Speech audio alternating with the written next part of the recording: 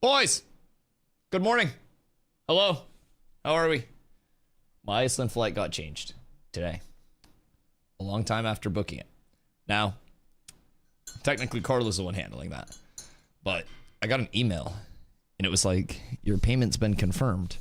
And I was like, payment for what? We haven't done anything in weeks.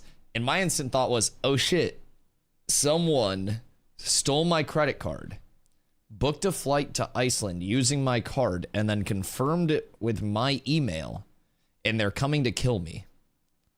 That was my thought. So I called Carla because my second thought was, oh, maybe Carla did something. So I called Carla. She was asleep. And I was like, yo, I think something with our flight got fucked. So we don't mind, because like our flights will be fine. Our flights will be fine. We're just flying out of Boston. A few of the people on the trip are coming from the West Coast and have like connecting flights to get to Boston, where we all fly out of Boston together. Our flight didn't just get shifted like an hour or something, and it didn't get delayed. It got moved like earlier an entire day, like a full 24 hours earlier. So the connecting flights might be a little bored. So Carla's handling that. I'm gonna neglect all responsibility to do Ashes of Creation stuff all day. That's my plan. But yeah, if you're planning to come to Iceland to kill me, please just don't use my credit card. That's all I ask. Because that was the scary part. I was like, Sacre Bleu, I just paid that off. Payment confirmed for what? I didn't want to pay anything. So that was my first scare of the day. Maximus, Nell, Dev, Zine, Merc, 25-day streak. I appreciate you. Meta, hello sir. Gravon, Bruja, Raku, what up guys? So yeah, that was my first scare of the day. Sorry, I was a little late because of that. I sat down at my PC. I was getting the title set up for stream, and I got that email, and I was like, "What the fuck? What do you mean? Like, what's going on here?" So it's being handled. It's being handled. But yeah, so for those that don't know, I have a couple trips this year.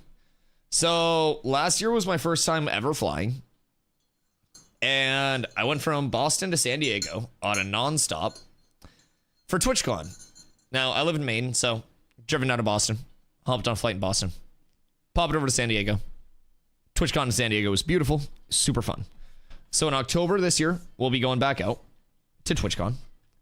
But before that, my Christmas and birthday presents were also, I guess it's just a year of traveling. So at the end of May and next month, be going to Vegas for a few days to catch the Kendrick concert with Carla out there. That was my Christmas present. And then for my birthday, Carla and her friends were going to Iceland. They'd been planning this trip for a few years anyways. And Carla was like, yo, what if you come to Iceland with us? And I was like, what if I can't stream? So we put together the IRL backpack. We made a streaming itinerary for out there. And now, Flyplay's trying to fuck us. So, basically, I'm traveling 3 times this year. And I've never traveled this much in my life. So I'm pretty excited, dude. I'm pretty excited. Flying was cool. Traveling was cool. I didn't get to do everything that I wanted to out in San Diego last year either, because like it was just, dude, it was so busy. Like TwitchCon is the con itself, and then there are so many like brand events, so many like just more like parties and shit to go to. It's so fun. It's so fucking fun. So I didn't even have time to like get In-N-Out or get like Mexican food out there. Like there was so ungodly much to do. My God. So yeah, we've got big things planned, but that'll be let's see. Well, now it'll be June 12th that we leave to Iceland, and then we'll be there 2 weeks. And so while we're out there, we'll do most days Ashes streams, Ashes content, same shit. And then since it's going to be 2-day downtime, still, I'm thinking what we're going to do is we'll do like Ashes streams just in scenic areas for a little bit, most of the days. And then on the Tuesday, Wednesday downtime days, and like maybe a couple other days, we'll do like the Yap streams like we do now, except it'll be Yap streams while we're hiking in Iceland. So it'll be super scenic. We'll still be talking about ashes and shit. You guys will just be telling me what's what, keeping me up to date, and then we'll be yapping about it while we hike and like do fjords and shit. So it's gonna be fun as fuck. I'm very excited for that trip. I think it'll be some good content too. So makes me feel better. I had like 6 or 7 cops or more behind me today and thought, oh shit, they're here for me. I'm smoking this doink and speeding. Wait, you just got the whole line of cops behind you. And, bro, I swear to God, that's the weed creativity. Like, there are the stoners that just get crazy paranoid in like the worst way and think they're gonna like die at all times. And then there are the stoners that are just like overly creative. Like me, I got the fucking email from the flight and I was like, oh, somebody's hacked my entire life. They've stolen my credit card and booked a flight under my name like Jason fucking Bourne. They're gonna impersonate me, show up in Iceland at the same time and be like, hello, Dusty. Like, it's not like realistic shit, but it's creative as fuck. Now, Meta's over here just trying to smoke a doink on his way home. And this dude's got his whole villain arc playing out in his head. Yeah, we got a man and a doink heading northbound. Get everybody out here. Looks like an absolute fucking fatty. Either way, I needed to get out of the way. I mean, I feel that. But like, was it one of those like left hand doinkaroos and you're like, it's near the window and then you see the cops and you're just like,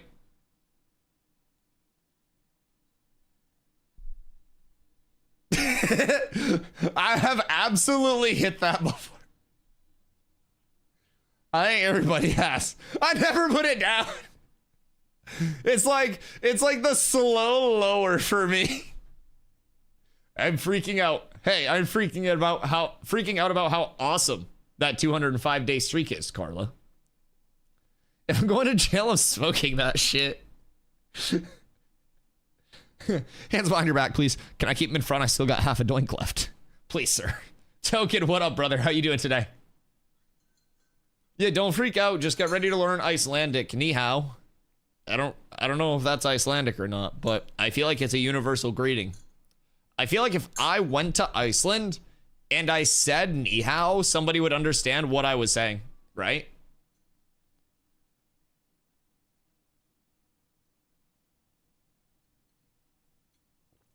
Did I ever tell you the story, Meta? So, one time when I was working at Applebee's, I was doing doubles, right? I do Friday, Saturday, Sunday doubles. And so I'd get a little bit of a break in between my shifts. And like my morning shift and my night shift, right? So one of the bees that I worked at was like in the same plaza as a Burger King. So like I'd go on break, I'd go over to BK, I'd get some because it was cheaper than even like a half price Applebee's meal. I don't even lie. I could usually get stuff for free from Applebee's, but either way, I'll get food and I'd go out to my car, I'd smoke, and I would chill. Yo, the big Spoda. What up, Goat? Thank you for the raid. I appreciate you so much. Good morning. Welcome in, boys.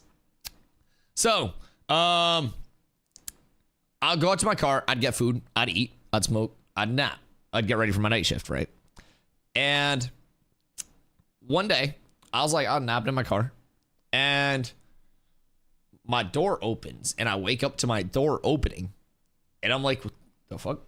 And I look. And it's a cop. And I'm like, oh, hey, what's up? And he's like, hey, just saw someone slouched in their car and figured I would check in on you. Leon, what up? Hope you're feeling well today. Hope the appointments are going well. And I was like, oh, yeah, like, I'm just chilling. Like, I work at Applebee's and live far away, so I'm on break right now. And I was like, I usually just come out here, get food, smoke, and chill, and then go back to work. And he was like, oh, yeah, I saw you were smoking. You got your little pipe behind you. And I was like, oh, this? And I had like a clipper lighter that he thought was like a fucking crack pipe, I think. And I was like, no, this is my lighter. And then on my floor, I had like a silicone bong. And I was like, this is what I'm smoking out of. And I go, oh, also, by the way, here's my med card. And my keys are nowhere near the ignition. And I was like, I'm not going anywhere. And so he looks at it and he's like, okay, cool. And he's like, so you are aware if you were to drive right now, it'd be a DUI. And I was like, Yeah, that's why I'm not going to drive right now. I worked there. I got food there.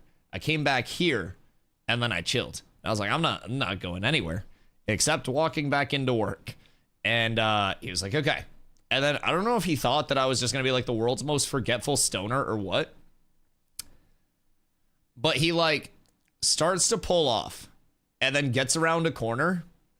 And then dude's like fucking corner peeking me with his cruiser. I think expecting me to like forget and turn my car on and drive away. And I can see dude's cruiser just there looking at me.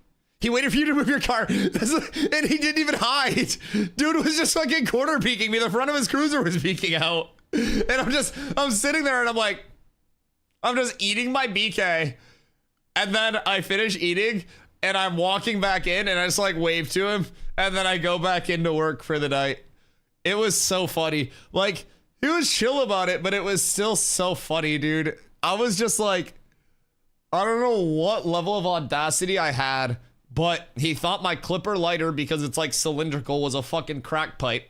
And I had to clear the air that I am a bong man. That's the big thing. I was just, oh no, this is what I'm smoking out of. And I handed him the silicone bong. He's looking at it, and then I just hand him my med card. I love Maine. I love Maine. This is my own private domicile, and I will not be harassed. Bitch. Leon, thank you for the 60-day streak. I appreciate you, brother. What a waste of time. I mean, fuck it. First of all, I do appreciate him making sure I wasn't dead in the first place. I mean, his concern is that I was fucking dead, which is why he opened the car door. So, like, it was out of the goodness of his heart. And he wasn't, like, over to the car door, like, get out of the fucking car. He, like, opened the car door gently, and I was like, what? And then I looked, and it was a cop, and I was like, oh, fuck. I was like, what'd I do? So, yeah, he was chill. I thought it was going to be one of my coworkers being like, yo, you want to smoke? And I looked and it was a cop, and I thought he was going to be like, yo, you want to smoke? Like, you got that good shit. I smell that. But, yeah, it was chill. It was chill. I wonder if, like, surely people are dumb enough to where after that interaction, they would just no thinking turn on their car and leave, right? Yeah, probably too many people. Shock, what you getting up to today, brother? Boys, while I was asleep last night, Shock got the entire custom sign up ready for us. The whole thing. So we're going to be working on a crafting one as well. That's going to basically be like what crafts people are focusing on. And then if they're focusing on a gathering instead of crafting. So it'll just be like a broad gathering. And then it will be like each one of the crafting outputs. So we'll probably put a different one up. Actually, no, it should just be two. It'll just be leveling and then crafting. And then from there, we'll sort groups based on what we have. So that's going to be another big thing. It's just making sure that we have people on the same page with, like, gear set wise. Making sure that we are organizing groups based on progressionary areas. Working on crafting stuff now. Huge. Gathering some icons and stuff. I love that. Nelly and Carla also may have some. Nelly, I do believe, is in the Discord as well, but I think Nelly did a lot of stuff for the Ethereum Discord. So I got up so fast and I'm in pain. Jumping jacks. You got to outrun the pain. Now, make sure you eat and take medicine. I know you're probably going to have a busy day trying to fix the flights, but... So they did say in the email, Carla, that like all of the flights, if they had connections, the connections would be rescheduled too, yeah? So, like, I don't think we're down horrendous. They just might leave a day earlier? But I don't know. Maybe that's bad for them.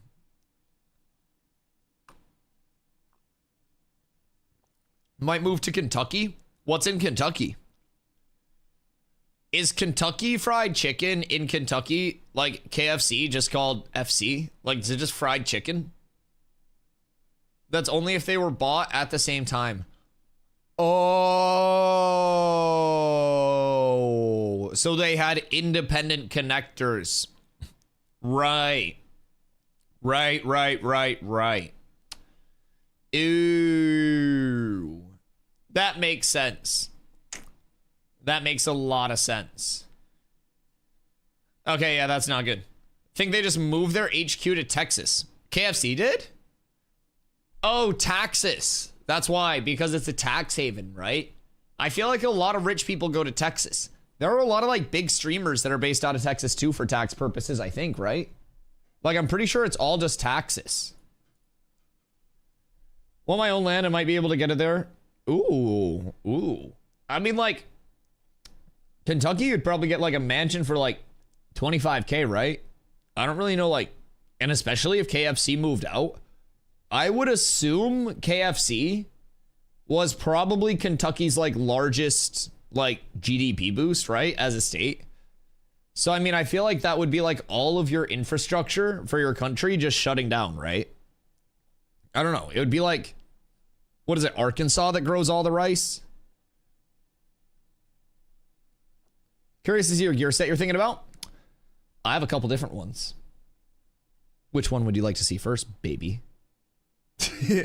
So, I call this set that's pulled up right now, as you'll notice, it's a lot of fucking greens.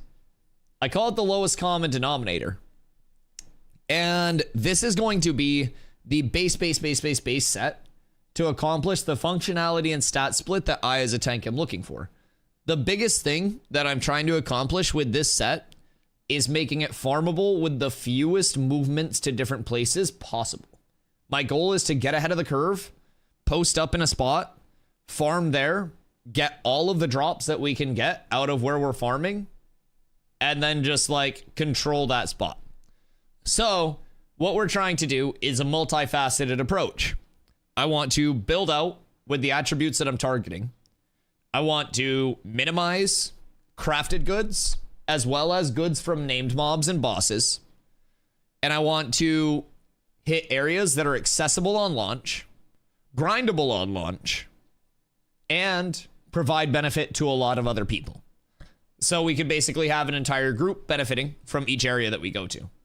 So those are a few of the things that I'm looking at with just this progressionary set.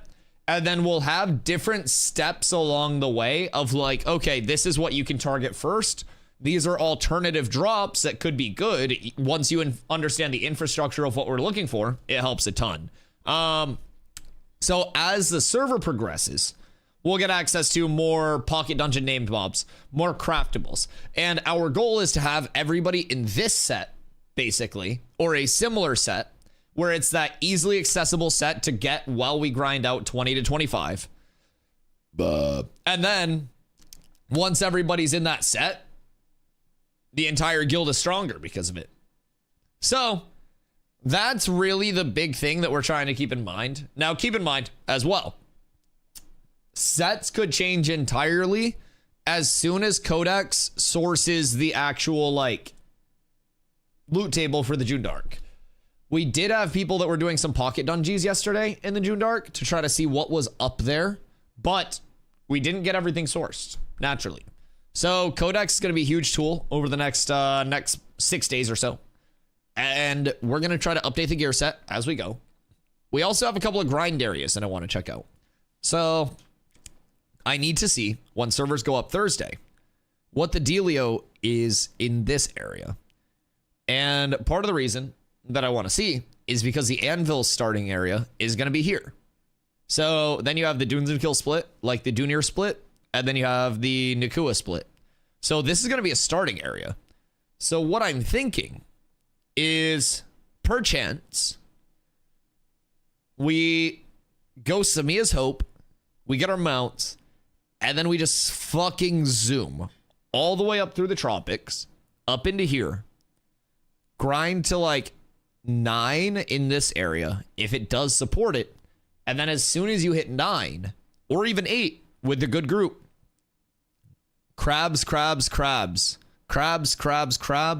Oh my god, so many crabs, I can't keep count. You just abuse crab spawns along the shore. It's kind of what I'm thinking. Looking for 2 plots of land, one for my girl and I, and one for her parents. Oh god, the in-laws. I hope her parents are chill. They moved it to Dallas, Texas. KFC headquarters in Dallas, Texas just doesn't seem right. I don't know. It doesn't line up with me, but I'll support it. I haven't got How long has it been since I got KFC? I feel like there was a promo that KFC did where you got like a free key for a game. Am I thinking of that right? Was it like a Diablo promo or something? I feel like I got KFC for like a Diablo promo or something. Eddie, what up? Question, do all zones have mobs 1 to 25 plus, or are they all sprinkled around randomly? So, each biome has like different mob dispersions, and not every like spawn, not every level, not every area is kind of like final in terms of their spawns. So there are multiple different ways that everything will shape up. There's also a land management score, which will eventually weigh into, at least node wise and gatherable wise, what can spawn in an area. So there will be 4 starting zones. Looks like Riverlands up here in the Anvils, and then there were 2 over on this side of the map as well. So those will be like the 4 divine races, and then like an underground starting area as well, I do believe. So I don't know if you'll be able to start underground. I think it's just going to be the 4 starting areas. But what I'm thinking is we'll probably see some refinements to mob spawns as they continue to like get the areas set and work towards the, you know, the development of the map. So what we're looking at here is potentially a starting area that would be like, you know, maybe 1 to 10. You have crabs that are like level 15-ish along the shore in the tropics. And keep in mind, not all of the tropics will be lawless because there are going to be nodes there now. So if it's no longer lawless, just existing on the land, the only time you're lawless and flagged for PvP is going to be in the water, as far as we know. So then from there, you do have pocket dungeons, which can be higher level. They were at least in the previous form of testing. Riverlands, you could definitely 1 to 25 just in the Riverlands. Desert, I don't think currently there's anything for like people that are under level 10. I want to say you'd be like level 12-ish minimum going to the desert. And a lot of the desert grind is facilitated by nodes leveling through their like pocket dungeon unlocks. So that'll be interesting to see. But I wouldn't say it's like random.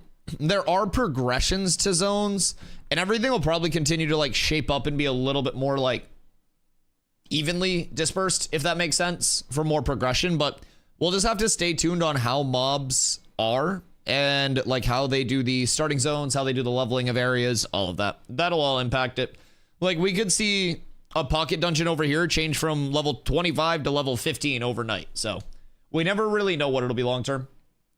Have they added actual mountains in JUNDARK now? JUNDARK's out tomorrow, so we haven't, at least I haven't gone to check it out yet. I don't know exactly what's in there because we haven't seen anything like visually. That may be like a PTR tester question, but from what we've gathered, these mountains here in the JUNDARK are inaccessible still. So this may be a separate area, separate biome almost. But I don't know, because it's not large enough to be a biome where you have like standalone nodes. So I'm kind of curious what this is going to be. But this isn't accessible right now. You can get down through here though and do all of this. But yeah, I'm intrigued by these. They're mysterious. Don't need to go down that far for crabs. There's some right next to the North Port. Interesting. So if there are crabs at the North Port, and this is going to be potentially a starting area for the Nakua, this could very well be worth running up to get around the curve early on. Like race up here and just try to post up, yeah. I really feel like that could be valuable. We're just going to have to source like... The biggest thing is going to be having probably like fucking 10 different starting spots ready to go. Because once you're out ahead of that starting curve, it's going to be huge. Cordial hyperventilating, not really, but kind of. Breathe faster. I only do KFC when I have coupons. I only buy fast food and shit when I have coupons. Like, I only buy stuff in the app on sale. I don't pay full price for shit. Can't go. Tried KFC the other day. Jumper sauce is disgusting. What is jumper sauce? What is that? The rest is pretty good. I just want to put my free hold up there. Hopefully it's like JUNDARK Mountains with a good view of the Riverlands in JUNDARK. Like up here? I don't know. I don't know if this is technically going to be considered part of the JUNDARK. That's what I'm wondering. Tango sex dungeon. Oh, God. Yeah, I don't... I don't know. I'm not really convinced that this is going to be a standalone biome. You know what I mean? A promo they're running. Is that in NA as well? What is jumper sauce? What's that supposed to be? I was thrown up with the sauce. What the fuck is jumper sauce? Like, is that like a normal name for a sauce?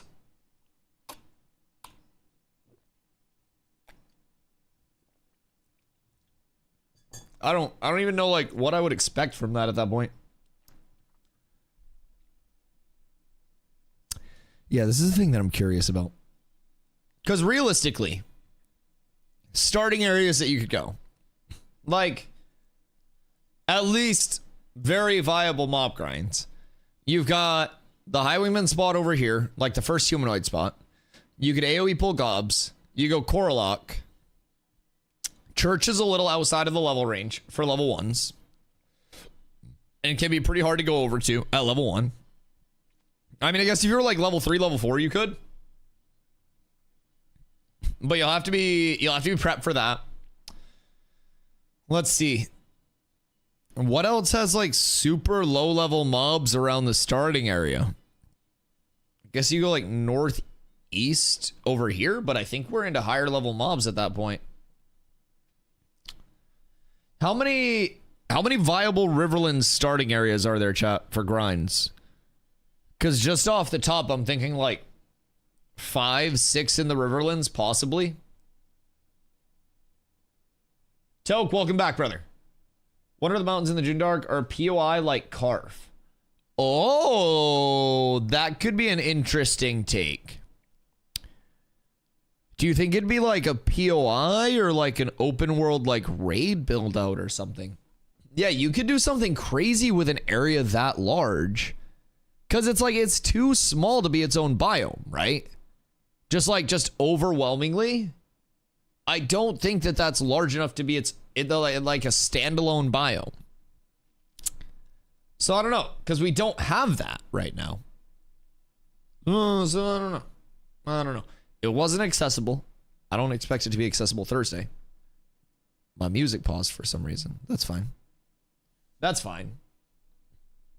Raid maybe, regular POI. I don't know. Yeah, I don't know. Am I wrong to think we'll have all of Vandegar by P3 start? If they do a biome a month, like if they continue biome a month, if we get this 1 month, we'll just say worst case scenario, biome. So that's 1, 2, 3, 4 that we'd be waiting on at this point. So it'd be end of May, end of June, end of July. That'd be 3 months, and then August 4th. So if this is not a biome and just comes as a regular, then you could go biome, and then Dunes and Kill. And that's if Dunes and Kill does not come with the anvils. So yeah, I mean, I think that's quite reasonable, because you have to remember in the news article, they also said that by P3 start, we would have the anvils as a second starting area. So that's going to be second starting area, completely revamped, like questing progression, new first time user experience. That'll have the new TTKs. That'll have the new econ changes. That'll have the new gathering, refining, crafting changes. That'll have everything. And summoner. What up, Stronius? They just make the mountains a perma-lawless zone. It should be cool. That small area is probably where a guild castle will be. Oh, shit. Yep. Size-wise, that lines up, actually. Oh, we got a thinker in the chat, boys. That's a smart one. Yup. That'd be fucking sick, too. Because this will be the, like, guild castle area that's accessible by boats and shit. This could be another guild castle area. Yeah, that's valid as fuck. That's a great call. Yeah, that is extremely valid. I absolutely think that could be a thing. Because size-wise, you have to have the guild castle itself, and then you also have to have room for 3 guild castle nodes, which can be upgraded to tier 3, which is the size of all of our nodes right now. And if you upgrade them to tier 3 before your actual castle siege starts, you know, you have tier 3 nodes essentially defending you. So the guild castle is just a big one in the middle. Then you have your guild castle nodes on the outside. Those level independently. And we've even heard the possibility that during castle sieges, if you do get those up to T3, then if you are the owner of the guild castle, the big one, you'd be able to grant like lieutenants during your castle siege and give them temp flyers potentially. That's not locked in. Everything's subject to change, but that was just a read that we hit one day. So any gathering updates, or are they saving it all for May 1st?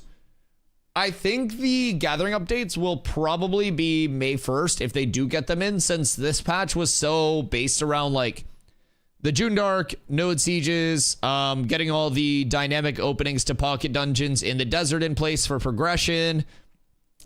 Also some icons.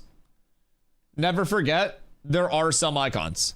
So this was a fucking massive change in my opinion. The fact that some icons were missing was unacceptable. And while it's not all of the icons, I was extremely happy to hear that we at least got some of the icons. So it's great. It's a step in the right direction. And we're not going to be missing all of those icons for long. So that's huge. I just want my Renkai. Renkai will be here soon. Stomps. Nin, what up? How are you guys? But yeah, so I think gathering-wise, we would probably end up seeing more of the dynamic spawns, shit like that, probably for the May 1st update itself. And we'll probably get an update on that on the 30th? Yeah, the 30th. Because that'll be the day before May 1st. That's their next dev stream. So it's a downtime day dev stream. We'll be here watching that anyways, but that's 7 days from today. I would assume they're going to talk about JUNDARK, show that off, talk about what was implemented with it, and then do a look forward to fresh starts. And then I would guess that they answer some questions regarding like fresh start prog, fresh start prog, if that actual like gathering, refining, crafting system will be in place. And I would say that's probably what they'll talk about. I don't know though. I don't have the script. They make that themselves, and I'm not allowed to see it. I'm not Pyro Software. Renkai will be in hopefully soon. I mean, they have what? Three releases they're implementing. 3 releases shouldn't be too bad. Seti, good morning. What I miss? Nothing too crazy. Just catching up, yapping. I angrily ranted about how my flight got fucked up for an Iceland trip that we're taking in June. So Cordula's working hard to get that all rescheduled. But you know, the big vibes. The big vibes. It's mostly done.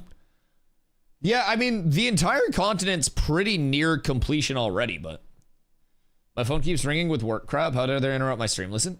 Yeah, that's insane actually. You should just like turn the phone off for work stuff and just be like, hey, I'm not actually on the clock when I'm here. I think that's something big that like employers need to keep in mind. I do. They forget sometimes. Chat, do we know what up, Socks? I'm here to harass you over harassing Carla. Well, no, harass Carla too. Do we know if there's another PTR test today? Like if they're doing any more focus testing or not? That's what I'm wondering. Like, do we get more patch notes? Do we think they fix some more icons potentially? Where are we leaning?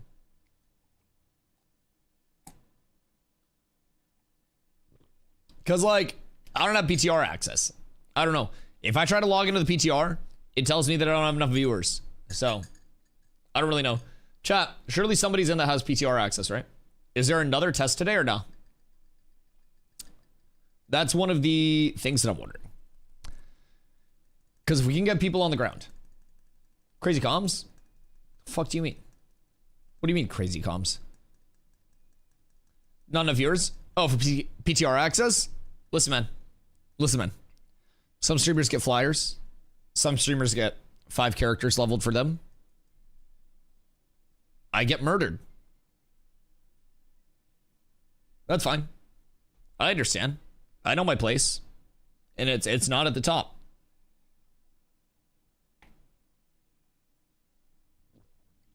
And the Snorse? Well, there are multiple Snorsingtons that exist. So the Snorse isn't even a streamer mount. You know what I mean? Early access to the Snorse? Yeah, but the Snorse was ass when I had early access to it. The Snorse was a nerf when I got access to it. Like, it reduced my move speed. Nothing's enough. It's never enough!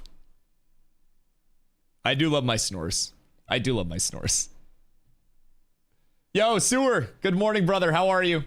How are you? I want a flyer. I want 5 characters leveled for me on fresh starts. And I want 3 interviews. 3 interviews. There'll be 2 Snorses on the merge server. Is there a Snorse on Lineth? Or nah? Because we have 2 on Fyra. How many other streamers had the lead turn into a raid boss and play with you? A lot of them. Yeah, he likes to do that. A lot of them. Hype for static rarity being gone May 1st. I fucking hope. I hope. I don't know all of what will get pushed for May 1st, but like, I'm excited for any of the changes. Now, we do have to remember, just progression-wise, it will be a little bit until we get to Willow, and then it'll be a little bit longer until we get to Braid. So we're not gonna be there immediately. They do have a little bit of time to actually like implement past the start of May 1st. And I think as nice as Oak and Ash is in high rarity, I don't really think it's enough that it's going to completely dictate the economy long term, right? So Steven has confirmed that May 1st will have the static change. Oh shit, wait, did he? Was that like confirmed? Oh, wait, that's huge. I didn't see that. No, I didn't see. Oh, I didn't see that it was a hard confirmation. Oh, that's so good. Wait, what was the exact, does anyone, Discord in general, was that today? Damn, I didn't check. I was outside today. Fuck, man, I go outside for one fucking day and I become the person that's behind on the info. Imagine that. I'm never going outside again. And I fucking hurt my finger now. How dare you touch grass? I wasn't even touching grass.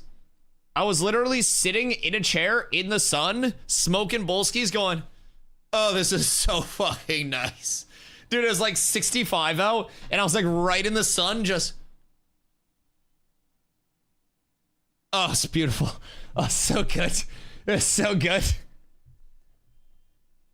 Okay, so what was the exact wording? All I saw was that they were trying to push it before May 1st. Not that they'll have it confirmed today, I guess. Some supposed tank changes. They had talked about the tank changes a little while back. So if they're able to get the tank changes in May 1st, that would be nice as well.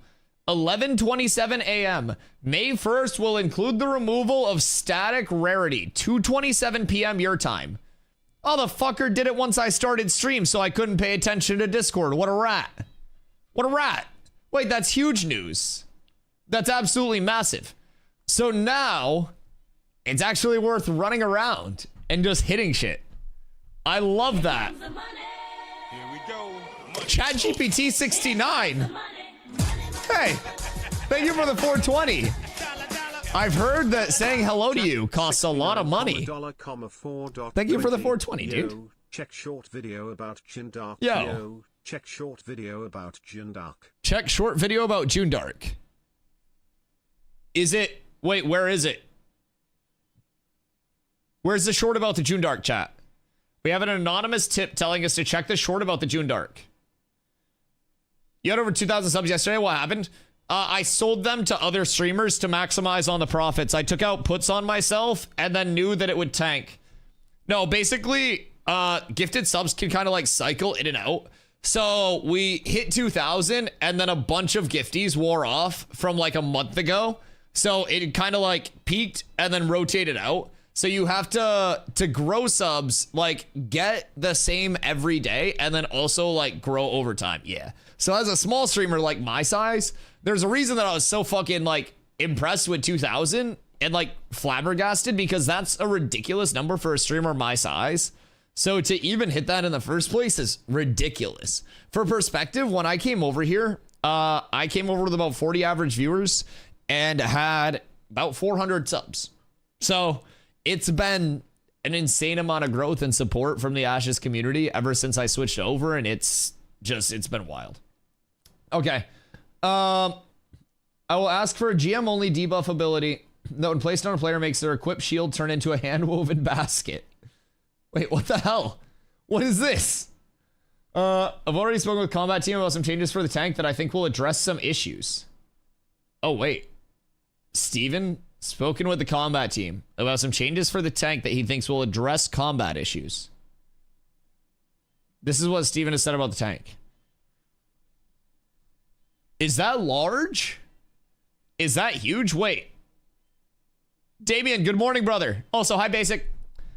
Dusty's a grower, not a shower, confirmed. What if I told you that I'm neither and my dick's small regardless? Or are you talking about, like, channel-wise?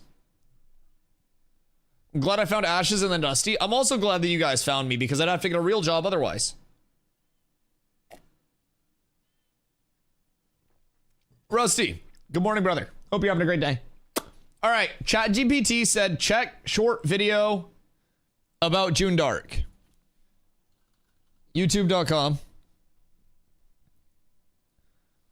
Asses of Creation. Where is it?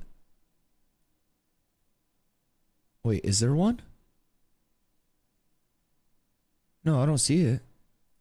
Shorts, latest. Share coolest road clips. Happy Earth Day. Chat. ChatGPT 69 said check video about the JUNDARK. Is this like a cryptic message? Share coolest road clips with us. I think that's just... I don't think that's JUNDARK. Earth Day? No, I don't think that that's that. Am I... Chat, am I tripping? Wait. Oh, wait. They dropped the link. Oh my god. Wait, it just didn't read the link. Okay, hold on. I found it. They're smart. Paste and go to. JUNDARK is real and so is Ooze. Oh, it's a flanker video. Oh yeah, I was gonna watch this anyways. Oh my god. Okay, sorry. I'm so sorry, ChatGPT. I'm literally brain dead, bozo. So I had 2 videos planned for today as well. So we've got Nice. He's got a summoner leaked video. Still waiting on him to leak something else. No, I'm just kidding. And then we have a flanker video. So flanker videos are weird. Not in the sense that flanker's content's weird, but in the sense that as soon as I pull a flanker video up on stream, he just like, he sniffs it. He's like, wait, Dusty's watching the video. And he always like, as soon as I started, he's just like, hey. He like smells it out. He smells it out. So it's impressive. He's got like a spidey sense of when I'm reacting to his videos. It's so funny. I love flanker videos though. Yeah. So we were going to watch both of these anyways. The good news is they're both about 5 minutes apiece. So like 10-hour stream, 2 5-minute videos, math, that's all 10 hours. You just carry a couple ones, you factor in the yap exponentiality, and then we're at 10 hours before you even know it. Also, Moist Critical bought a new house, in case anyone was wondering. They wanted to see if it was haunted, and they did a Ouija board experiment, and now he's treasure hunting outside of it. So would highly recommend checking out that whole series. Just in case anyone's curious. Yo, what up, Lefty? How are you? I did. It's a nice place. Oh, dude, it's a really nice place. Oh, it's beautiful. I want to go hang out. Except he has no idea who I am. Who I is. 5-minute videos. Dusty has 2 hours of yapping before we finish a video. Well, keep in mind, we still have to optimize gear set drops too. Now, the good news is, Here we go. ChatGPT, another 333. Thank you. I appreciate you. Chat79. Oh my god, the 79. Thank you for the 333. You almost baited me for second donation. Oh wait. Ooh. It you worked. Almost baited me for It second worked. donation. Oh wait. You wait until you hear about my latest cryptocurrency project on the blockchain. Steven and I have worked together to bring you a whole new version of Ashes of Creation, where instead of spending gold for freeholds, you spend ether. So just get ready. It's all gonna change the game. We're on the blockchain. We're minting it. Dusty token coming soon. Also, Snor's coin. Just stay tuned. Totally not rug pulls. Yeah, just it's gonna be a huge project. It's gonna be a huge project. This is who I is. The classic XQC. Gonna cleric so hard next week. Make sure you're in the guild Discord. Make sure. Because if you're not in the guild Discord, you won't have your roles, you'll miss the signups, and then you'll be standing there alone, looking for groups on launch, like you're Steven fucking Glansberg, all by yourself. Think I have my ticket up? Beautiful. Beautiful. Oh, fuck, I just kicked my fucking desk. So basically, you guys got to join the Discord, X up for roles, check announcements, go into the create a ticket channel, and then just create a ticket. It's beautiful. It's so easy. Why am I getting makeup ads? Sephora collection, colorful lip tinter. I don't think I'm that dark of a complexion, no? I feel like that's not for me. Were these meant for Carla? Cause like, I'm pale. I have been saying though that I've been in the sun a lot. So maybe they're trying to like, why use asset location? Lower your taxes. That one's targeted. I'm bitching about my taxes for a minute. Don't you have some sign up to do, or was that for Node Wars? So I'll actually show you that. Thankfully, we have a lot of people who are very excited to help out with things. So to give you a little preview of what this will look like, we've run a test. So this is all set up here. So we've got testing, and Shockums actually put this together yesterday while I was fucking sleeping. So saved me a ton of work. So W Shock for that. But basically, this will be how you sign up for things. You'll come in, you'll hit select your class, and then you'll go tank, and eventually we'll make it. We'll probably just keep it as the primary class sign up, but we'll allow you to kind of like show what your crossover is. So the way that we had this in New World, for instance, was you had a main hand weapon and an offhand weapon. So I would sign up as Great Axe, main hand, Warhammer offhand, and it would have Great Axe as main hand, and then it would show the total build underneath. So how we'll eventually have this is Bard sign up, and then it'll show the total Bard class underneath. So you'll sign up as Bard, and it'll be like select your secondary, and then you'll select that, and it'll give you your total class output.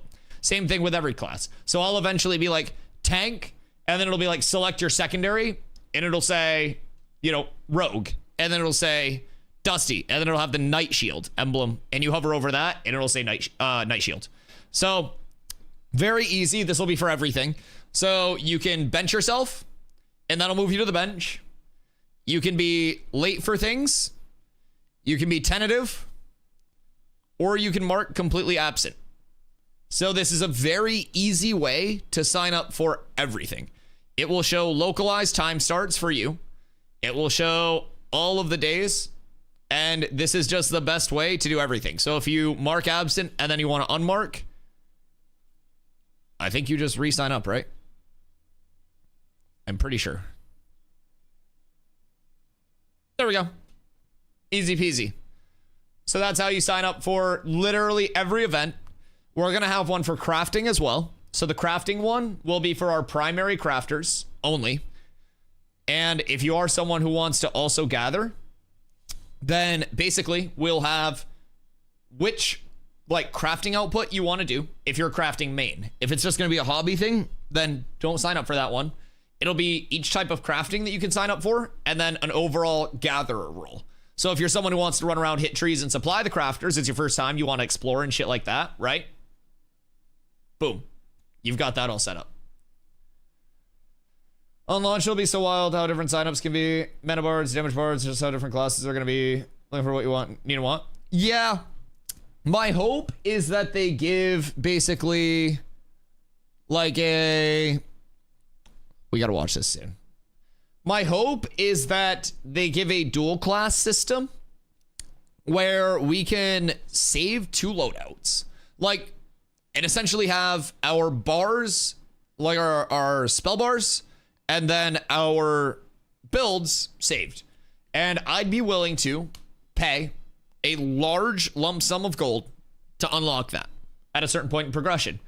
Like, you only have one spec available to you, and you have to pay to respec every individual thing until a certain level where you can pay a huge amount of gold to unlock a second spec, which you can swap back and forth between freely. It'll save your armor loadout, your bars, and your abilities. That's what I'm hoping for. Now, whether that'll actually be implemented or not, I have no fucking idea. If it's not, I fear for everybody that has to switch stuff. You described what WoW does with dual spec? That's because that's directly what I was thinking of. I'm keeping a buck. I think video games advance by taking good elements of other games and cutting out the bad elements of other games, and then you combine all the good elements of a bunch of different games within the genre, and bam, you got a sick game. Yeah, I think basically my application as a tank would be like PvE spec, PvP spec. A bard could have mana battery or damage spec. Like, a mage could have single target or AoE. Everything would be, in my opinion, a little bit smoother with that. And they are going to have respecs anyways. It'll just be like a cost per respec, right? So you will have that level of input with it and that level of friction. But I don't know. I personally, I would really love it if we got that. The Nemesis system, gods don't get me started on what game should do with the advancement with mechanics or everything. Sometimes having my PvP, PvE tanking skills set up just like that. That's my direct thought. I'd love a healing spec / damage spec as a cleric. Yeah, and like, I don't want it to be quality of life to the point where it's like, oh my god, give us 7 different gear slots or like gear sets, and like give us the armory and let us change freely. I literally, I'm not even gonna fucking lie to you. I'd pay 500 gold just for the ease of access for that. I would save up for that. On God, I would pay 500 gold for that in the current economy. What's the Nemesis system? Is that like a retail WoW thing? I haven't played a lot of retail WoW in a long time. My peak of WoW was like up to the start of Kata, both in like vanilla and classic. And then at that point, it just fell off. Nemesis system from console, LOTR. Oh, inform me. I'm unfamiliar with it.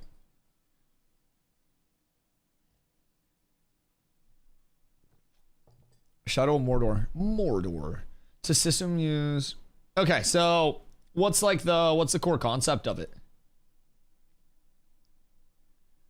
Because it seems like multiple people in chat are like, fuck yeah, Nemesis system. So I'm intrigued now. Y'all got my ears perked up. Is it related to like specs or anything?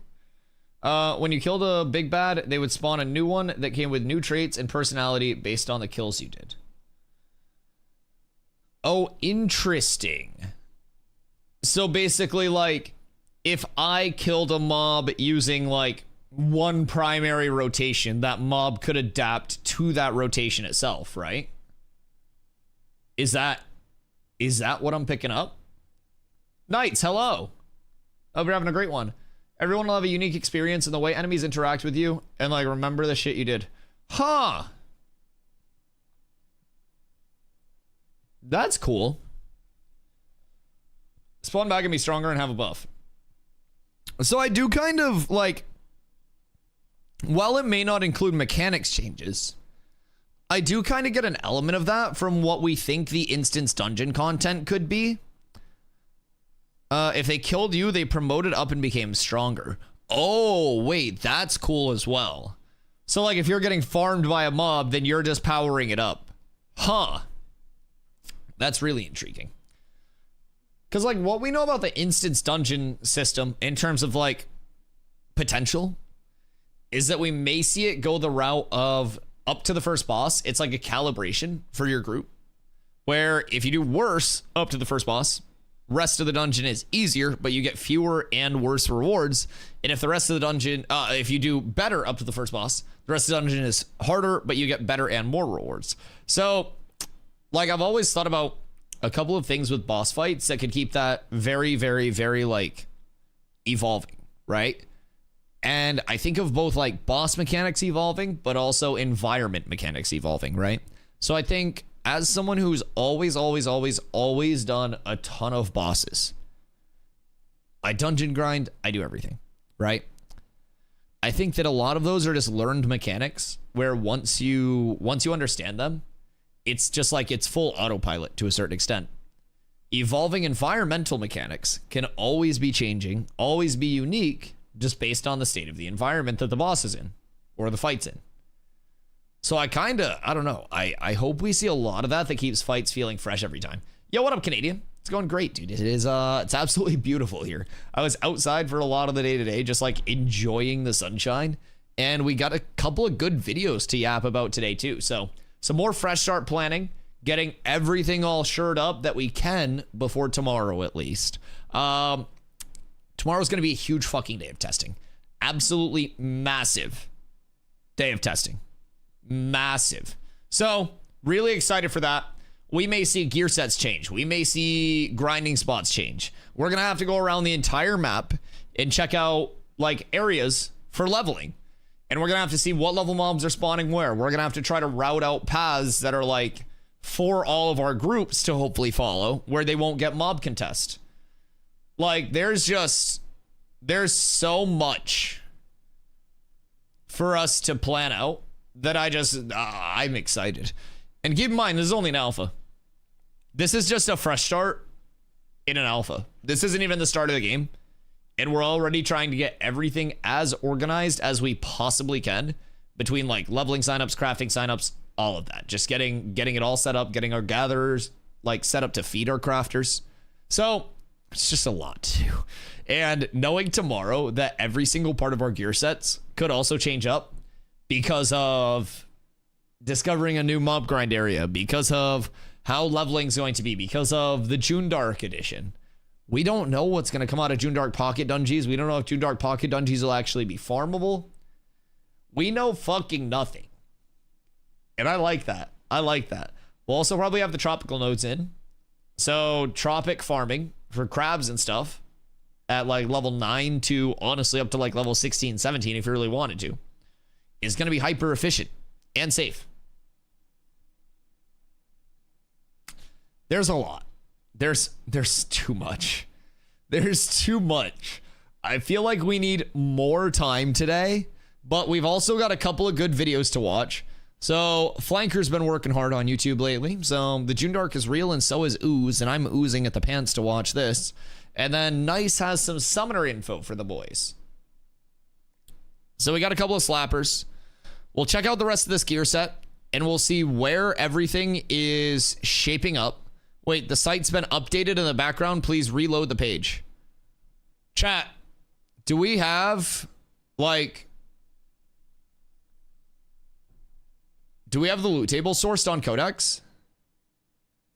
Is that what we're gathering? Wait. Tide. What was it? Tide something's nut? I don't want to like just search nut. It was something for a drum, right? Okay. So this is still missing from the loot table. So it doesn't look like it's the Tropics update yet. What could it be? Build planner, archetype, no summoner, right? No summoner. Where'd these leaks come from? Yo, Grumpy. I hope you sleep well, brother. Long day of work, dude. I hope it was productive. I hope you're ready for big testing tomorrow. It's gonna be huge. Imagine Elden Ring with the Nemesis system. That one guy that it took a whole year to be the first real boss. Listen, man. I feel like that'd be me to an extent. Although one day someone does something about game companies being able to patent game mechanics. Can't they just like own a game mechanic at that point? Lawless water zones. Lawless water zones, non-lawless land zones in the tropics, all going to be absolutely massive. I'm not going to lie. So I need to make like a checklist of things to do in the next playtesting phase. I need to see what leveling routes we're going to be going. I need to see what the JUNDARK loot tables are going to be. We need to see what gearing routes are going to be. We need to organize groups based on who's gearing with what. Like, fuck. We have a lot. We have a lot. Because every piece of my gear set, I mentioned earlier, because Steezy was asking about like what I have in my gear set. Let's see if I can pull this back up with the link. Boop. Boop. Please save. Please save. Okay, we're up. All right. So basically, this is the gear set that we're looking at to start off. Now, you guys will notice that it's a lot of greens. It's a lot of greens. But the big functionality of this gear set is to be extremely accessible, extremely farmable, just from everything on the map that exists on launch. We're not going to have to worry about pocket dungeons opening. We're not going to have to worry about, I mean, we'll be in point of interest farming, but like we won't have to worry about a lot of name mobs. These are all just very easily sourceable trash drops, except for a couple name mobs that we should be able to get on repeat if we're ahead of the curve. And it's built around things being very accessible and with the assumption that everything will be extremely competed for. So our goal is to try to get each of our classes, at least one person from each class, to have something like this made with a first step in progression, a follow-up step in progression, and kind of like where you're going long-term with it. So that's a goal for today. Fortunately, we already got our class sign up done. Shock did that earlier in the day. So we've got a lot in development. We've got a lot in development. But I'm going to top off my coffee real quick, chat. Katsudab's going to run Steel Bloom on the new server. Chaku, hello. I hope you're having a beautiful day. So, honestly, you want to know what's crazy? We discovered something. And I'll talk about this when we come back. But level 20 Rosarium Guard stuff since the closure of the sewers of Steel Bloom. I'll tell you guys about this and how it's going to impact things. And honestly, how it made this gear set even better. Kaj, good morning. Chat, I'm getting coffee. I'll be right back. I'll go. One sec.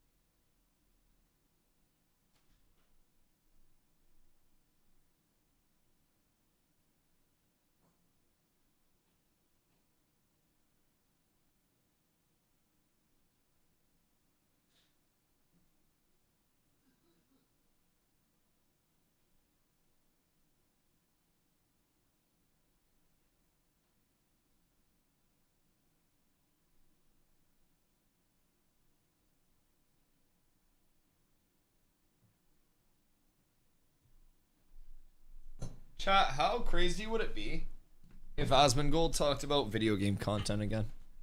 I thought about that. Someone DM Steven and tell him to open up servers early. Steven blocked me and told me to go back to New World. I'm not allowed to DM Steven anymore. Kidding, by the way, he did not. That I know of. That I know of. He didn't tell me to go back to New World, at least. Open up Steel Bloom? Yeah, the Steel Bloom sewers are fucking Insano style. Absolutely crazy. But I also heard that it was a full, like, kind of loot pinata, in a sense. But let me pull up another codex page real quick so I can show you guys this. So, tanks beware. Because a lot of you will probably want to source pieces like this. The Rosarium Guard set, because it's extremely easy to find. And if we look at this entire gear set, I'll run through where it drops. Steel Bloom, Steel Bloom, Steel Bloom, Steel Bloom, Steel Bloom, Steel Bloom, Steel Bloom, Steel Bloom, Steel Bloom, Grave Peak, Steel Bloom, Steel Bloom. See? Very, very easily achievable, right? Oh, also, Steel Bloom, Steel Bloom. 2 more options from Steel Bloom 2. Winstead, Citizen Cloak, Carfin. And they're longbow options from Carfin as well. So, the point of this is to be very, very, very, very, very in one place to farm everything up. And that's going to be our good starter set. But what we like found out yesterday, actually, is... Of course, I look up the Rosarium Guard stuff. Some of the 20 stuff, like Iron Pauldrons. We'll go here. In the loot table, when you go down to the... When you go down to the Forsaken Blades, which are the mobs that spawn in Steel Bloom, right? Or at least you'd think, it only has the 20 variants. So, let's take a look at where these spawn in Steel Bloom.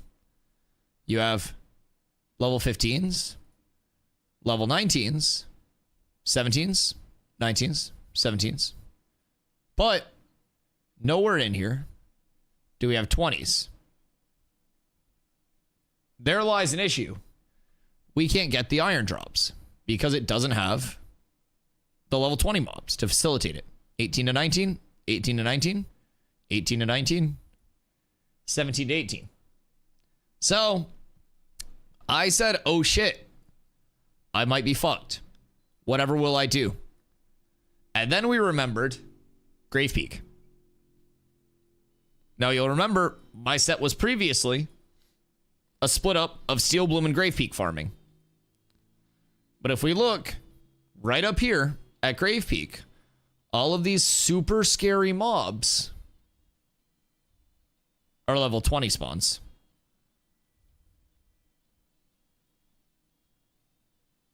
GG. So, now, do you want to know where I'm going to farm for my set? Bear with me here. Grave Peak, Grave Peak. Grave Peak, Grave Peak. I got to replace these with something from Grave Peak, ideally. But these are Steel Bloom. Steel Bloom. Steel Bloom, potentially. But would also drop off of the Grave Peak mobs. So either one. These are Steel Bloom. Steel Bloom, Steel Bloom. Grave Peak, Grave Peak. So it's all just Steel Bloom and Grave Peak. There are also multiple options that can fulfill both of these slots. So essentially, what we're going to be doing is in either one of those slots, or in either one of those places, right? Whether it's Steel Bloom or Grave Peak, we're going to be making so much progress in terms of gearing. Because the mobs that are down in Steel Bloom, we can still get the level 19 mobs. And we can still get all of the drops that are off of the, like, you know, the under 20 loot table, right? Which is still a ton of shit. Bone earrings. There are rings you can get as well. You got bear hide boots, bear hide gloves, bear master's girdle, if you can get it, is off of the name mob, like the name bear. Or I think it's off, not the bear, but the other dude. Either way. Rosarium guard leggings and bracers should drop both in the POI and from the level 20 mobs. Iron helmet and iron shoulders are from the 20 mobs. These are both from the 20 mobs. So you'll notice iron shield is just an easier to acquire steel shield before you go up into like the 25 plus content that actually has steel shield. Ruvidium mace, same thing, just budget one. Big Brother and Steel Bloom. Yeah, I think so. Let me give it a look. Bear Master's Girdle. Is it Big Brother? Yeah, Big Brother's Claws. Yep. Easy peasy. So I have this in rare. And then he's in Steel Bloom. Oh, he's not a bear. Wait, he's the one that's near the bear. Right? Isn't it him and the bear? Isn't like little brother or something the bear? Is he the human with the bear? Because there's a human that has the bear too. Okay, I thought Big Brother was the bear. That's my bad. I just, I'm sorry to any bears in the chat. It's entirely my fault. Are we going to try to source the caster sets from those places as well? Oh yeah, so if there's carryover in caster gear, like, we're going to try to get whatever we can out of that, right? So in full guild groups, everything that drops is just going to be like pumped out for people, right? So we'll have everything going in guild. Like, our goal is to just gear out the entire guild with what we get. But that's why we need to have people that are like figuring out their sets, because if we just have a ton of places that we can go to get everybody's drops all at once, right? Super efficient. We can send a few groups there to kind of like drop farm. We send other groups elsewhere to do some like complementary drop farm. And it's like, if we have things that are dropping out of Steel Bloom, things that are dropping out of Grave Peak, things that are dropping out of Carfin, that doesn't mean my group has to be in all those spots. That means we say, Pumper Group 1, you're going Steel Bloom and contesting. Pumper Group 2, you're doing Grave Peak loops and contesting. Pumper Group 3, you're doing Carfin. And then we meet up at this time each day. All three of those groups go clear through Forge together, or however many pumper groups we have that are ready, and we're just farming up gear for everybody. So we just meet up, we do our daily group raid, like our daily guild raid, and we just give everybody the gear that they need for the day. We distribute what we have, and then everybody gets geared up because of that. It's the easiest system. That's going to be the biggest goal. Like, we just need like soulless grinders to dedicate themselves for a few days to level like crazy, get ahead of everybody else, and then be willing to just sit in a spot and grind gear for everyone.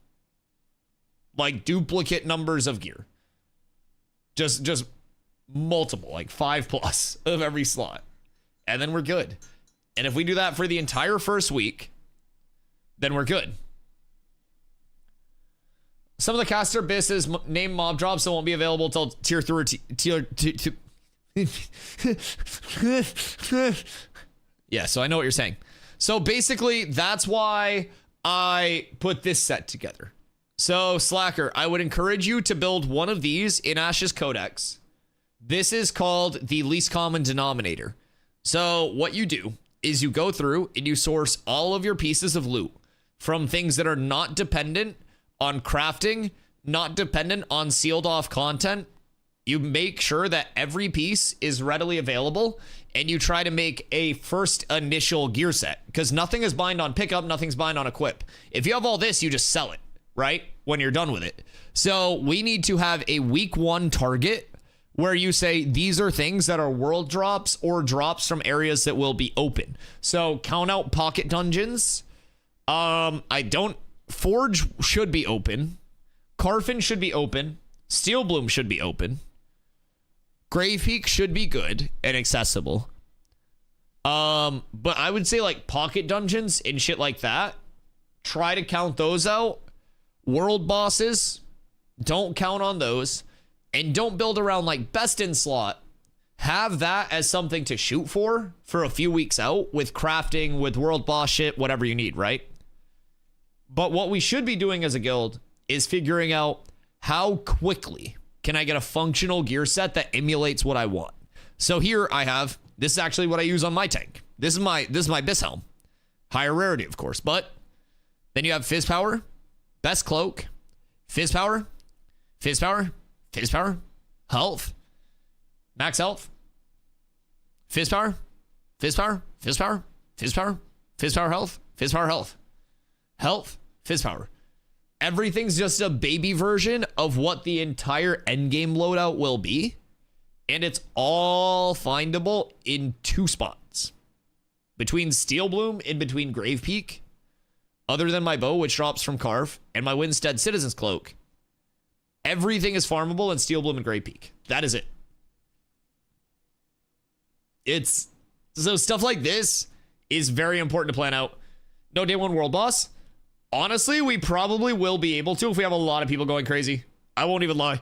If we have as many people on as I think we will, we may have one of the largest like day 1 presences. Pirate Software's going to come on with a lot of people. But we're going to have a fuckload of people day 1. I'm not even going to lie. We're going to have a lot of people. So, I do think if we could get a lot of our people to like 15 day 1, that'd be pretty easy. And I think that's absolutely possible. That's why we need to chart out our leveling paths. Shipples, hope you're having a good day. A lot of queue sitting. Well, you need to get ahead of the queue. That's our goal. We have everybody ready to go. We have everybody ahead of the queue, and then we get ahead of the queue and we get ahead of the curve. So that's the advantage to having all of the leveling groups and everything all planned out already. Everyone knows what they're playing. Hopefully we chart out enough routes for like leveling groups to have multiple paths.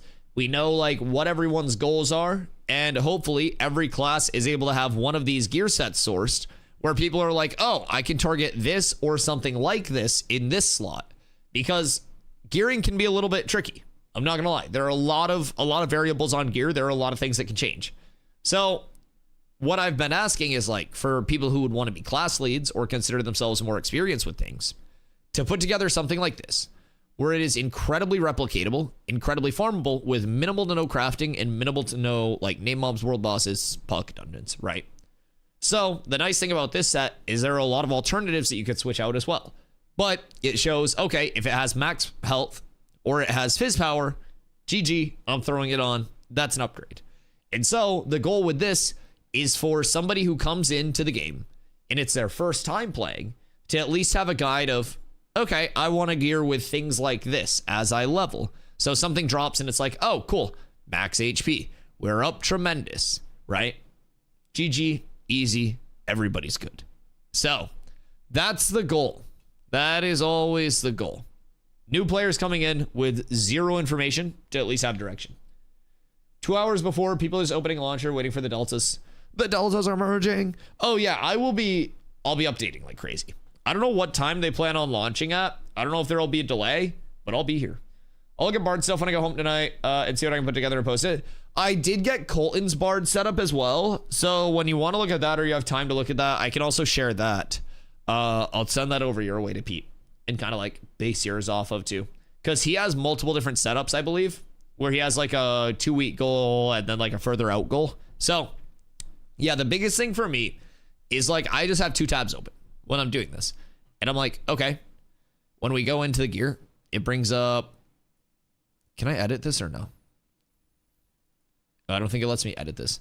But yeah, so when you're making it, you just click on your actual, like, you click on the slot, you sort the same way that you do over here. You go database, and then you go stats. You search up what you want. So if we want physical power,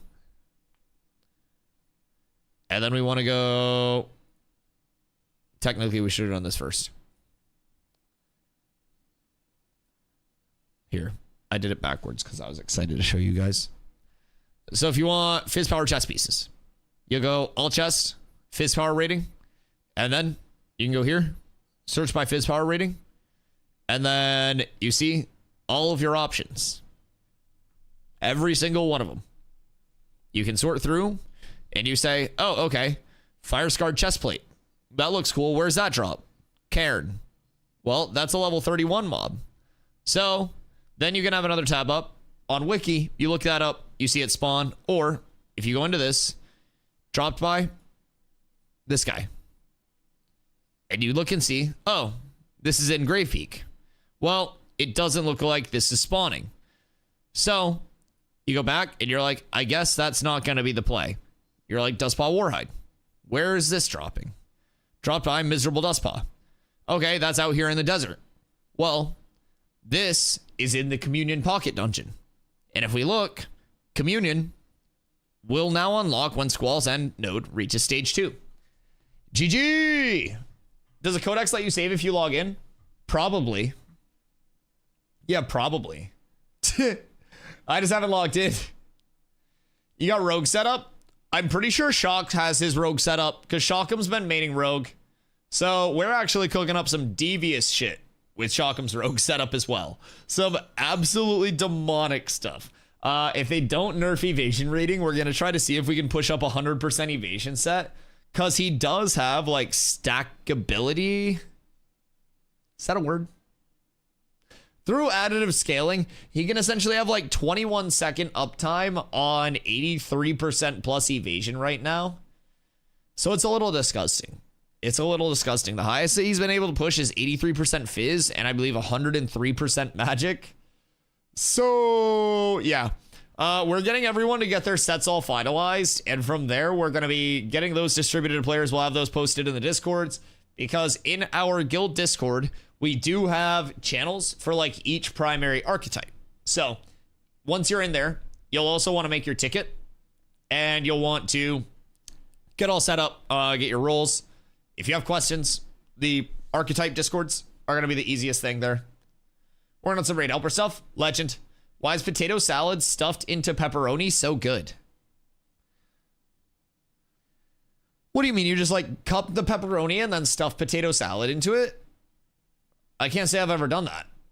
So would that just mean chopping pepperoni up into potato salad would be good? I'm going to stuff your pepperoni. Are you going to stuff it with your potato salad or your pepperoni? Where's this going, Kanye? Where's this going? I don't know, man. Docking initiated. We're pulling up to shore. Oh, hi, Carla. How's the flight stuff going?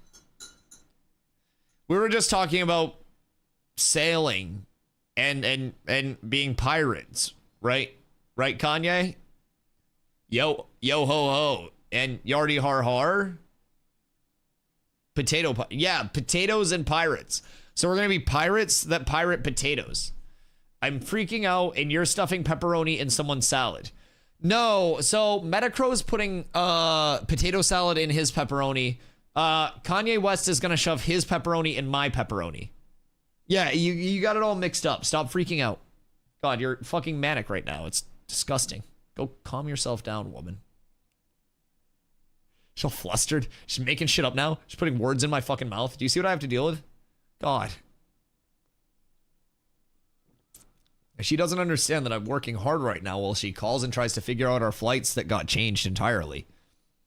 It's crazy. It's crazy. Like, I'm out here. I just had to skip a song manually.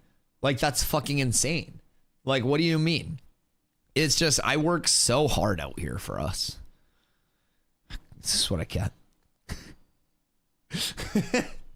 Anytime he says sus stuff, it's like Carla has a sus monitor for Dusty's stream. Her sussy senses are tingling. Speaking of food, I'm making a flap steak. I'd love to get up in your flap steak. Yer! What up, Eclipse? How you doing, brother? I didn't mean it. Yeah, you better take it back. Have you made any developments? What? There's... What about my steak? No, Kanye's making steak. Kanye's making steak. So, like, you're not making steak. Yeah, Kanye's making the steak. What did I just tune in on? Kanye's having a barbecue. No, but my steak. I have steak right now. Wait, do you actually? Like, are you eating steak unironically? Well, you should be eating more raw meat. It's good for your iron and hemoglobin and stuff, I'm sure.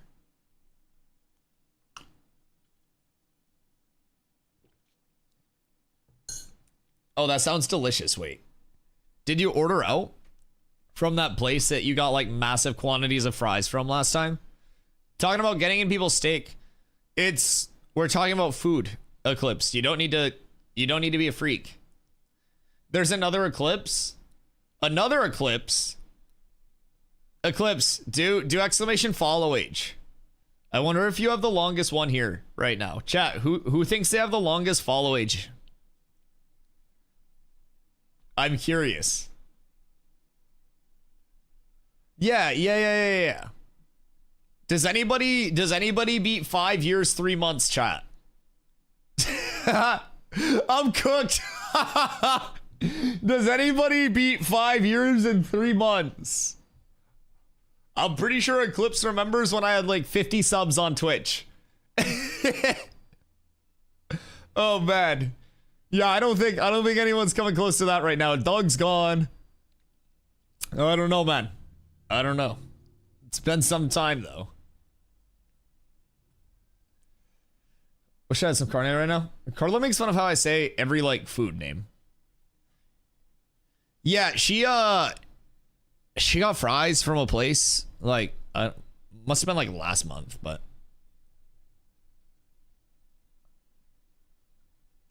carne like a horse.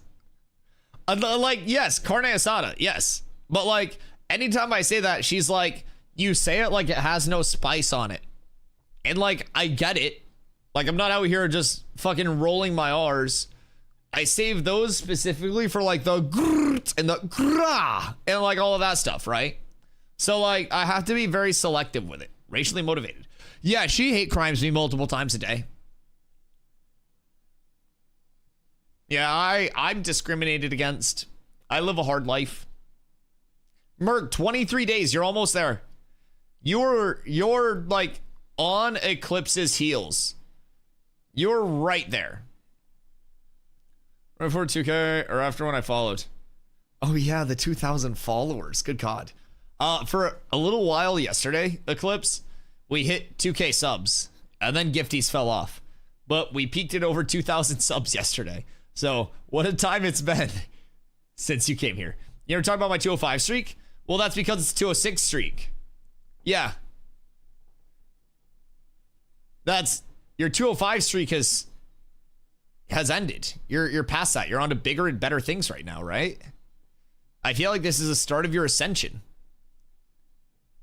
21 days? Eclipsey, you're right about there. I mean, so you've been following for 21 days, 15 hours. And Eclipse has been following for 21 days and 20 hours if you take away the other 5 years and 3 months of following. So, I'm just saying.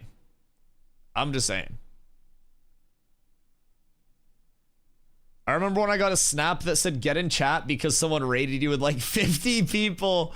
Yeah, dude, those were the days. And now we send out the raids that hopefully make people do the same shit. No, I love that. That shit was so funny. Dude, it was so good. Tuesday, what up, goat? 3 months. Listen, man, I'm just saying, we've built everything we have in the Ashes community in just over 4 months. Actually, just under 4 months. I came here December 26th, the day after Christmas was my first time streaming Ashes. And my first day streaming, I came in checking it out. Just like, all right, I'm gonna dip my toes.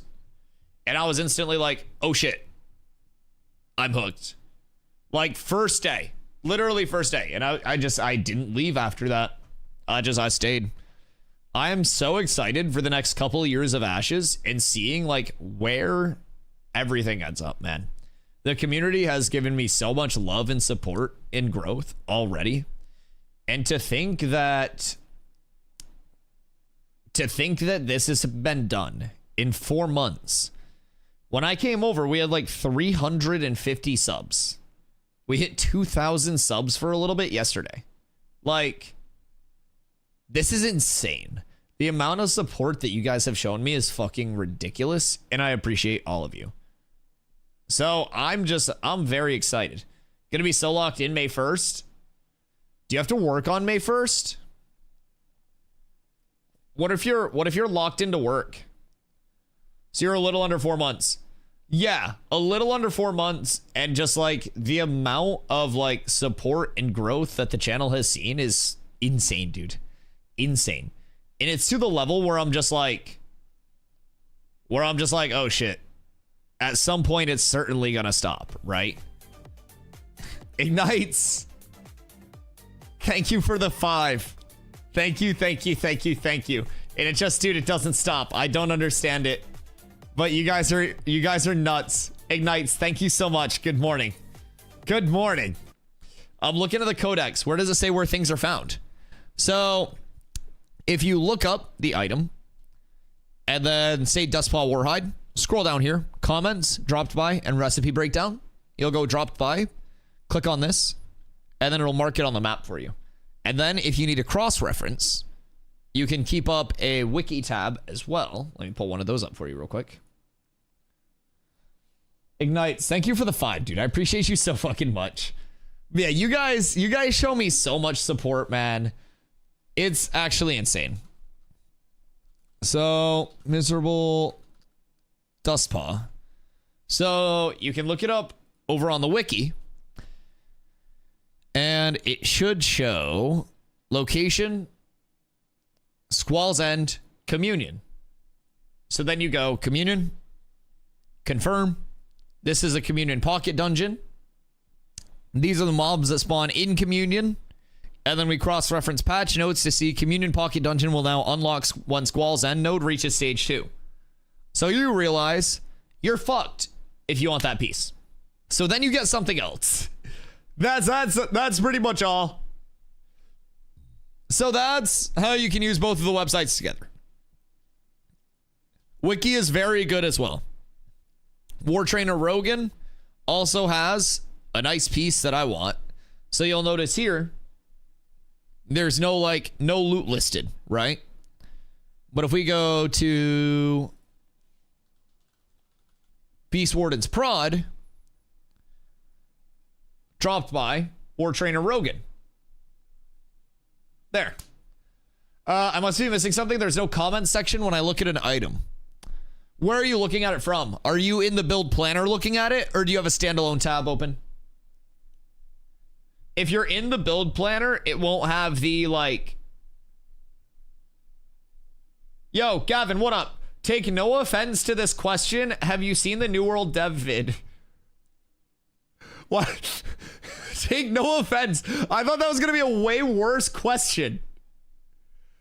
So build planner won't let you like view all of that in the standalone. So keep a second tab open and then standalone search stuff to cross-reference. It's a little bit of an inconvenience, but yeah, build planner is a more condensed thing. So I haven't watched the New World dev video, no, but I did check out the roadmap and stuff. Like, I hope it goes well for them. I just don't necessarily think it's enough to like change the gameplay loop or anything like that. It's like the Winter Soldier activates when someone says it. Stu and I do and fish a fuck ton. Do you make good money off fishing? Gavin, what are your thoughts on it? Because no, I didn't watch the dev video itself. I don't really care like that much to watch the dev video. I kind of looked at their like roadmap and stuff and I was like, oh, that's cool. But that's stuff that I like literally recommended on my stream a year and a half ago. That would have been like good additions. Is lyrical. But yeah, it was legitimately like a ton of things that on my stream like a year and a half to 2 years ago, I was like, wow, imagine if they had these. I literally had a full practice war mode for them that I laid out the entire infrastructure for, including how it would take place in a neutral zone, so it didn't have any impact on the map.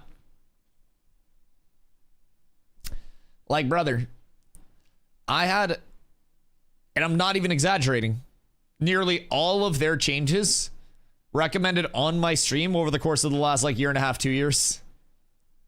It's crazy. It's like the changes that they're making are just, they should not have taken this long for it. But yeah, it looks good for the future, but season 8 is going to be ass. Well, the thing about New World for the future as like a long-term play is that there's not enough of a player base to sustain the future of New World. Like, New World's player atrophy. I'll pull this up. Is like remarkably bad. Like, there's your 6 month. Here's your 1 year. Here's your all time. Like, it's real bad. It's real bad.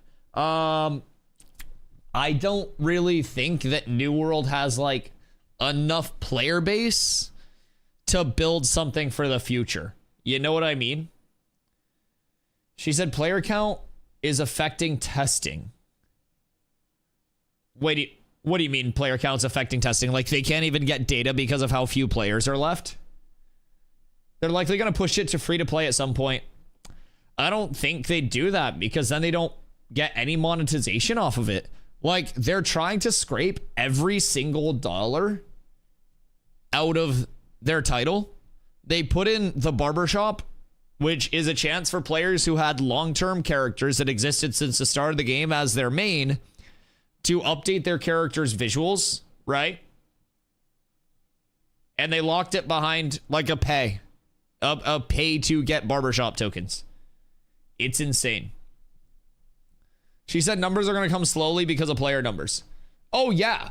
Yeah, they're in a death spiral.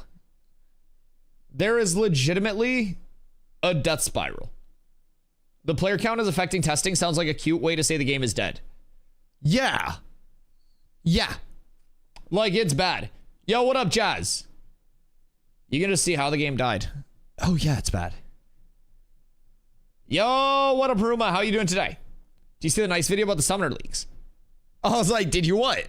I have the tab pulled up where we have the nice video pulled up and then we have the flanker video pulled up as well. So we feel that removing aiming is a necessity on controller. Removing aiming as a necessity on controller harm the skilled nature of our combat. So we made changes to our target lock to bring back the skill. Yeah, I read about those changes as well, but it's just, you have to remember at this point, it's not even just about the PvP because the PvP was the only thing that people were playing.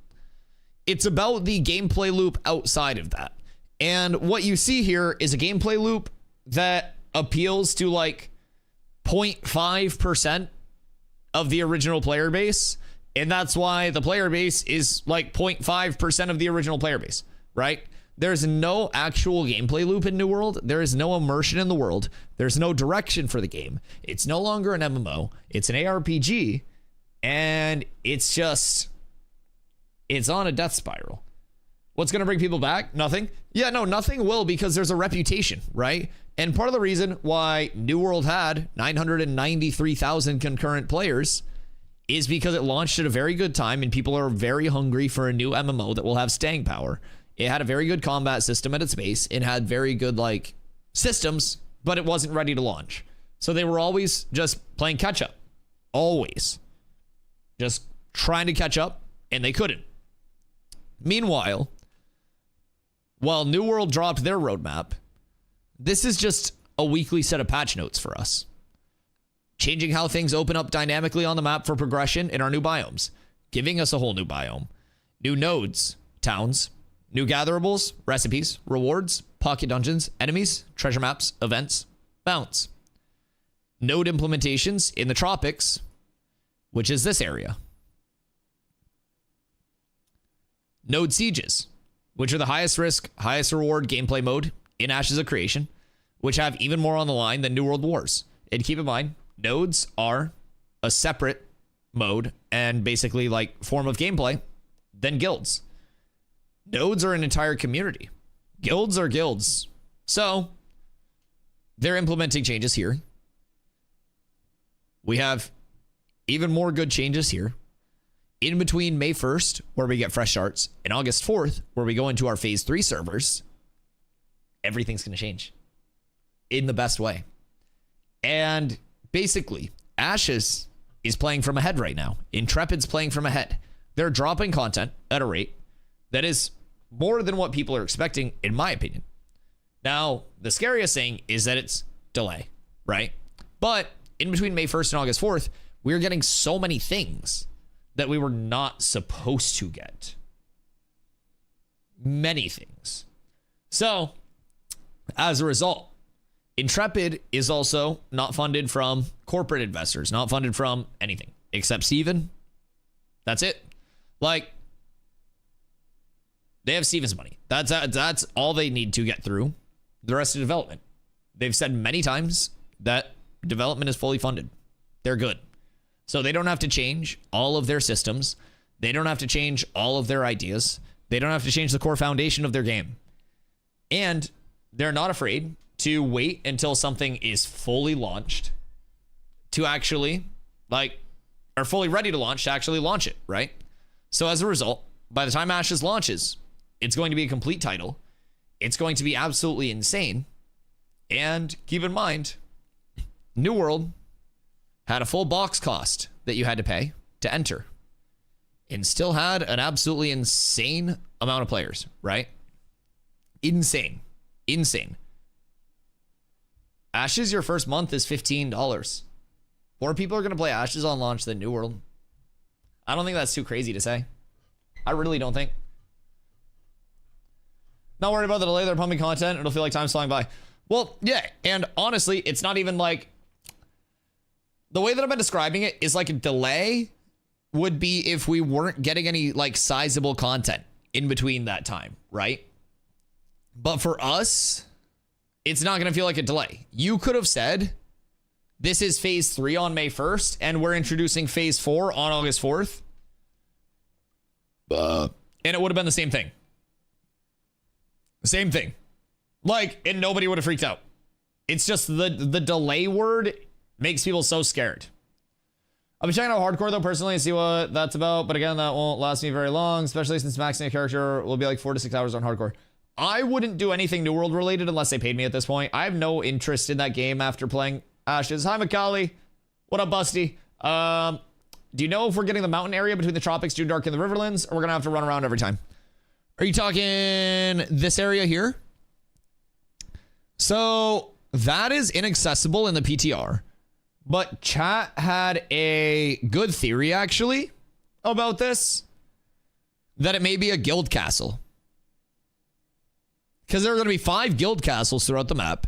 This is going to be one of the guild castles. So size-wise, this is too small to be a standalone biome. But it's large enough to have 3 condensed villages and a guild castle in the middle, you know what I mean? I think. What's current playable area? We have the Kayla Riverlands. We have the Sand Squall Desert. We have the Tropics and the Turquoise Sea here. Currently with an invisible wall that's here. When Thursday comes up, we got the JUNDARK, which is this jungle area. Invisible wall expands all the way around here because keep in mind there's swimming, there are boats, there's an entire naval combat system. And then we have the anvils coming at the end of next month, which will bring the second starting area for everybody. So yeah, compared to this, you have currently these 3.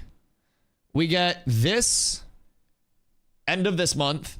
We get the anvils at the end of next month. Then we have Dunes and Kill and whatever the fuck these are. Sejoma, all of these. So this, keep in mind. This is the overworld. It's 1,200 square kilometers. And then the underworld is 800 square kilometers. So let me Google real quick. How many square km is the New World map? The New World map is approximately 55 square kilometers. This refers to the playable area. No, wait. That must be wrong. That must be different. That's so small. New World Eternum map. Wait, what? Weird. AI just hit me with this. Hold on. Peep this. Peep this. AI knew what we were talking about. The New World Eternum map is approximately 55 square kilometers in size. This makes it relatively small compared to other MMOs. For example, the Riverlands map in Ashes of Creation is also 55 square kilometers. AI just came in with that fucking heat. I don't even know how, but this is the entire New World map. Keep in mind, in New World, you have fast travel everywhere, right? 0 in Ashes of Creation right now. Extremely limited fast travel. on launch. If you have it at all on your server. In New World, you have multiple houses in a bunch of different areas all throughout to teleport to. And really for no other real reason. Right? In Ashes, you're not a citizen of the entire world. You're a citizen of an area. So there's a system that will be in Ashes called vassaling and vassal nodes. So through vassaling, there will be lockouts of node tiers that the node can actually develop to. So nodes can go from tier 1 to tier 6. As a node expands, it gains plots where you can place buildings at tier 3. And as it expands in size. So you can't place every building in every node for every craftable. You actually have to have a layout on your server or in your region that's been communicated and worked on through communities as a whole to develop everything. Otherwise, you won't be able to craft everything. It's not like New World where every single town gets to tier 5 everything and then you're just good and you stay there. So say there is a tier 6 node, which is the highest node in the Riverlands. It's a metropolis.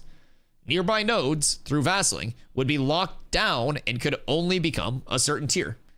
Outside of that, those nodes would lock out other nodes, allowing them to only become a certain tier.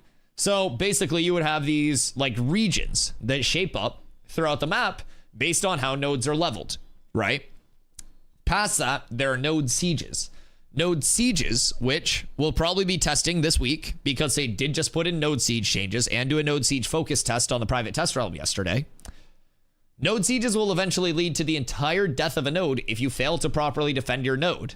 So with node sieges, those are like New World Wars on steroids. Absolute fucking steroids, juice, all of it. All of it. We've tested a couple of them. And they are in insane mode, and they're improving them even more. So, if you're defending your node during a node siege, and you lose, eventually your node will be completely de-leveled, down to ruin, down to level 0. Everything that was in player storages becomes lootable. If you have relics that your node controls, which you can escort back to your node holding your relic quarry, and it'll give your node bonuses, those are lootable, and can be escorted back to other nodes through caravans. It's fucking insane. How's the performance on the node sieges? Node siege performance was already good, and it's going to be like significantly better here. Mounts can no longer be summoned during node sieges and reduce lag caused by character ash loot piles. So I do actually have a couple of clips from previous node sieges to show how it was playing a little bit. But honestly, it was really smooth. Let's see. Let me give it a quick look-see.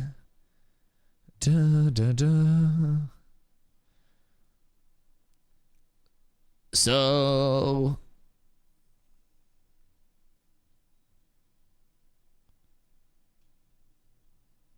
this was just like a small fight, but basically in this part of the siege, we were trying to break up this high ground. Like we were trying to go up here, right?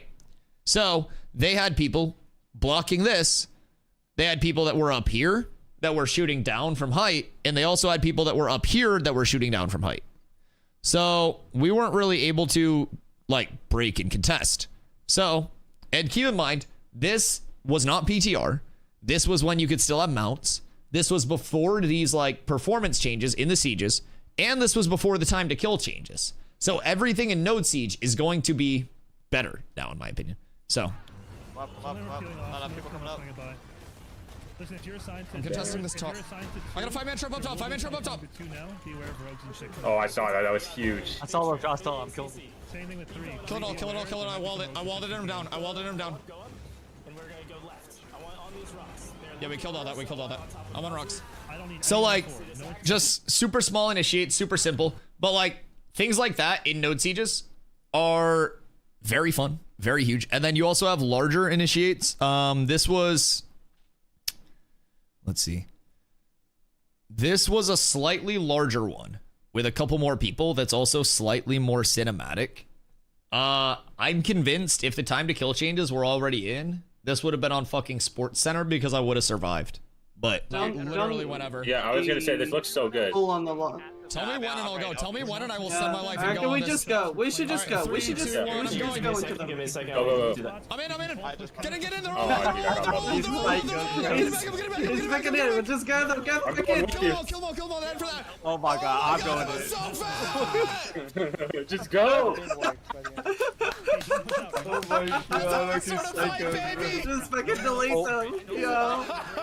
So that was with like the old TTK, but this is taking moments before disaster. This is fucking chaos. You grab, you this yeet, this you yeet, you singular yacht, screenshot. and you mail. No, like this singular second of combat is fucking insane. Yo, what up, Tool? New here and have been loosely following AOC. Any idea when the base game drops? So in terms of full release, there's no like set date for all of that. Yo, Shiku! What up, GOAT? Thank you for the raid. I hope your stream was good today. Raiders, welcome in. My name is Dusty. I stream Ashes of Creation full-time. I go live every single day at 2 p.m. EST. We're getting ready for a massive update tomorrow. Right now, we're just kind of yapping, doing some React content. Ashes of Creation is currently on Tuesdays, Wednesdays for development days. We're getting ready for fresh starts on May 1st, and we're getting a huge biome expansion, changes to node sieges, which are one of the craziest modes in the game. We're actually looking at a couple clips from node sieges right now. So you guys came in at a good time. I do stream 8 to 10 hours a day, sometimes more than 10 as well.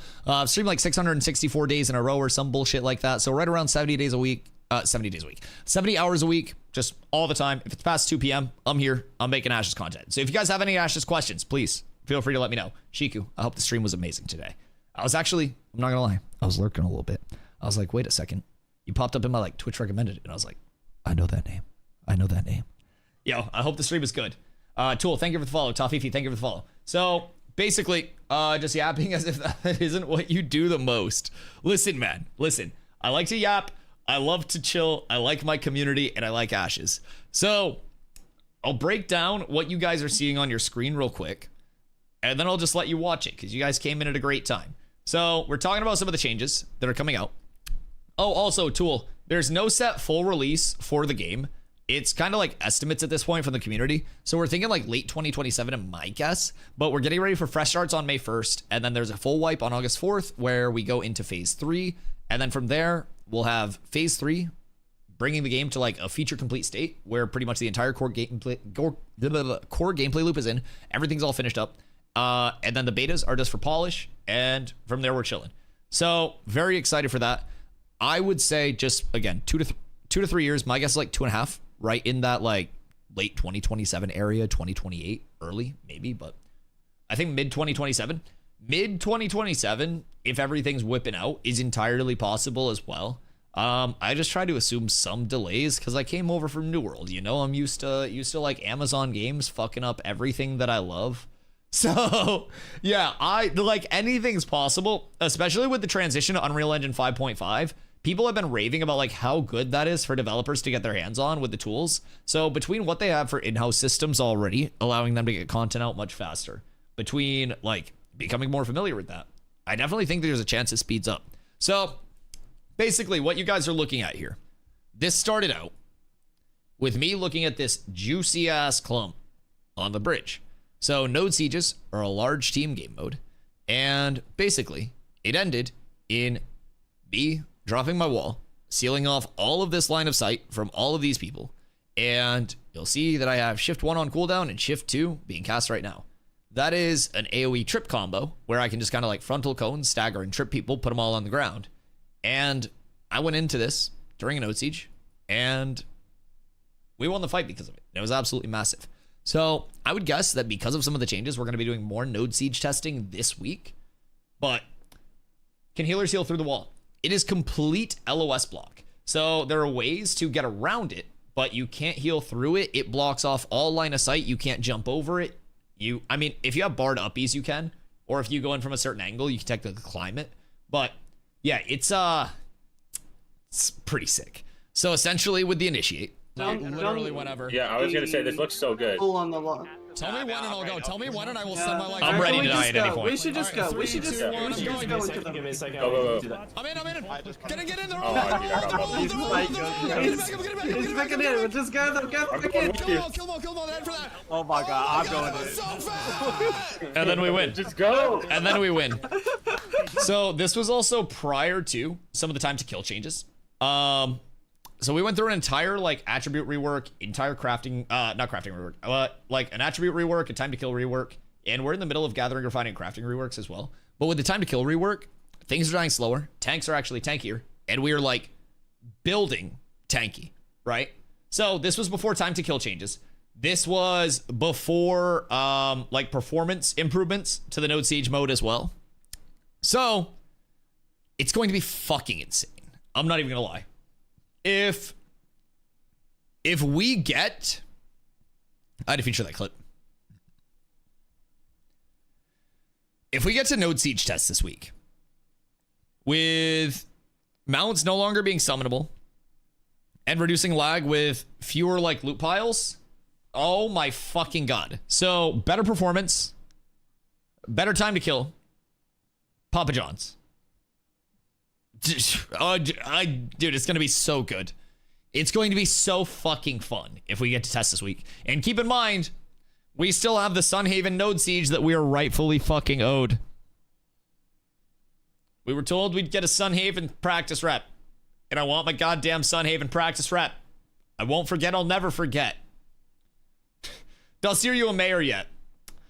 No, God no. Mayors aren't through like war or anything right now, and the guild itself doesn't like get money or anything from being like associated with a node. So like with nodes or the towns, like there's the guild system where there's guild ownership, and those are through like guild castles. Now you can't own guild castles yet, but there'll be like guild halls, guild castles, and like a guild system where you have guild versus guild stuff.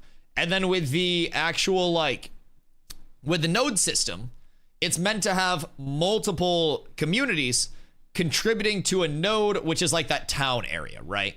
So a node is separate than just like a guild. Now you may have a very large guild that is like the largest presence in that node, and like your S tier aura farmers, when they pull up into town with all their shiny gear and their sick mounts, you're like, oh shit, oh they're insane, like I could never have that gear, right? Like shit like that.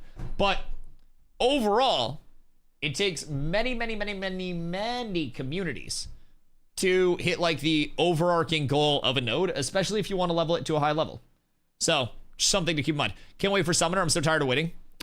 Summoner soon, hopefully. Hopefully. It will be in between May 1st and August 4th. 100,000%.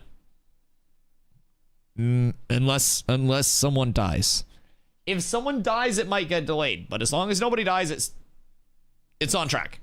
So I think we'll get that probably, if I had to guess, late June would be my guess. Late June, maybe like early July. I think ideally early July, just in terms of my personal schedule. I'd like that. And then we test that July through August, and then August 4th, it's Summoner Fresh Start. Like that's when the wipe comes in. That's when we have the TTK changes fully refined.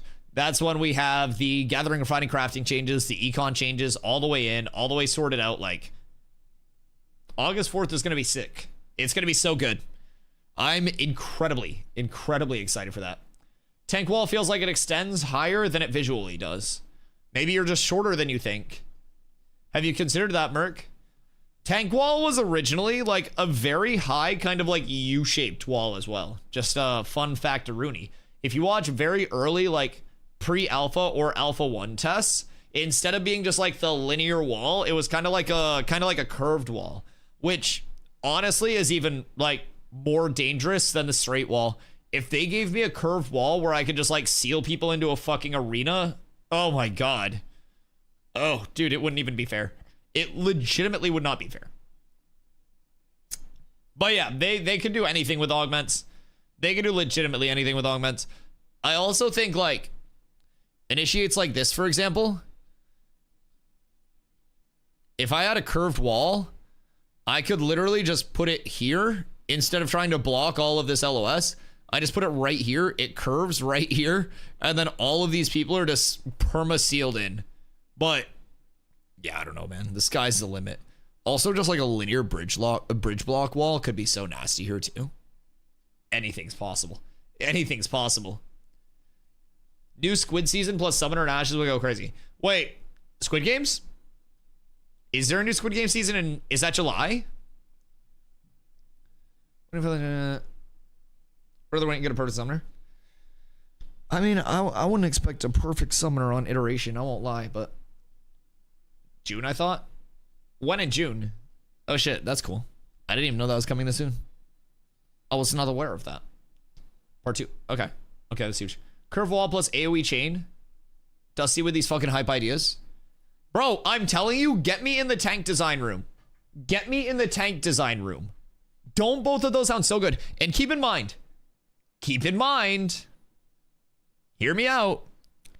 My AoE grapple idea is good for the game because right now grapple is extremely inconsistent with its 25-meter range. We would shorten the range of each grapple to 5 meters, making it a lot more efficient and easier for the game to handle. It would just be, instead of one 25-meter grapple, you have 5-meter grapples that are an AoE around you instead of a target. You run in, you press grapple, 5 grapples shoot out from you, you pull up to 5 targets in front of you.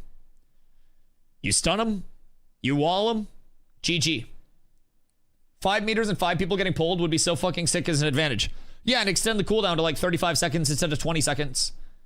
I literally think you extend the cooldown, you do a 5-person grap in 5 meters, and you just give that the same everything else that grapple offers, and you just make it stack people in a frontal cone.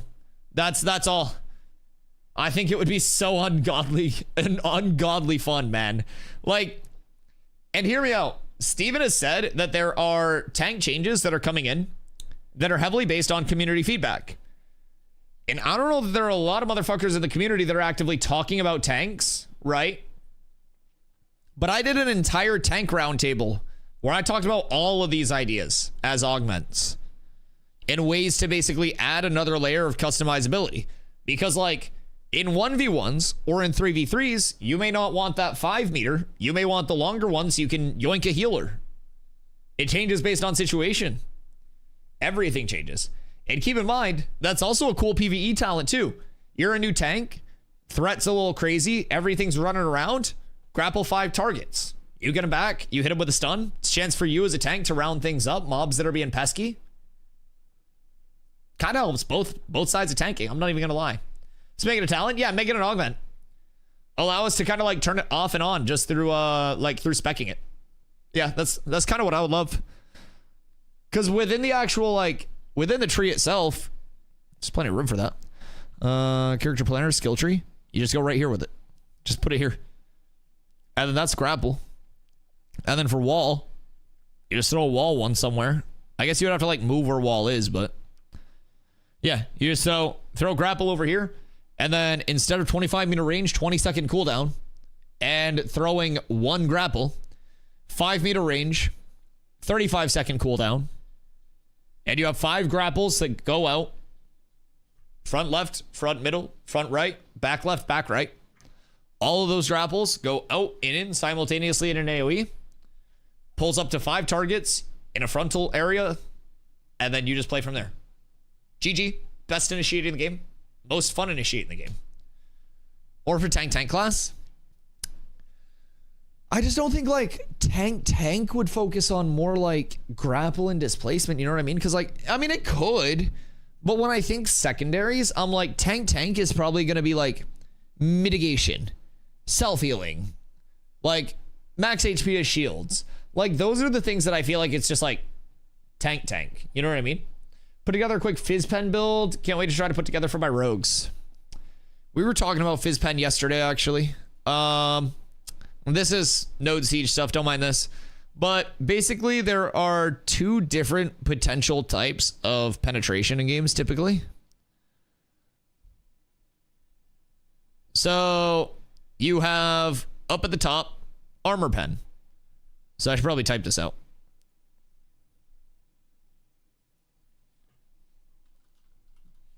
Armor Pen. And then you have global. Oh, we're throwing Z's in that bitch. All right. Now, keep in mind, I'm not a developer. I'm not a developer. I don't understand how their like equations actually work because I have no access to them, but this is just my best guess at a logical equation. Now, this could always change, and this is probably entirely inaccurate, but this is just a very rough ooga booga way to explain how penetration can work. Okay? So, with armor pen is going to be way less effective than global pen.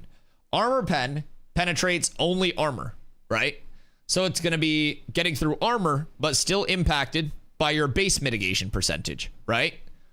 And then global pen takes the cumulative percentage of armor mitigation and base mitigation and then subtracts the pen mitigation from it for your total damage, right? So with global pen, you get through not only armor, but you also get through base mitigation. So global pen would be way stronger, but my theory is that Ashes is an armor penetration. Now, we've been thinking of ways to test this, and we have some pretty good ideas on how to test a replicatable way of this. But the reason that I think it's armor pen is because classes will have, especially tanks, pretty high basement anyways. And not a lot of classes will stack armor because armor's on heavy gear or medium gear. So if it's an armor pen, we're not listening to Wonderwall. Am I being depressing right now? There we go. We'll just guess. Anyways, so with armor pen, you would just get through the armor mitigation itself, right? But you wouldn't get through the base mitigation. So you do way less total damage as a result of that. That's essentially what you're looking at. So pen is weird. Pen is weird. That made me kind of think of that. What's going on here? Math and also node siege stuff. We were talking about how with the change of like mount accessibility and node sieges, it's very likely to go to a spot for attackers where you're attacking simultaneous gates at once to keep pressure on. So we were talking about how that basically changes the dynamics of how node sieges are played, especially with longer time to kill shaping up, potentially multiple gates being pressured at once. Attackers actually being able to hold respawns easier because defenders won't have eyes in the sky and mounts to rotate and just recap everything instantly. So yeah, just some theory crafting. Just art. Don't mind it. Don't mind it. We were supposed to watch this video like an hour ago. Someone was very excited to see this video. It's confirmed I'm moving from the 9th to the 12th. Wait, 9th to the 12th of May? Because that'd be huge. Looking like for my board, the grind spots are going to be Steel Bloom, Corvid, some Carf. Corvid. Wait, Corvus? Or what do you mean, Corvid? Steel Bloom and Carf are valid. Just make sure the items that you're getting, if it says Steel Bloom, there's kind of a trap that people are falling into with Steel Bloom gear right now that I've had people double checking for their prog. So, Iron Helmet. And I'll show you guys this real quick and then we're watching the video. Wait, whoops. Why did I type guide? I was thinking mentally I should probably make this into a guide and then I typed guide. I'm fucking cooked, boys. It's over for me. The brain's melting out. So Iron Helmet dropped by Forsaken Blades, right? So you're instantly like, okay, Forsaken Blades. Let's click. Oh, awesome. They spawn at Steel Bloom. I have this in Steel Bloom, right? But make sure you're also paying attention to the level. Forsaken Blades, Cleric, Firestarter, Marauder, and Ranger. 20. So let's go and let's give a look. You have 16s, 15s, 17s. We're in Diddy range here. This isn't looking good, chat. 18s, 17s, back in Dr. Disrespect range allegedly. 19s, 19s, 19s, 19s, 17s, 19s. Right? So, what you don't have here are the 20s that will actually facilitate those drops that you need for those higher level pieces. So then we're like, oh shit. Well, maybe I can't get those pieces. Maybe I have to completely re-gear. What about these? Nope, still no 20s. Oh shit, they must not exist. Unless DustyWhy has the biggest brain and the smallest dick in the entire Ashes of Creation scene. Now at Grave Peak, you go in the Grave Peak gate, you stick to the left, you run up these rocks, you skip all these mobs, you stay to the left, climb up, and then you go up to the farm, right? Well, what are those mobs that you're skipping?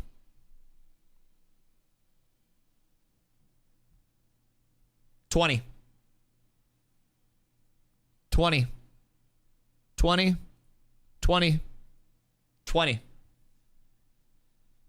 Yep, they exist. You just got to know where to find them.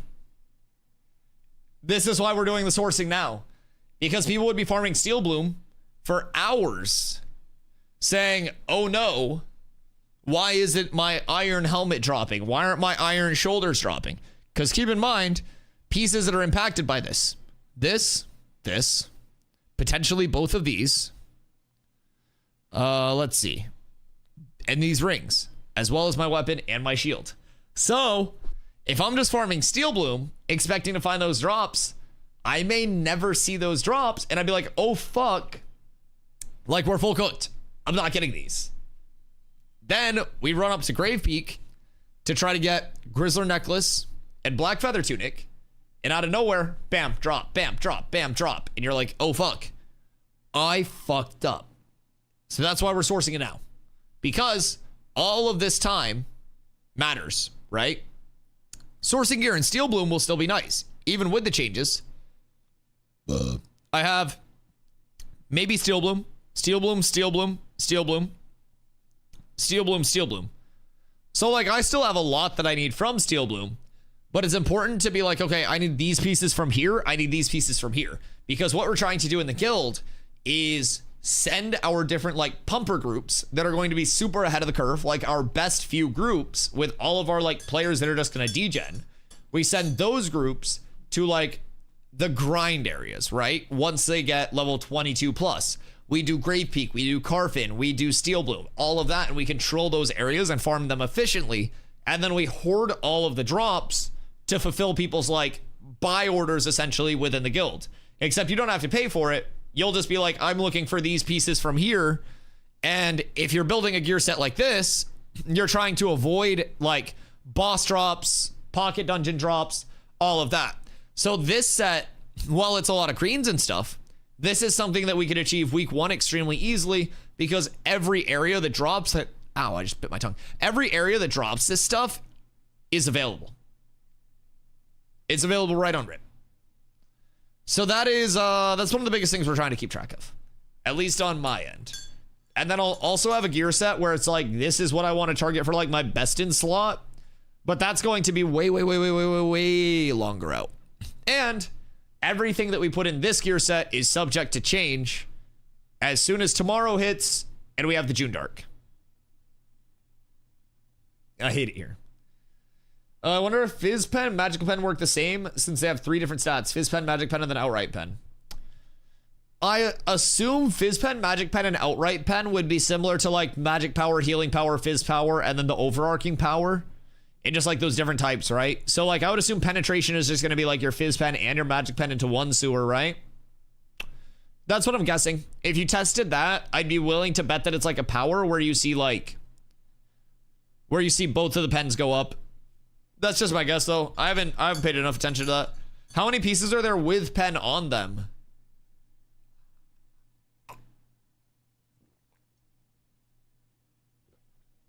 That is that's one of the things to keep in mind as well, but JUNDARK drops in full Iron Vine or something set drops and we have to pivot. Oh yeah. Yeah. I mean, wait, what's Iron Vine? Oh, are you saying like just some random fucking set that could come out? Yeah, like at any point everything could just change. But I do also think as the world continues to expand, there are only so many possible outcomes of loot that can exist, right? So what I think will happen is you'll see minor changes, no Drake, no Diddy, no Dr. Disrespect, 2 pieces of gear with a similar function. So even if right now I go here and we go database, weapons, all weapons, and I go, okay, well, I'm looking for max health.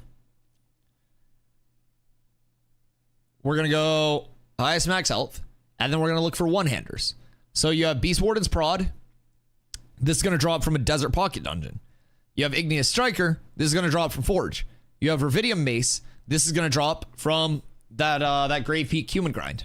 So, like, you're already seeing a lot of similar pieces, and it's like they're different in terms of their gearing level because you have the required level and then you have the item level, right? So 23, 26, 29, that item level is why you're seeing the base, like, health stats be higher and the power going up on these. So what I think you'll have is, like, the same core functionality of multiple items, but a different item level within the level bracket. Small changes from like con to armor to phys disable accuracy, like small variances there. But one of the biggest things that you'll probably notice, this is lyrical. You'll also probably notice, is this also lyrical? No, we're good. But you'll also notice like visual changes, a lot of actual aesthetic changes to those pieces. And I think that's going to be one of the biggest appeals. I'm not even going to lie. People go fucking crazy for transmogs and looking drippy. So, say in Frostgrave Fells, you've got a hammer that competes with Igneous Striker or with Beast Warden Prod, right? The Frostgrave Fells crafter, Weaponsmith, may get hit up to make copies of that for people that live elsewhere because they aren't going to have the gatherables in Frostgrave Fells. They're not going to have the resources necessarily. And they're sure as fuck not going to have the recipe if you're living in the JUNDARK or the Riverlands and you haven't been to Frostgrave Fells.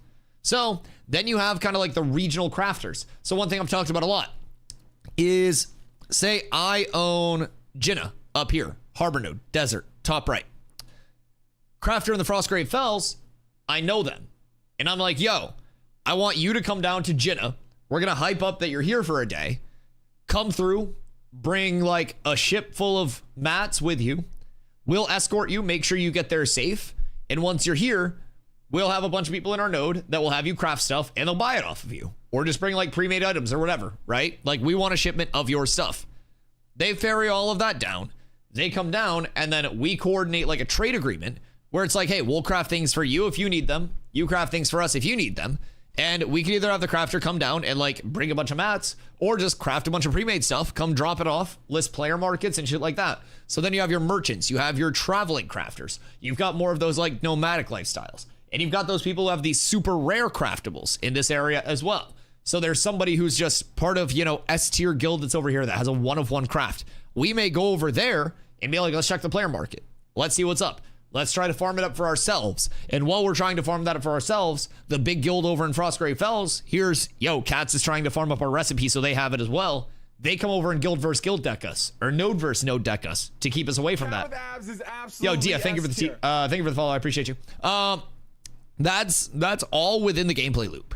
And that stuff, it just continues to evolve as we get more variants in gear, more variants in recipes, more control over areas, more regionality, instead of just like, oh, I'm going to the Riverlands and then the desert and then meet me in the tropics and then we'll go back to the Riverlands. Like, you're eventually going to play out of a region. There are going to be a lot of regions, but you'll pick one, you'll play out of it. Can't wait for the full release of the game. I can't wait for August. I'm not even going to lie.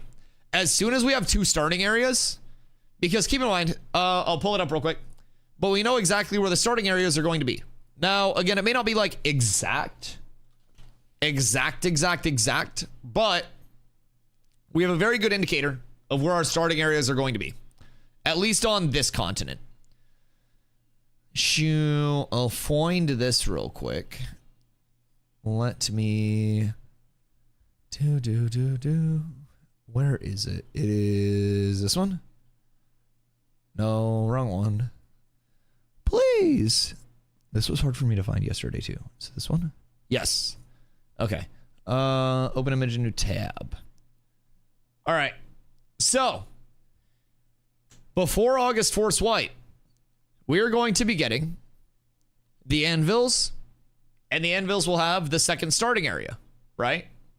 So with any of these starting areas, it's a starting area for the divine race. Wrong map? No, this is the older map, but this is the one that shows the starting areas. So this is still accurate for this biome, or for this continent. It's just the other continent that changes. Identical on this continent, though, in terms of the shape and the structure and layout of everything. Yeah, no, I appreciate you. You were looking out. You were making sure I didn't get baited. But yeah, this map, oh, this map, which is the one that we usually use, this has the newer, like, Eastern continent, but it doesn't have the starting areas.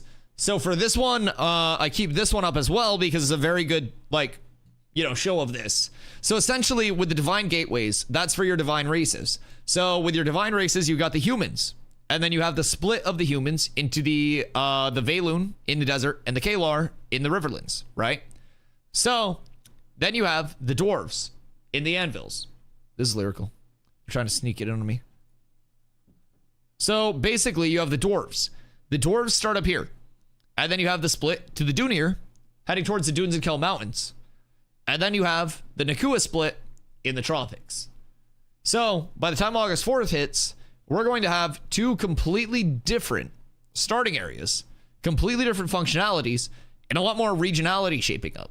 Also, someone in chat had a really good theory that this area, because it's inaccessible right now, is going to be a guild castle, which would be fucking insane. I would love that. Anyways.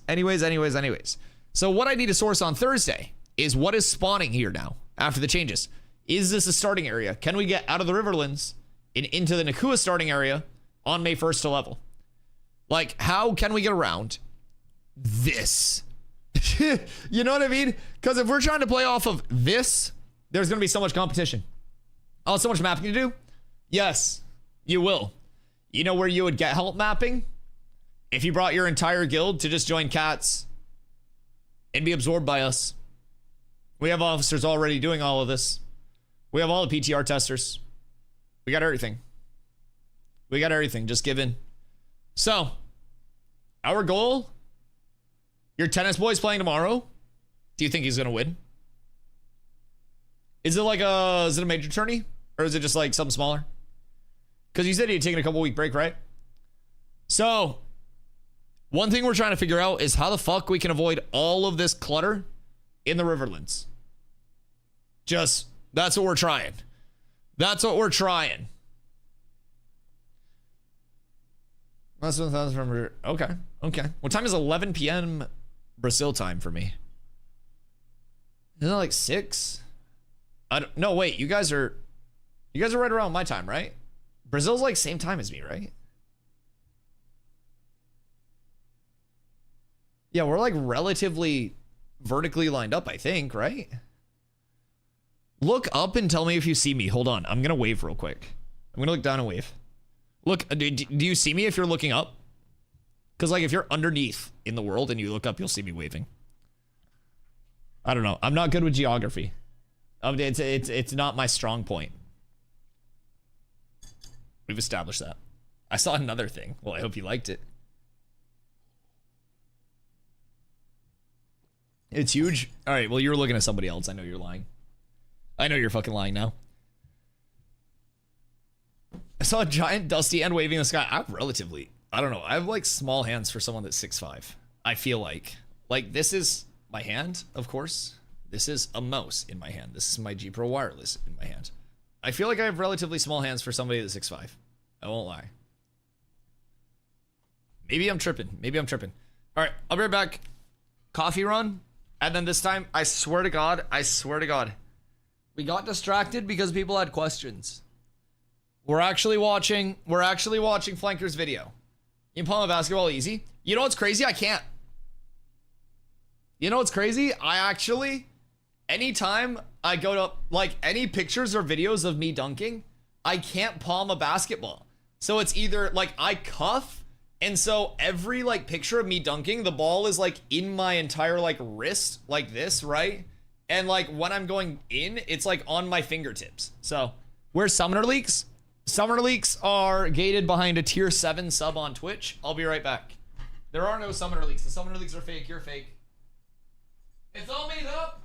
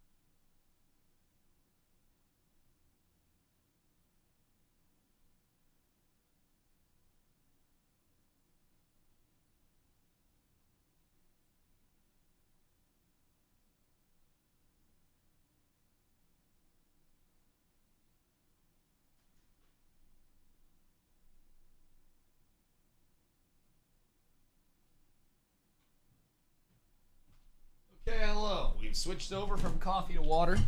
Resetting. What up, Goat? You got first. I'm impressed. Yo, what up, Bronca? How you doing, brother? Summer League's on Nice Gaming's video. Yeah, we'll check it out. We'll check it out. Not that much news just yet. Yeah, we'll peep it. We'll peep it. We got the Flankaroonie video. The emote's so good. I need to get that. I need to get that. It's literally my dono thing. I never made an emote out of it. That's genius. It looks amazing. It's a W emote. All right, boys. Are we ready for a flanker video? He's yapping about the JUNDARK. He's oozing for us. And I'm oozing right back. I'm personally excited. For updates, for fixes, for changes. And what do? They Flanker, yell at me. A whole new biome that originally wasn't even on the Alpha 2 roadmap. So yeah, JUNDARK is already live on the PTR. I am Flanker. Right. I've seen it myself, and now it's time to tell We you. did know that it was supposed to come at the end of this phase, though. Didn't put in the patch notes. So, ooh, what didn't they put in the patch JUNDARK notes? Was supposed to be a jungle biome. In reality, I'd say it feels like something between a jungle and the tropics. That's what I've heard. One of those cases when, you know, Like Stranglethorn Vale. Beautiful princess, but everyone pictures something different in their head. Then again, the last time I checked, I picture me. I'm a jungle expert, so maybe that is what they actually look like. The first thing I noticed, the new mobs, and they actually look pretty good. Low volume. This is Got as loud as it gorillas, goes. Elephants. And there is also this lovely little creature called ooze. It looks like something your stomach would produce about 10 minutes after you crushed a spicy extra large kebab from a random roadside stall. Oh. The difference? The ooze is blue and it can also duplicate itself mid-combat, which is actually kinda cool. Asha. Can't hear it. God fucking damn it. I have it and I have everything else turned up all the way. I have everything as loud as it can possibly go. CC, oh, true. True. We're up tremendous. Okay, here. We're running back to here. Good comms. Good comms. Flanker Quiet Boy, he's so delicately spoken. So, he basically, so far, talked about how the JUNDARK itself feels a little bit more jungly. Or, no, a little less jungly and like a cross between the jungles and the tropics. Which, honestly, if it's a cross between a jungle and a tropic, that kind of, to me, makes sense. Because it is going to be right on the same water that the tropics is on.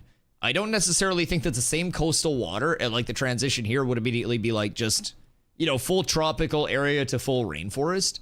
So that does actually kind of make sense to me, in a sense. But what I've heard is this Ashes. Yeah, what up, brother? How you doing today? So Ashes is down Tuesday, Wednesdays until August 4th. But we're getting ready for fresh start servers on May 1st. And we have a big old patch coming in tomorrow that's adding the JUNDARK. So that was tested on the private test realm yesterday. And the private test realm is visually NDA'd, but not verbally NDA'd. So people are able to kind of talk about it after they've played it. And we've been doing a lot of sourcing and getting ready for not only these fresh start servers on May 1st, but also the JUNDARK, changing up all of our gear sets, and it's just a huge time. So on May 1st, in addition to fresh starts, where pretty much every player will be rolling over there, we also have the Wave 3 keys. So those are the $100 packs on the Ashes website, and those are the people that were originally waiting for Phase 3. So you get in on May 1st, and you're in the entire rest of development. For sure we'll get this game. Comes out sometime this year. So we're waiting still on a release date. I wouldn't say this year. Our guess, at least mine, is late 2027. We're still technically in Alpha 2 Phase 2. And that's going to go, like I mentioned, we got fresh start servers on May 1st. And then on August 4th, we have a full wipe and we go into the final phase of the Alpha, which is Phase 3. Past that, once the game is near feature complete and like just about ready to go, we'll have 2 short betas where they kind of like polish everything, get it all ready to go. And once the betas are done, game launches. So my guess is right around 2.5 years. I'm thinking like late 2027, but we have testing the entire time up until then. And I stream it every day. So I'm a full-time Ashes content creator. Came over here from New World after like 7,000 hours. So I've already got over 700 hours since December over here. So I am fully like 10 toes in. We've got a community that is getting ready for the fresh start servers on the 1st, where we're going to have a ton of people and we're going to hit the ground running there. We'll have a ton of new players coming in too. So it's all about spreading the info. It's all about learning more about the game. And if you have any questions, please feel free, let us know. We yap about literally everything Ashes here. New info, May 1st remove static rarity. New to you, I know everything and knew that as soon as it went live. Chat told me a little bit ago. So yeah, Steven did confirm that in the Discord, he confirmed that static rarity is gone by May 1st. We have dynamic rarity in Gathering as soon as the servers hit. And we are up fucking tremendous, boys. May 1st is such a W for Ashes. The Wave 3 key holders get in. We get more content than we even planned on in between now and the start of Phase 3 on August 4th. We get 2 chances to refine our entire guild leveling process, the community building, the power scaling. Like, brothers, we're up so tremendous. And I have hiccups. That kind of hurt. No static rarity sounds good. No static rarity sounds amazing, because now you just run around and chop trees again. And keep in mind, you want to know the best part? We're not going to be getting willow and braidwood for a long ass time. Everyone's going to be getting oak and ash. Like, that's what you got to remember. And now, it's all just RNG. It's all lotto. Like, you can drop down survey pylons if you want to, but you're going to go around truly knowing that every single tree is like full RNG, that not every legendary tree has already been picked through. Like, man, it's so good. It's so good. Just that simple change alone. Dynamic respawn timers and dynamic rarities, huge, because we got more dynamic respawn timers a couple patches ago. Now, how they're working so far, I've heard mixed reviews on, but the dynamics are already happening. Like, these are 2 huge steps. Them bringing in unexpected things, level up them being behind on things for Phase 2. The delay just makes things out of balance again. Is that a shitpost? I'm pretty sure you're shitposting. Isn't that what Dank said before he got dunked on? I'm pretty sure that's exactly it. I was like, where have I heard this before? I've heard this somewhere. Did you go back in the VOD? I was like, wait a second. I feel like I've already addressed this claim once about how it's a net gain. And then I was like, wait, I dunked on this statement. Yeah, I mean, it was, brother, I told you it was like a murder. It was bad. Everybody just like, yeah, it was bad. It was bad. It was one of those like, don't show your face around this neighborhood again level beatdowns. It was like every single person from all corners of the community just kicking him in the ribs verbally. Oh, poor guy. I saw everything. Yeah. So, you know, it is what it is. It is what it is. My concurrent viewers are higher. The best part about that, by the way, was I verified, and his were lower than mine. But I ain't say that. I did a little digging just as like I wonder, because I don't really keep up with shit that much. So I looked, and it wasn't going in his favor. So yeah, that entire argument was full cooked. Dopamine got blasted? I don't even know. I don't know what guild he was even in.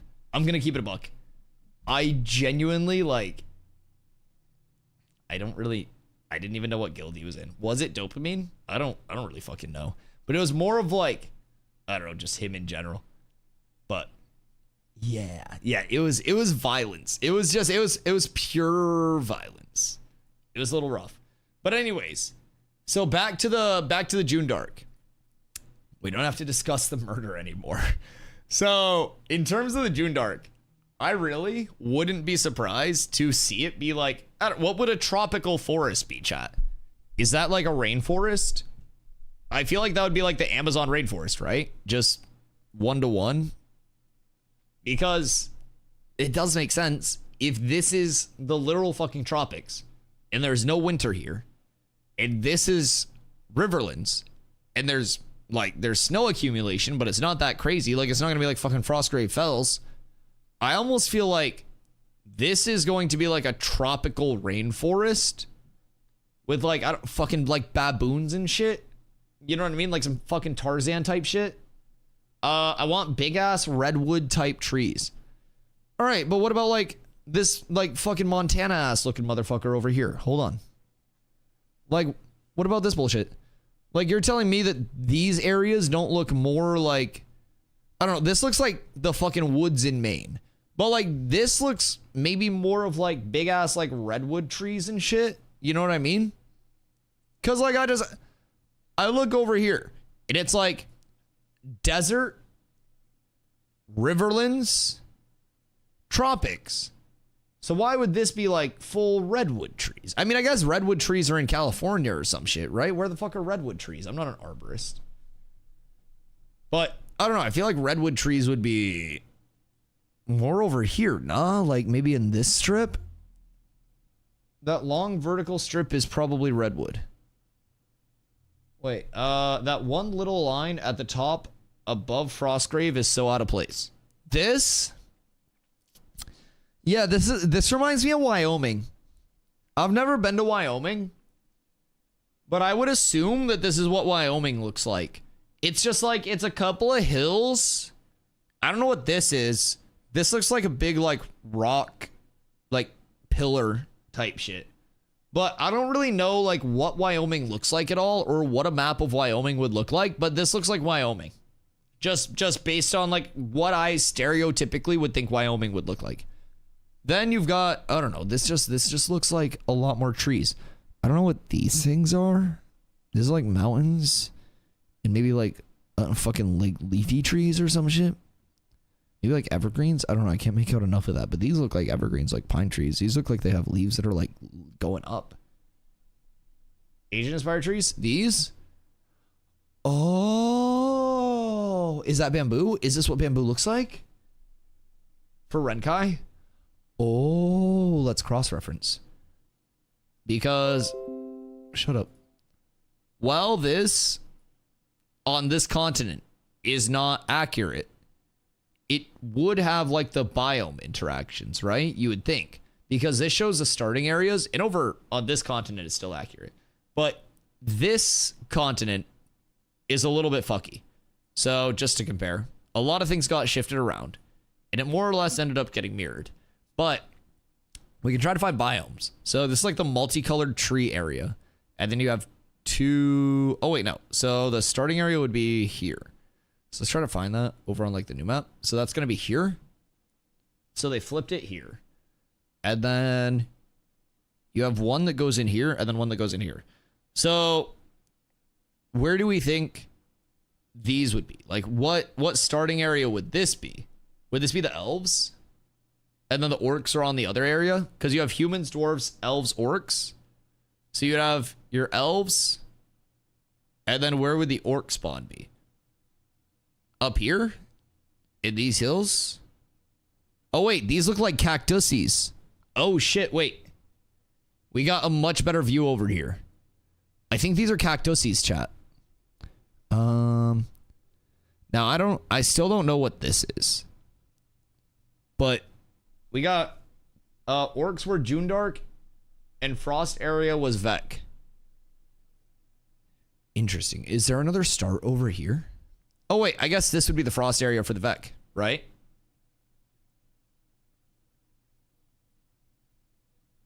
Let's see.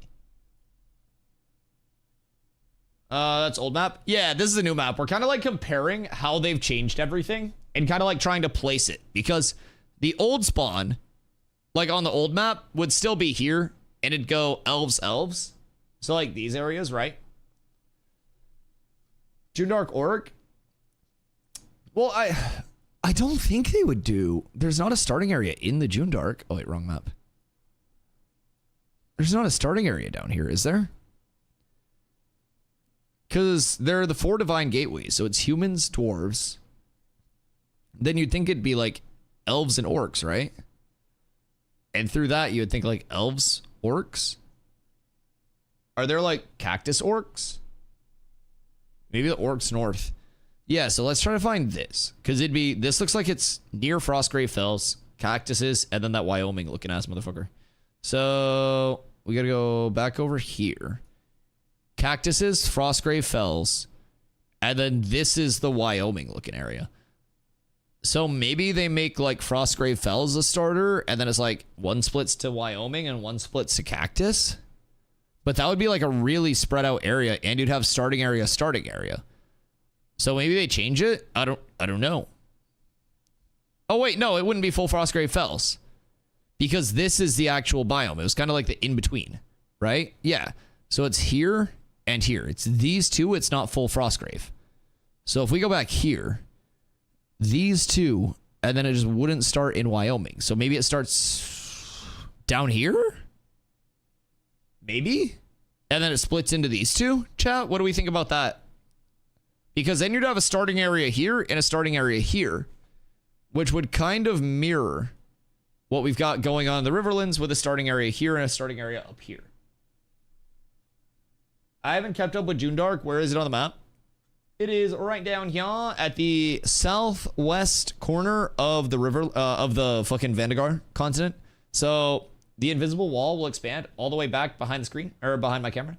And it'll go around. It'll include this area where there is a new harbor master right down here below Lionshold on the shore. And then it'll wrap all the way up around here as well. So all of this will now become saleable, force flag, open seas. So yo ho yo and yardy har har boys, you've got some fucking combat ready. So yeah, below Nuela. Yes, exactly. And you can also get there from the shops. It looks like you just run down this way and it'll open up this, because this will all be like saleable down here. So this is all opening up from what we know. Orcs housing look like Riverlands. Don't really look like desert buildings. I mean, I don't necessarily think it would be desert buildings if we went over here. Sorry, it would be over here.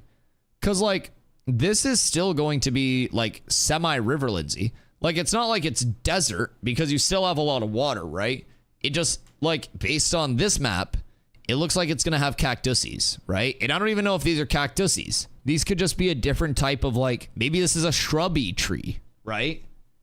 Like, this could just be shrubs and not even cactuses.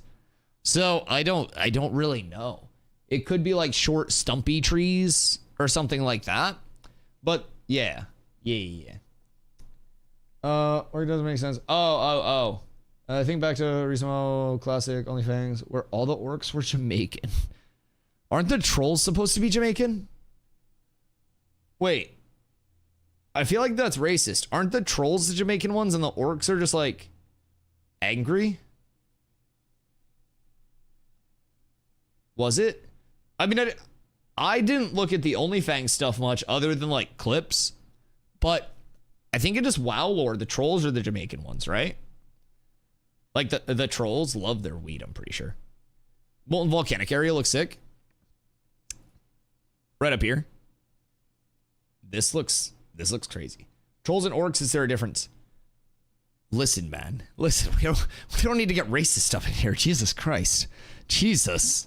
We're a nice community. We're built on inclusivity, not built on this hatred like you guys are fucking putting out. My God, guys, you've got to relax. Horde is horde. I mean, the best horde is a dead horde, but like, it's okay. It is what it is. Like, I'll let them allow, or I'll allow it. I'll allow them to live. The hee is devious. Orcs are swampy / jungle samurai. That could be viable. I mean, I just don't know what this is going to end up like. Because this is still mountainous. This is, like, both of these areas do seem kind of orky, but Vec gave you stars. I do like looking at the stars. I won't lie.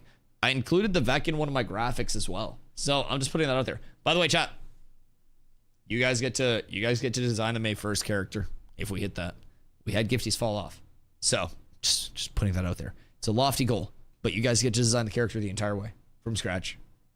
other than the fact that I'm playing tank and naming it unless someone comes up with an absolute fucking heater of a name. Those are the two ways, or those are the two things that are still under my control. Elephants. Okay. We made it 48 seconds through this video and then went on like a 20-minute tangent. We're fine. It looks like something your stomach would produce about 10 minutes after you crushed a I wonder what the ooze are gonna drop. kebab from a random roadside stall. The only difference, the ooze is blue and it can also duplicate itself mid-combat, which is actually kind of cool. Ashes I wonder if that's interruptible. How can I trip an ooze? Types, behaviors, and abilities, and this blue gelatinous creature is actually a great I don't- example. When it comes to gatherables, I don't necessarily think I can trip an ooze. Tropics. The only thing is, I don't exactly. It's probably remember if placeholders. tropics have banyan trees, fungal anemone, or bird of paradise, but JUNDARK definitely does. And yeah. Bird of Paradise is familiar, right? I feel like Bird of Paradise is in the tropics. I don't think banyan trees exist. Fungal anemone or is that fungal anemone or whatever? Either way, we don't have that. bird of paradise. Bird of Paradise, I think we have in the trops right now. Visual NDA is broken. Wait, no, this is the tropics. But JUNDARK definitely does. And yeah, just to clarify. Yeah, this is Paradise- tropics. Oops, does it look that similar? Does it really look that similar? No fucking way. Same bendy trees in JUNDARK. Oh my god. Okay, so there are definitely going to be some placeholders. So that's actually what we were just talking about. So Flanker said that there were banyan trees, fungal anemones or some bullshit like that, or birds of paradise. So birds of paradise, I believe we've already seen. And yeah, just to clarify. Those are the coconut trees, though, I Paradise think. is a plant, not a bird from Right. paradise. Last I but think not we've already least, seen there those. is a large area in JUNDARK completely surrounded by mountains. Fortunately, JUNDARK had full resources to farm. If they're not independent resources, though, do you think there would be placeholders? Because, like, the bird of paradise is a plant. I think that already exists, right? Looks like it had a landmass block out and not set dressed yet. Yeah, because the tropics still needs its set dressing, right? Like its biome dressing or whatever. All of the finishing on it, but yeah, I would not necessarily think. Wait, I had a what's over here, chat?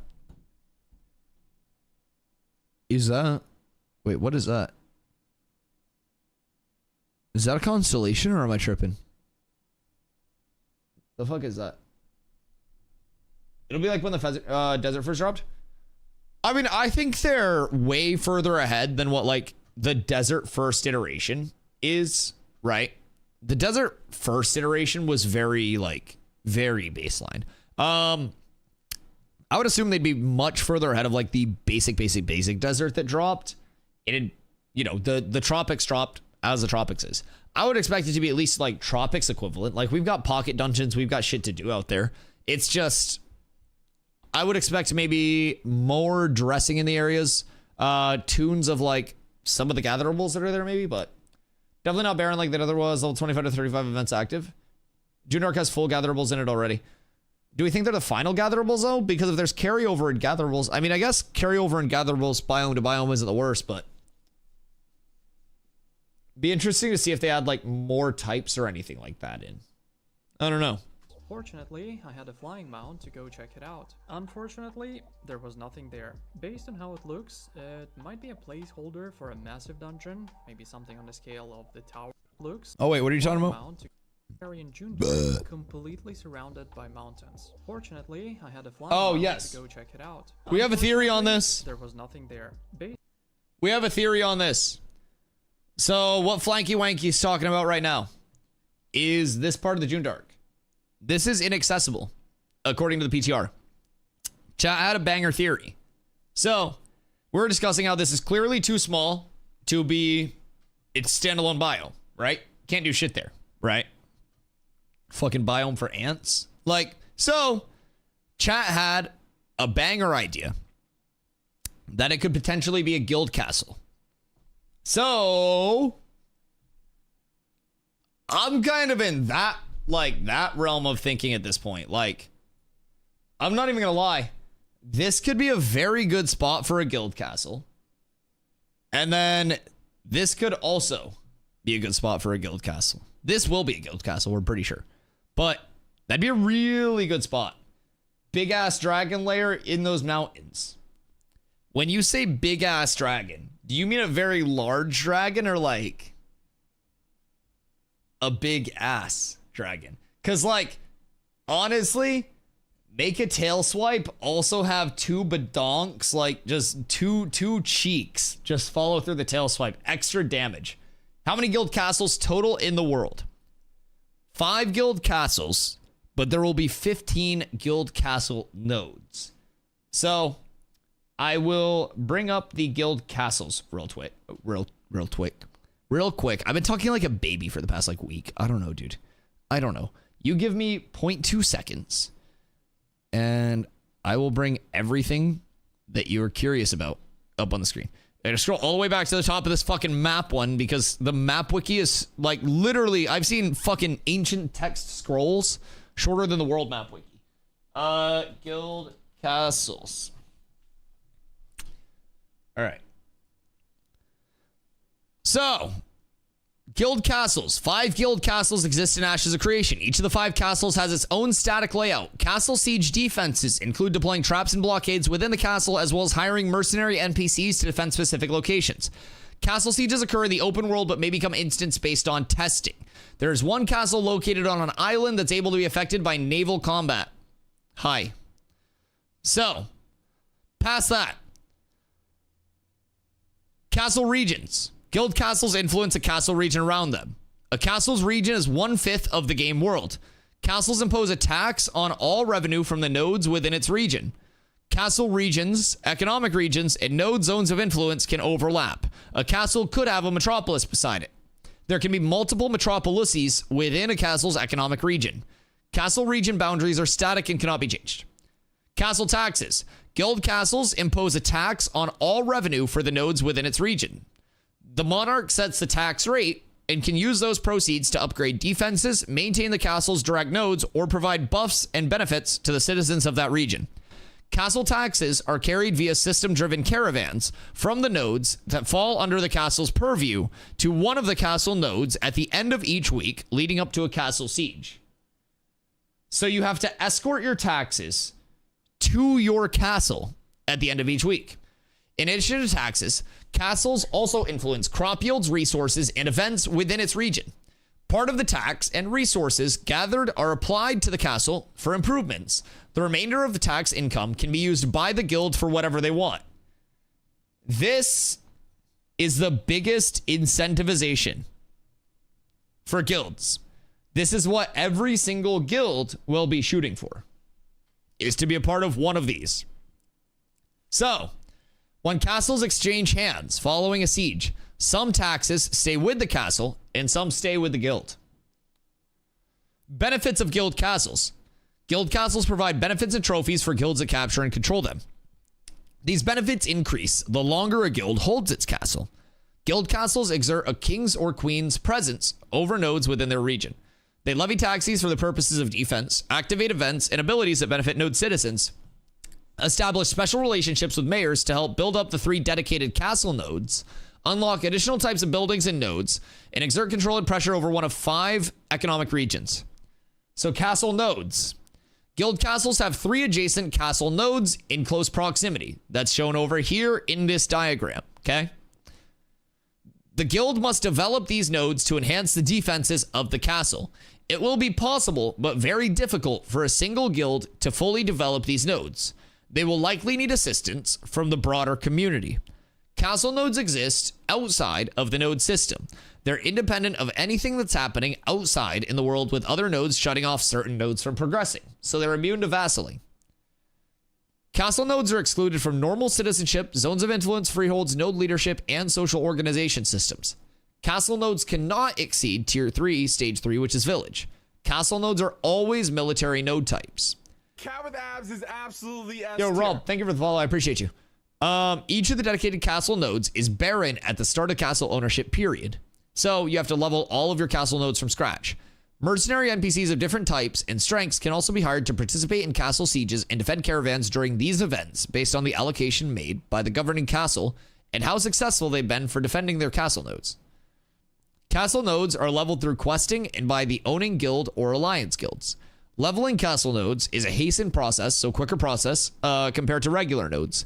At the end of each week leading up to a castle siege, there's a period of time in the weekend where NPC-generated vans start moving towards one of the castle nodes carrying castle taxes from the nodes that fall under the castle's purview. During this time, it is incumbent upon the owning guild, its allies, and citizens of the nodes to escort these caravans to the castle node. The enemies of the guild have incentive to attack these caravans to reap the rewards from the caravan and sabotage the tax collection. So, if you don't like a castle, but you can't hit that castle, and you want to shut off their taxes, welcome. Which will reduce defensive capability of the castle nodes and hence the castle itself. Citizens of nodes that fall under the purview of the castle are automatically registered as defenders of these caravans and may not participate in attacks against them. Completing these quests unlocks services and functions that are useful to the occupying guild and its allies, as well as boosting the defenses of the castle. Being a member of the occupying guild automatically makes you a garrison of the castle nodes in the castle itself. Only members of the occupying guild are citizens of the nodes. So yeah, this is a look of what the actual castle will look like. So you have the big one on the inside. That's the actual castle. So then each castle will have 3 adjacent guild castle nodes. And again, check this. With abs is absolutely S Yo, tier. Infrith, thank you for the follow. So, very recognizable. But if you look here in the middle of the map, right here, and then we also go back. Oh God. Oh God. You look here. Island in the top left with 1 castle node. Castle in the middle. Castle, castle. Island in the top left. Castle in the middle. Castle, castle. So, you have a castle node here. Chat also thinks that this could be a castle node since it is currently inaccessible. I'm on board with this. I believe it's not a castle node. It's literally the anvils with an entrance to the underground there. That's why it's blocked off. That's literally not the anvils, though.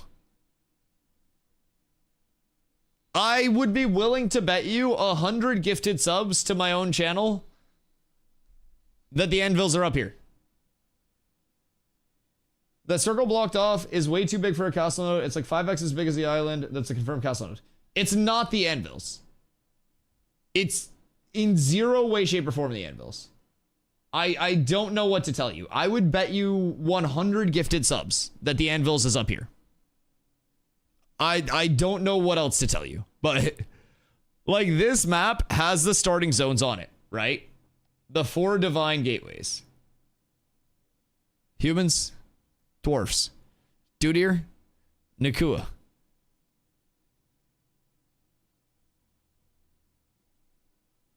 It's in Dunes and Kill. Yeah, because the Dunir go up to Dunes and Kill. And so here you have here you have Dwarf Start in the Anvils. The Dunir go up to Dunes and Kill. The Nakua, the Island Dwarves, go to the Tropics. Steven confirmed Vera's round 2. Okay, well that's a lie. Like, Vera's not round. Vera is flat. Vera is flat. I can confirm that. See, there's no, like, this isn't a globe that you scroll around. Like, this is flat. Vera's flat. We can agree on that one. I also... This is the old map. I don't really think that takes up that much more space, though. Like, area-wise, I really don't think this is that much larger than this. Because with this, you have to factor in, like, the other island itself, like the small island around it. And I think if we took this and, like, overlaid it with this, they'd be right around the same size. Am I tripping? Chat, somebody screenshot this and do it for me real quick. I don't want to do the hard work.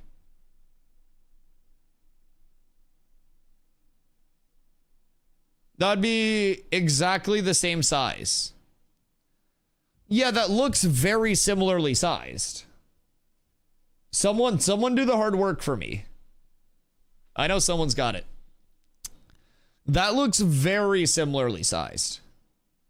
Yo, Swift, what up, brother? I'm doing fantastic. How are you today? Considering it's also a mountain region where a bunch of that space is inaccessible, it's smaller than it looks. So is my peen. Yeah, so like this is going to be a mountain range that like walls it off. It limits the accessibility of it. So in theory, you could have like castle node, castle node, castle node, and then guild castle on the inside. Same way you'd have castle node, castle node, castle node, guild castle on the inside, right? I feel like that's not that far out. And if you use this as the border and this is like the playable inside the border, I don't really know like what else would be an option. Maybe even like castle node here, castle node here, castle node here.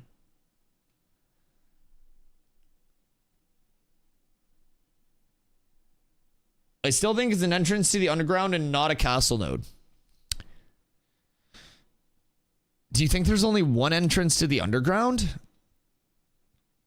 I almost feel like when you go into the Dunsinkill Mountains, there will be like a mud room, right? So you ever go into like one of those buildings where there's like a basement that you can go in and there's an upstairs and you go into like the lobby area and it's like stairs on your left that go up, stairs on your right that go down? What if it's just like that? What if it's like 2 Dunsinkill, 2 underground?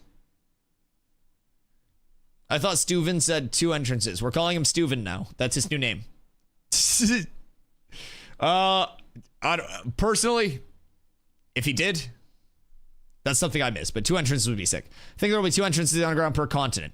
Is it 2 entrances total or 2 per continent? 1 in that spot and 1 in the Dunsinkill Mountains. What if there's one in the Sand Squall Desert? What if there's one in the desert? What if it's the world event? He said that the entrances will open and close dynamically. Oh, fuck me. Well, now we're gonna have to wiki dive the goddamn underground entrances because you guys know something I fucking don't. And I can't goddamn freaking bear that. Sand Squall is already released, so I don't think it'll be in the desert, but it could be. Well, Sand Squall is already released, but not all of Sand Squall, considering we had to goddamn break the fucking game to get into the underground area. I don't think we figured everything out. We also don't have any Grand Dungeon buildouts in the Sand Squall Desert yet. And it's not like the only area with Grand Dungeon buildouts is going to be the Kayla Riverlands. That'd be silly. Like, every biome is going to have Grand Dungeon buildouts. We just don't have them yet. So I think we'll get Grand Dungeons in the desert. We'll get Grand Dungeons in the tropics and the JUNDARK. But we don't have any of those. We just have Pocket Dungeons. Getting up for tomorrow. Obal PTR updates come out. You change servers, staying on Viroca Merge. Oh, we're going on Fresh Start servers. Absolutely. Absolutely. The underground isn't released, so they added it in later. How do you know that the underground's not released? Can you confirm that? What if we just haven't found it yet? What if it's us? What if they started with the underground? Shadow step. I'm just gonna start shadow stepping everywhere. We just shadow step everything and break the entire fucking game. That's the goal. That's the goal, boys. The underground is released. Yeah. We've been there. We've been there. You just have to hit the coffins in the right sequences. That's where Benvias runs their caravans for free gold and to avoid the sunlight. Yes, many reasons they stayed on there. Okay. I've had people fall under the map. Another world seems no one's seen it. You just haven't gone to the right place. You don't have the streamer client. You just need the streamer client. Before you got Shadow Step patched, I was wondering if rogues can get it. Hold on. Hold the fuck on. What is this before you got Shadow Step patched? It was me and a few other people. Don't put it all on me. The only reason it got patched was because fucking Envious was out there doing it. If it was just me, it wouldn't have been patched. But once Envious got involved, we were fucked because it turned into an exploit. You totally did. It wasn't just me. There's no way that it was just me.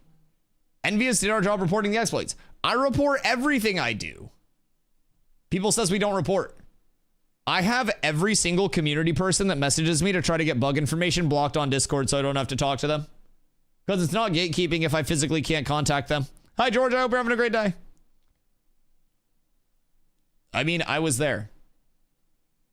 Hoofsy, you have no power here. You have no power here. You didn't see shit. I didn't get anything. I got nothing nerfed. That was envious. Like, when I was doing it, everyone was like, oh my god, that's such cool tech. Oh my god, Dusty, you figured out something awesome. And then the second Envious started exploiting it, oh my god, it changed the whole game.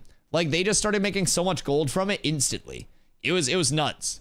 So yeah, they started having like copious amounts of gold come through. They were RMTing it like crazy. I know because I saw somebody buy a lot of gold and reported it promptly.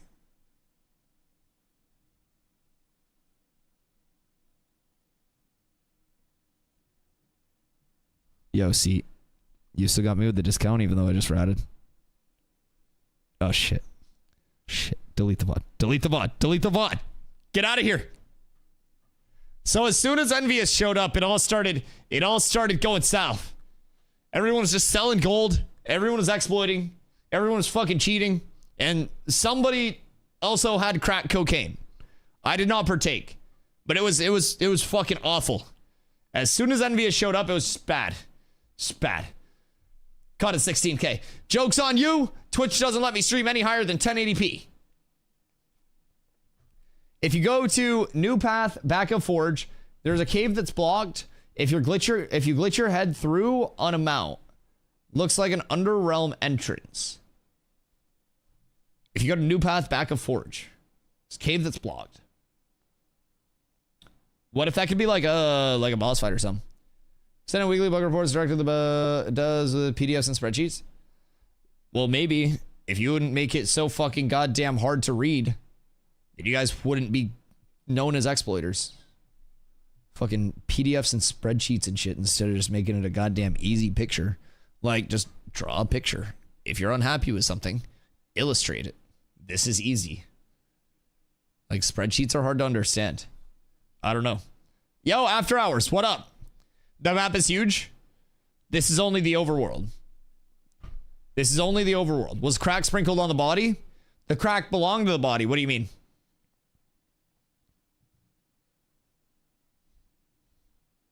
What do you mean?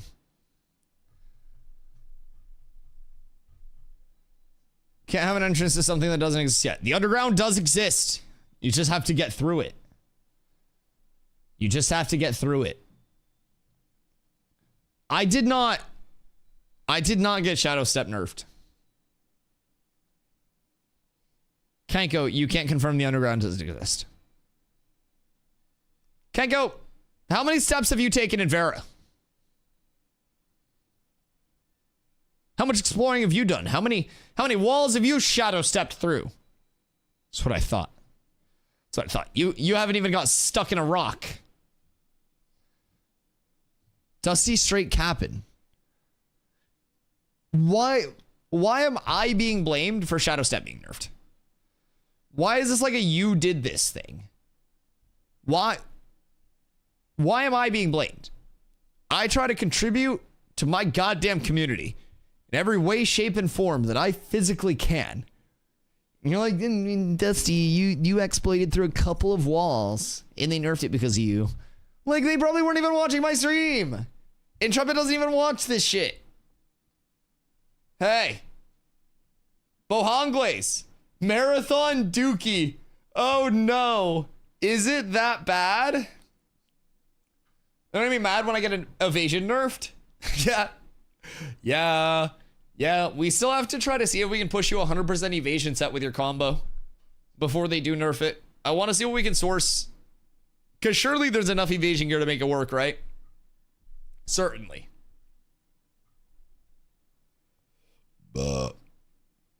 Underrealm shouldn't be limited. Excuse you, by the way. Underrealm should be limited to 2 entrants per island. Tolnar survived. There'll be a lot of Underrealm entrances, so smaller than others. Keep the Underrealm alive. Also bring out Tolnar. I just want Gleamite from the Underrealm. Honestly. Gleamite's going to be like a glowing material, potentially.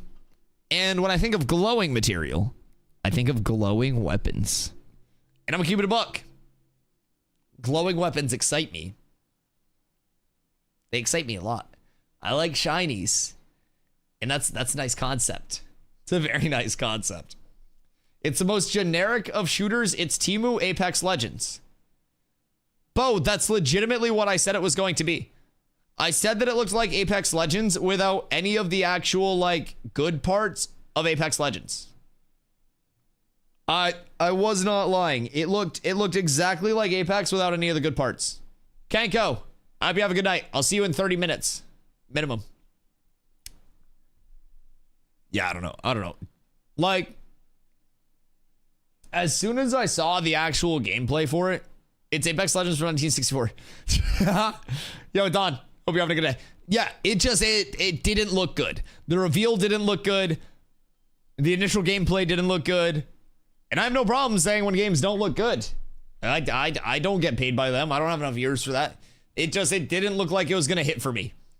So I stayed far away from it because I try to play the games that I enjoy. Glowing weapons, you're too small-minded. How about shiny armor and weapons? Ooh. Shiny armor would be insane too. Wait. A full shiny set that's just glowing? Nah, that'd be so good. Apex Legends now for Game Boy Color.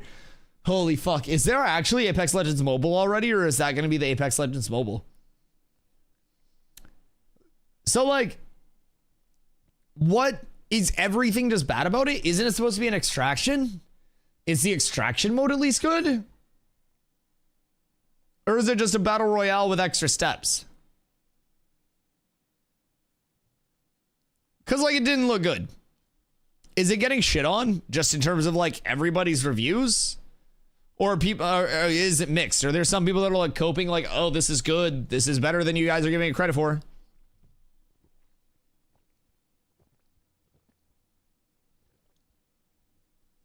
Or is everyone just like, nah, this shit dookie?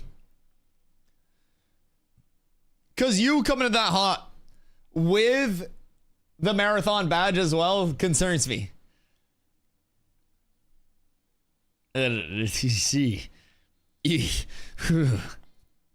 Okay. So we got on that because we're talking about guild castles. Based on how it looks, it might be a good question for a massive dungeon, maybe something on the scale of the tower and wreckage of Carfin. I still think it's guild. That's just my guess. I still think guild castle. Dungeons got a few updates, which is great because a lot of players have been wondering how relevant they will actually be. I don't like these updates personally. Develop. By the time these dungeons unlock, there is a real concern they might not be worth running anymore. I mean, they will be because some of them have best in slot from them, but me and you, we both know which pocket dungeon it's also the most.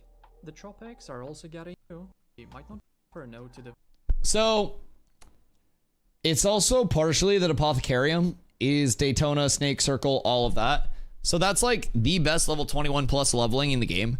And if that's not available, then people just aren't going to go to Jinnah to actually level in the first place. So I really don't think that there's any incentivization to actually get Jinnah to stage 3. I personally, I would be surprised if Jinnah hit stage 3. Just at all. I don't think that Fresh Starts will see Gypsum Outpost for a while. Unless it gets leveled by the devs. Apothecarium was the only way that we even got it to level 1. And without Apothecarium, without being able to farm Snake Circle, there's no reason for people to go to Jinnah because it doesn't offer anything that like other nodes don't. It's inefficient, it's out of the way, and there's nothing in town. So I think that this being at stage 2 is crazy. Maybe 1 and 2 the same way that like Squall's End is, but I don't know. Who's Jenna? I have no idea. I don't know that bitch. With the Tropics nodes coming out, people will likely just swap to level those nodes IMO. The thing about it, though, that you have to remember, you say people will likely swap to level these nodes. There's nothing to level Jinnah. Like, there's nothing to level it with, right? If you look at all of Jinnah, right, in terms of the actual, like, in terms of what's available, one thing that I have been talking about is experience opportunities within nodes. right? So, in terms of experience opportunities, it's if you have X amount of people within a node, how much potential XP can be earned from completing actions, chopping trees, hitting rocks, killing mobs, efficient things, right? Like, what is the possible XP per hour output from that node? And if you put 100 people in any single one of the Riverlands nodes, and then you put 100 people in Jinnah, and you just said, play the game, see how it levels. I think the Riverlands nodes would reach level 3 before Jinnah hit level 1. Just straight up. The XP opportunities in the Riverlands nodes are just significantly higher. We were at the most efficient mob grind spot for just about a week, leveling Jinnah in the most efficient way that Jinnah offers. And we got about 15% through level 1. It took us a few days to hit level 1 from level 0. And yeah, it was a little rough. It was a little rough. So I'm not convinced that that's a good change. Yo, what up, Vasmar? How's the JUNDARK? I haven't been in the JUNDARK yet, but we've heard mixed about it so far. It's going to be probably in the same state as the Tropics, where it's missing its like stage dressing or node dressing or whatever the fuck that's called. But yeah, I'm excited to explore. I'm excited to try to figure out some loot tables. Excited to figure it out at all, honestly. Because right now I have no idea. We march over to Jinnah and fish. You could have 100 people fishing, and it would still be so inefficient. So inefficient. There's already confirmed cheaters. That's fucking insane. Jesus Christ. Oh no. That's so rough.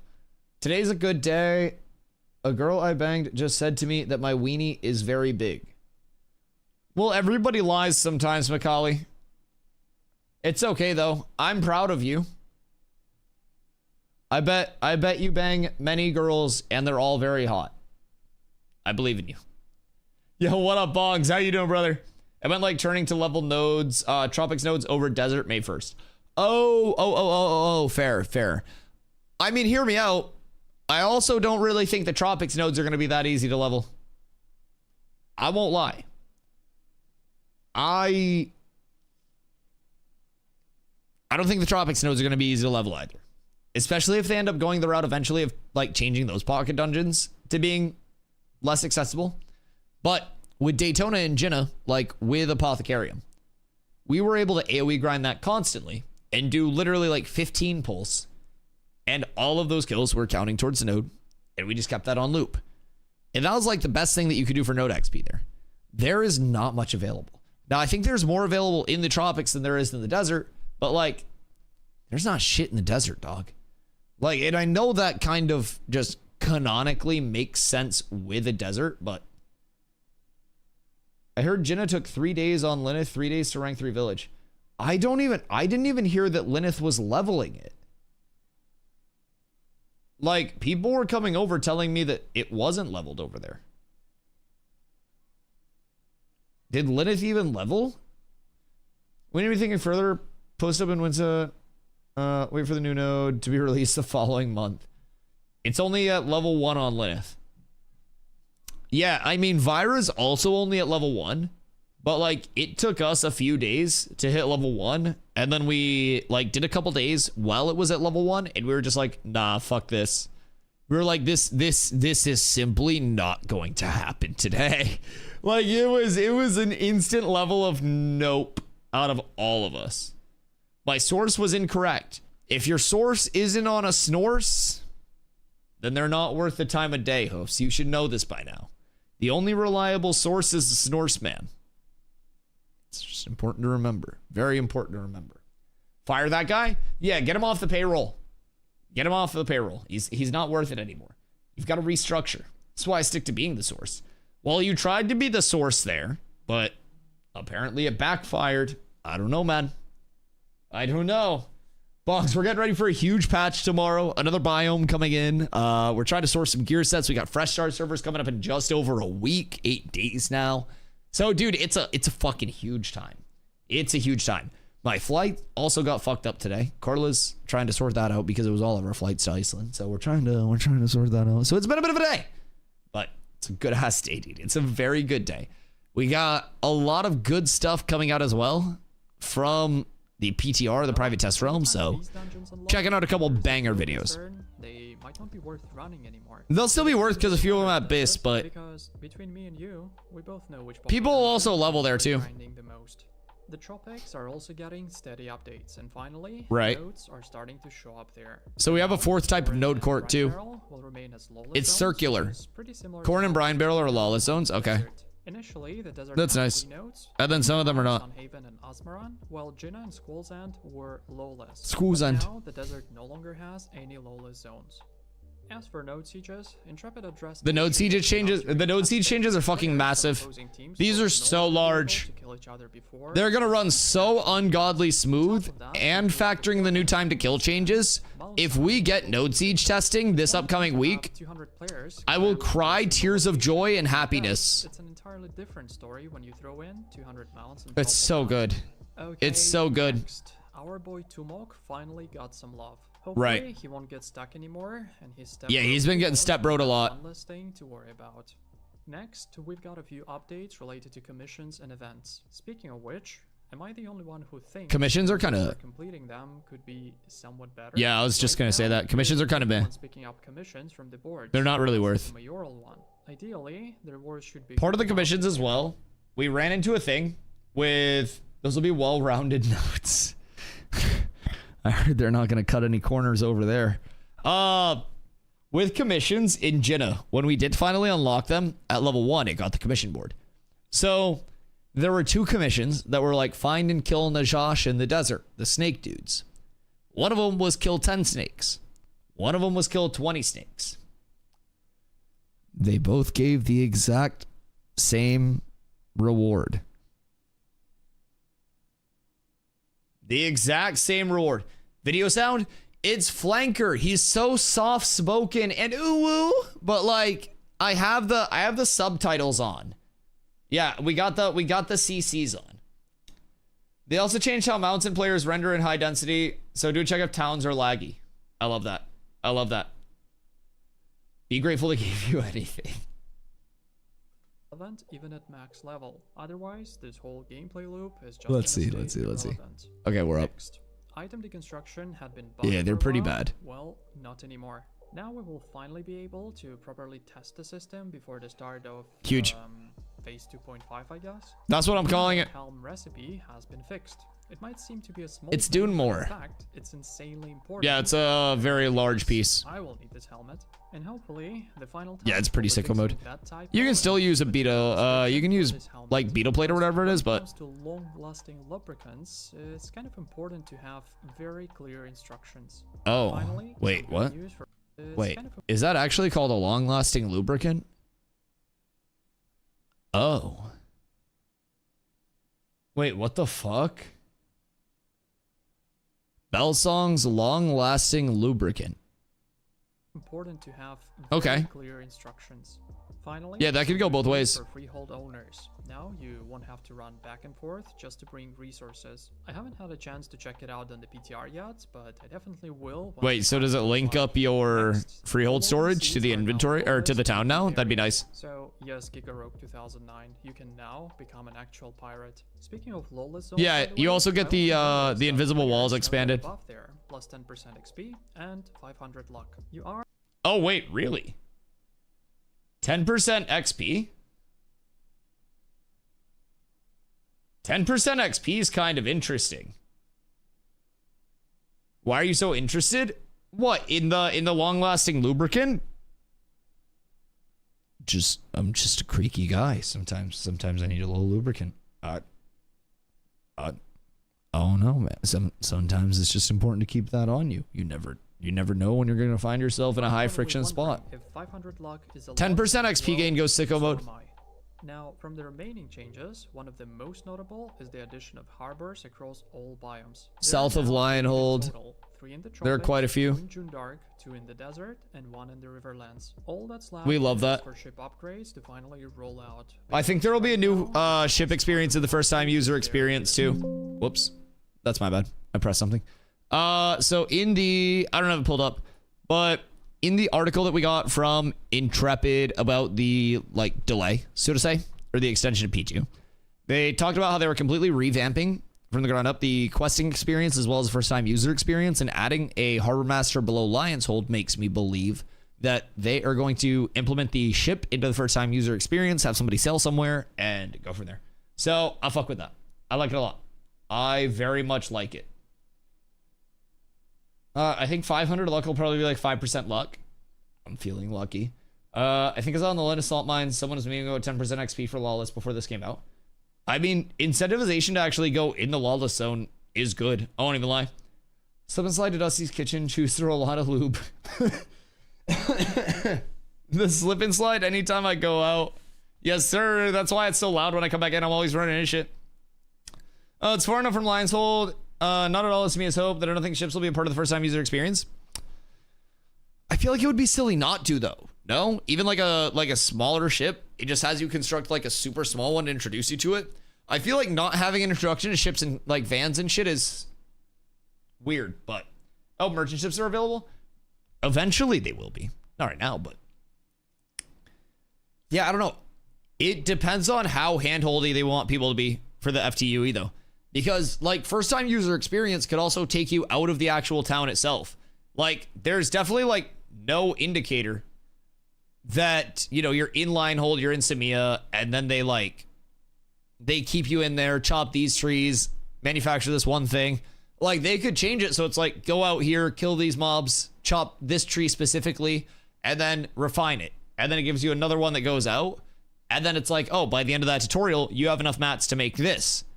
And it's like, oh, I make a ship or I craft something. And then people actually understand a bit more. But yeah. Where are your caravan quests? It's very good. The quests you get in Samia and Lionhold already do that. Fair. Oh, they do include it for both caravans and ships, but I don't think they will. Yeah, there is a van introduction. It's not like handholdy the entire way through, and I don't think they want to go like too handholdy, but they should have made you craft your starter gear. I think that would be a good introduction as well. Just like a little bit of, hey, here is how gathering and refining and the multiple inputs to craft one piece work. And like, here's how you craft a weapon, right? So it basically takes you through, and it's like, oh, we're going to gather the things that you need for a weapon. So gather these to make your weapon mold. Gather this. And then it's like you make a sword or a spell sword. Something basic. So who knows? Parcel quest for items on the side of the roads, which you turn in near the Ember Springs of the nodes. Oh, yeah. There is that one as well. In our gauge, they made you craft a rowboat for a start ship to intro you into it. Ooh. Now, I don't necessarily think they would make you do like a rowboat as like a type of boat, but maybe like the smallest boat possible. Although that would also cost money, but maybe they do like your first boat's free for an introduction. Now, I'm not saying they'll 100% go through that as a new player intro, but with the addition of the harbor and the place that it is, I don't know. Oh, they have more ships available with P3 start, like a schooner or a sloop. Yeah, like the small ass ships, right? Yeah, absolutely. Free with NPC trees. Yeah, that's kind of what I'm thinking would be nice too. Nin, what up? What you doing today?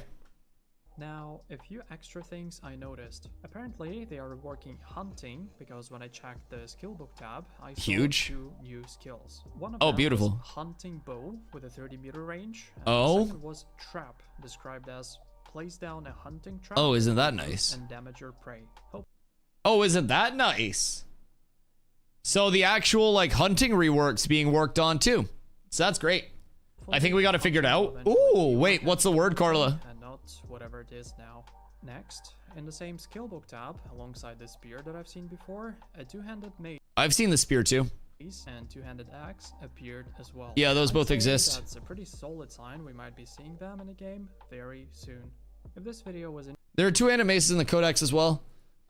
If we go over to Ash's codex, big troll. Now, I don't necessarily know if this mace is a big troll and we're never getting two-handed maces, or if it comes from a big troll. But a powerful heavy mace, you may need to gain some strength to pick this one up. Grants the wielder increased his power and attack speed. And it's an absolutely massive fizz power to attack speed ratio. Now, this is going to be like the old fizz power scaling as well, and not the current fizz power scaling and stuff. So it hasn't been reworked with like the old stats to the new stats. But look at that fucking ratio. That's going to hit so ungodly hard. That shit's nuts. When are we going to stop petting animals to death? Listen. Animals don't need to be violently dealt with. Animals can just be appreciated for what they are. Animals can be cherished. Animals can be loved. Wait. I need a banger. Hold on. And his name is Who's this? Chili! Hey. Chili, what's up? I've got a fantastic stream today. I appreciate you coming through. Raiders, welcome in. My name's Dusty. I stream every single day at 2 p.m. EST. If you haven't been here before, you should be. I streamed over 660 days in a row now. I play Ashes full time. Way too much time. We're getting ready for a huge patch tomorrow. So, played Repo. Ooh, how'd that go? I played Repo once. Like, games like that are fun. But for me, I don't know. I'm too fucking, like, addicted to Ashes and one thing. So, boys, make sure you're following. If you're not already following, you're missing out on a whole lot of Ashes content. And feel free to ask me anything about Ashes. We're yapping a whole fucking lot. We're yapping a whole lot. So, is absolutely S tier. yo, Puvis, thank you for the follow. I appreciate you. X follow? Yes, X follow. Always X follow. Always X follow. P Funzel, thank you for the follow as well. Much love, much love, much love. So, we have been going over, so far, in terms of Ashes content today, a lot of prep for P3 stuff.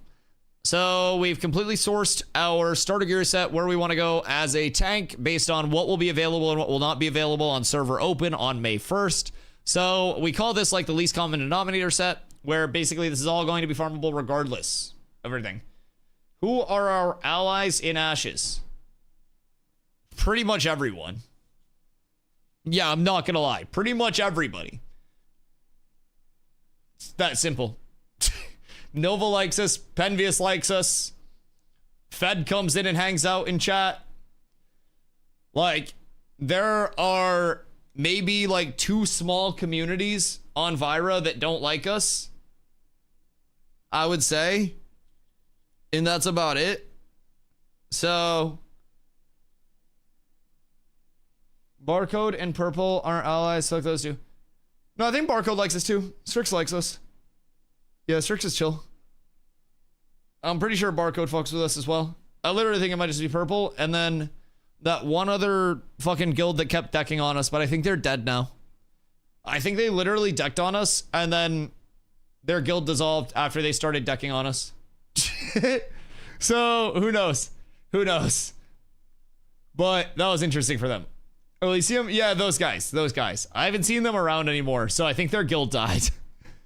So, yeah. I don't know. Most people are pretty chill with us, I will say.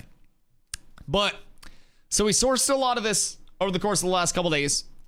And a lot of the purpose of this is to just have gear that is very, very, very farmable in a very easy, accessible spot.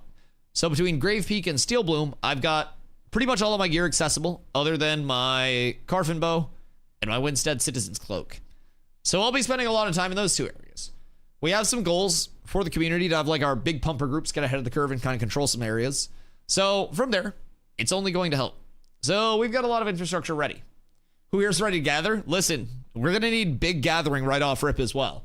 So we're going to have signups going up, and I'll show you guys kind of like what those will look like in the Discord. So our first one will be for leveling groups. And if you're not interested in dedicated leveling groups off rip, then that's okay. We'll have a second one for crafting and gathering mains who will be focusing that off rip. So you'll have your opportunity to get into leveling groups to pump, or set yourself up as a gatherer crafter. From the leveling groups, you'll basically be able to click here and select your class. I'll play tank. I click tank. I sign up as tank. For any of these future events, this is what our sign up will look like. It'll eventually get more in depth with secondaries as well, but it'll still be super, super simple and straightforward.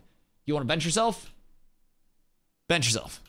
If you're late, tentative, absent. You don't need to do this if you're not going to show up in the first place. It's just a way to stay tuned on it. But in terms of that, we'll also have signups for people who are less focused on the actual leveling part of it and want to explore and stuff like that, right? So we're going to have the secondary sign up, which is being worked on right now for gathering mains and basically crafting mains. How to get that sign up template? We made it ourselves. All in-house, custom made. So we're doing one right now for crafting and gathering as well. So the crafting sign up for people who do want to focus that, or at least like have that as their focus, right? Not like focus in terms of never level or anything like that, but basically start out with it, right? You'll be able to sign up as one of the crafting outputs, like one of the total crafting skills, or just as a gatherer, just generic gatherer. So that is essentially what it'll be. Each crafting will have a selection, and then it'll just be gatherer. And if you sign up as a gatherer, then you'll essentially just work that into your loot. I would still recommend progressing and leveling and picking away at it, but the difference between like the leveling group and the actual gathering side of things is going to be like that our leveling group isn't stopping to gather at all. Our leveling group is XP, XP, XP, XP, XP, right? Our gathering people are like XP and hitting some trees and getting some minables and getting some flowers and shit, right? Working on what you want to work on, taking your time. That's the biggest difference. If you were in the fresh start leveling groups, you are sitting here, you're shitting in your pants in your adult diaper, and you're going hard for leveling and you're not getting up. That's it. Can't do that. I need the gathering high for me to have a fun time. Listen, we need everything. We need everything. So that's the thing. Even if you're like gathering, you'll still be able to find groups. You'll still be able to level. Everyone in the community will be spread out. But like our leveling groups will just be like pump, pump, pump, pump, pump. So won't have anywhere to store them until nodes hit level 2. Nodes get storage at level 1. Yeah, storage is level 1. Caravanserai is level 2. You'll be able to store super, super quickly. Especially on RIP with everything that's dying in the Riverlands. Nodes will hit level 1 extremely quickly. Jin is level 1 and already has its storage. You get commission board and storage and a merchant at level 1. Catheter's getting installed tomorrow. The prep begins. Moin, Tarvo. Have to be premium to make your own? I think so. Shockham's whipped that one up for us because I was like, oh, we need this. And I was going to whip it up today. And then I woke up and Shockham's was like, yo, I got you. It's all done. And I was like, oh my God. This is great. This is great. So yeah, Shock's handling the sign up template creation. So I don't know everything about it. You don't get the ability to buy more storage tabs until 2. And you don't get citizen perks until 3. That's fine. And again, you have to remember, people aren't going to be like just full gathering everything, but being ahead on the gathering is going to be important. Like, and that's also going to be people who aren't really worried about the leveling progression as their primary focus. So you got to remember, it's a full community thing here. We have our people who will be pumping, and we'll have probably 100 plus people in the leveling groups. One storage is enough to start. Yeah, I ran a lot of my woodworking, like my lumberjacking and lumber milling out of Winstead with 1 storage for the longest time. And even with that, early on, gold is a super worthwhile thing to get. If you have somebody that's just doing oak and doing ash, and you're hoarding that, like you're chopping, you're hoarding, the second gathering goes up, you're set to just constantly rock big stacks. You know what I mean? I had 6 tabs of just epic and Lego mining mats. How the fuck y'all work with 1 tab? Well, the trick is to not hit epic or legendary. Yeah. Like, that's where you're going wrong. I don't get those high rarity things because Intrepid Studios gang stalks me.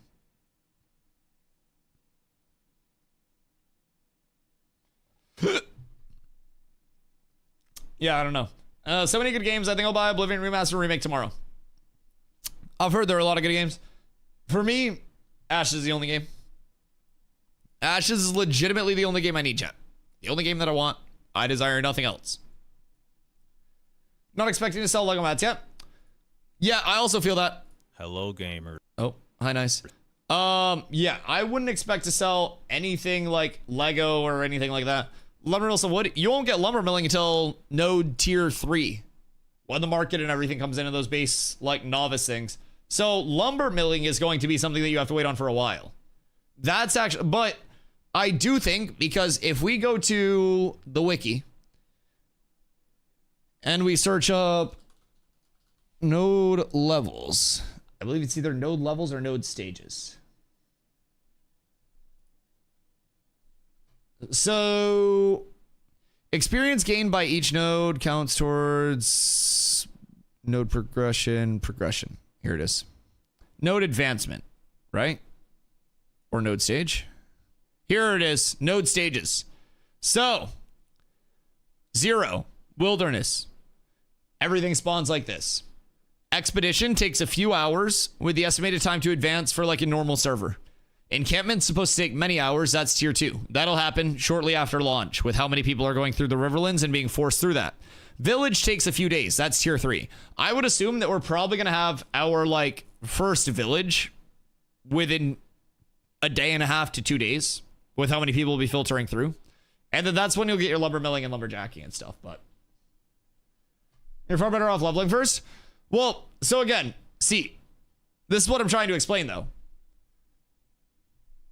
We have a lot of first-time players that aren't worried about their optimization and they just want to contribute how they can while they explore. So again, our players that have the knowledge and have played before, those are going to be a lot of like our leveling pumpers. A lot of the people that are going to be doing gathering and hard focusing and like taking their time with that are going to be people that want to like explore and chill a little bit more. There will also be some people who do want to focus gathering. All of those things still help, right? You know what I mean? But talking about people who know what they're doing.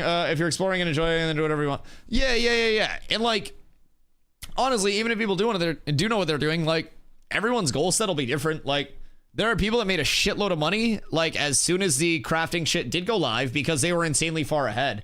Lego wouldn't be able to be sold because price would have to be way too low to actually be worth. I don't necessarily think so, Linen, because everything changes, right? So you say the price would be low, but the price isn't low if you sell it for less when less gold exists. The price is still high, it just scales up. So if you're selling stuff early, and say you're selling like legendary oak early, you've got to be in a spot where you've made enough money to buy the next tier up or the next thing that's going to be hot and inflate before it inflates. So you sell your legendary oak at peak for oak, and then it's like you buy into willow before willow is being used for crafts. So then you get willow for cheap, and then as people roll in and start crafting willow everything, your willow goes up. You use your willow then to sell, and then you take the funds from that and you roll into the next thing, right? So it wouldn't necessarily just be like, oh, you're selling early, you're not making any money. Less gold would exist.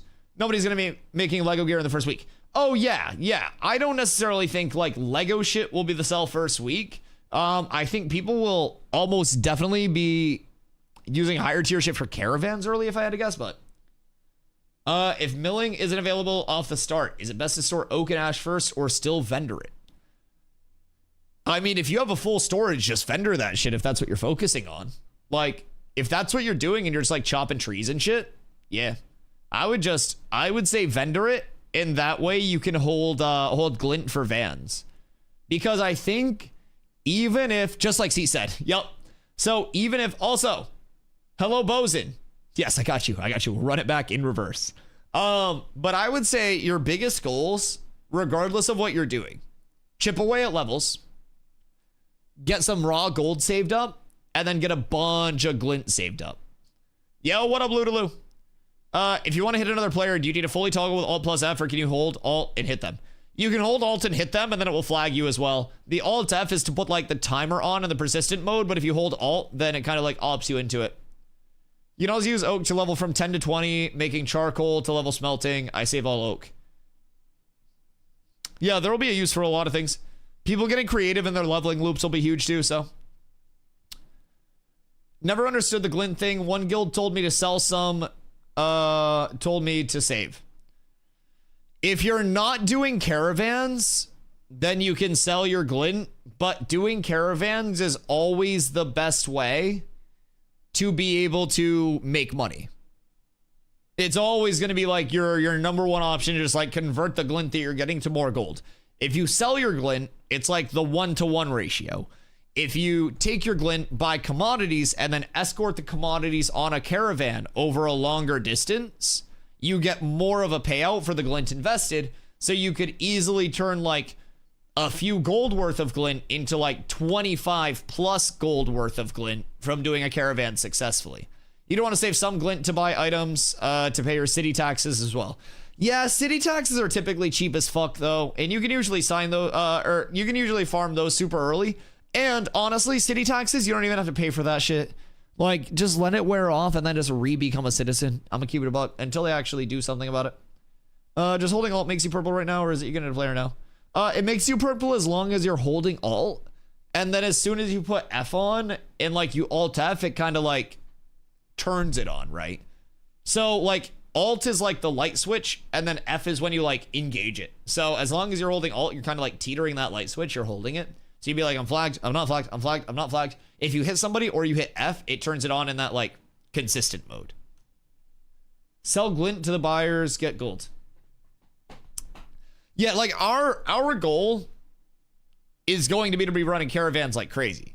Because we have a lot of guilds that also are large guilds that will also want to run vans. So if we group up with them early on and we're just like, yo, we're super far ahead. We have 70 people that want to run vans. Let's run it up. We link up with a few of the other large guilds.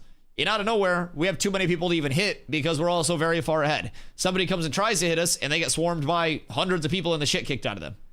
3.5 gold glint for 4 epic commodities from Azmoran to the sea trade post is 120 gold. Jesus Christ.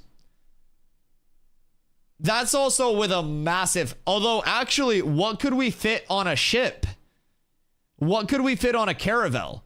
Because if you have a fully loaded caravel with commodities and you sail it place to place early on, you're going to have so much gold. In terms of min-maxing, hitting level 20 is the biggest priority. After 20, you can branch off to gathering, glint farming for vans, gear, or XP farming, whatever. I absolutely agree. 20 is the biggest breakpoint to hit, so that way you can start working on these. So for us, we're going to be trying to get 3 groups, at least, all to level 20 plus. Ideally 21 plus. And then we go, you go Steel Bloom, you go Carfit, you go Grave Peak. Each of those groups farm a spot there on lockdown for hours and just try to find as many pieces of gear from each of those drops as they can. Then we all come up cumulatively and we're like Guild Forge Run or Guild Caravans. We distribute the gear that we've got over the course of the day to the new people who hit 20, and that's how we get the entire guild up. That's how every single part of the guild just grows instantly in power. That's our big goal. So yeah, like C said, if we can get everyone up to 20 plus, like 25 is complimentary, right? It's just a few extra abilities, some more base stats, stuff like that. 20 plus is a big thing though. That's the huge part. 20 plus, getting the 20 plus gear, sourcing that in groups, that's it. Okay, we have another video.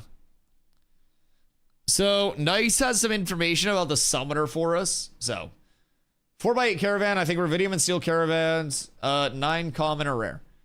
Okay, yeah, so we're not getting those for a while. Like realistic vans though.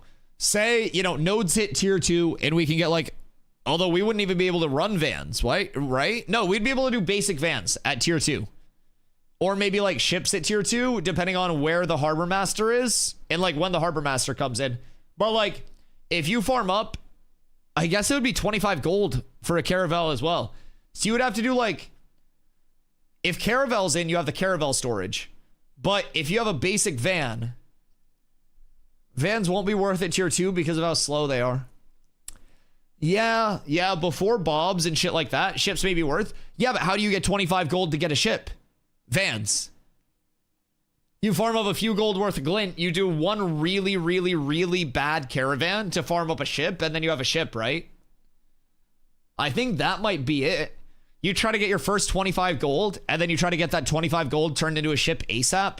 Because if you're the first person to get a ship, no one's going to be able to come out and fucking contest you on the water anyways. I feel like first ship is just free money. As long as you have T2 nodes.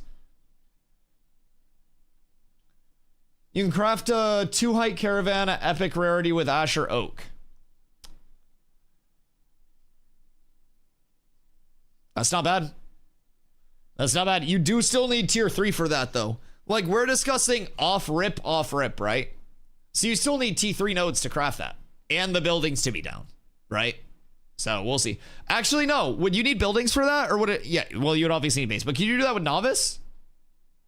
We need the building, or would that just be like at the novice too? Save your glint. Oh yeah. Alternative is just bank your glint for better vans and then run multiples later. Less gold earlier, more gold later. Yeah. 100%. Honestly, with how valid gear grinding is to get base drops now, I think just saving all of your glint for later and getting a base gear set is going to be the best use of time early on. Because if you're trying to run vans and people already have the gear and they're stronger than you, they're just going to hit your vans and you'll lose your vans. If you take the time to get gear the first week, you get big chungussy. And then you run a van, someone tries to hit your vans, you hop off the van and you're like, ha ha. And then you just kick the shit out of them. Congratulations, you have free vans. Can't wait for the Linnies to try their Care Bear runs on the merged servers. Yeah, that's going to go really well. That's going to go really well for them. Yeah, nice populated van area. I'm sure nobody's going to try to hit that. Okay, I'll be right back. I'm going to piss my pants. And I'm going to try to prevent that by peeing in the toilet. Hold on. Vans are so slow initially, like slow enough that a good glint farm makes as much as a van run would at a time. Yeah. And even like not factoring in glint gear. Like if I am doing Steel Bloom or I'm doing another farm and I find iron rings or we get black feather tunics, we're selling those for a fuckload. You know what I mean? The first bows. People will pay all of their shit for good weapons, good gear, like core pieces. It's massive. I'll be right back.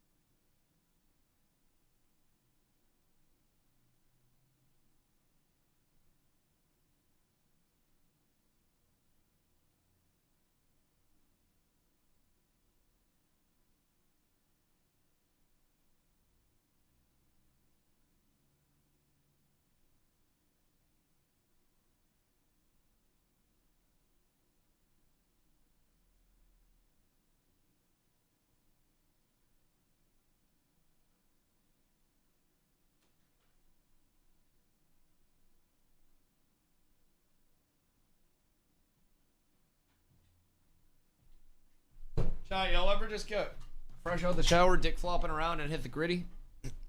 Because that's one of my favorite things. You don't want to sell your glint at all? Yeah, no. I mean, I definitely think saving as much glint as possible and maximizing on your caravan output is going to be the largest thing. I absolutely think that's going to be the largest thing. I think that is a massive step in progression as long, hear me out, as long as you can complete the vans.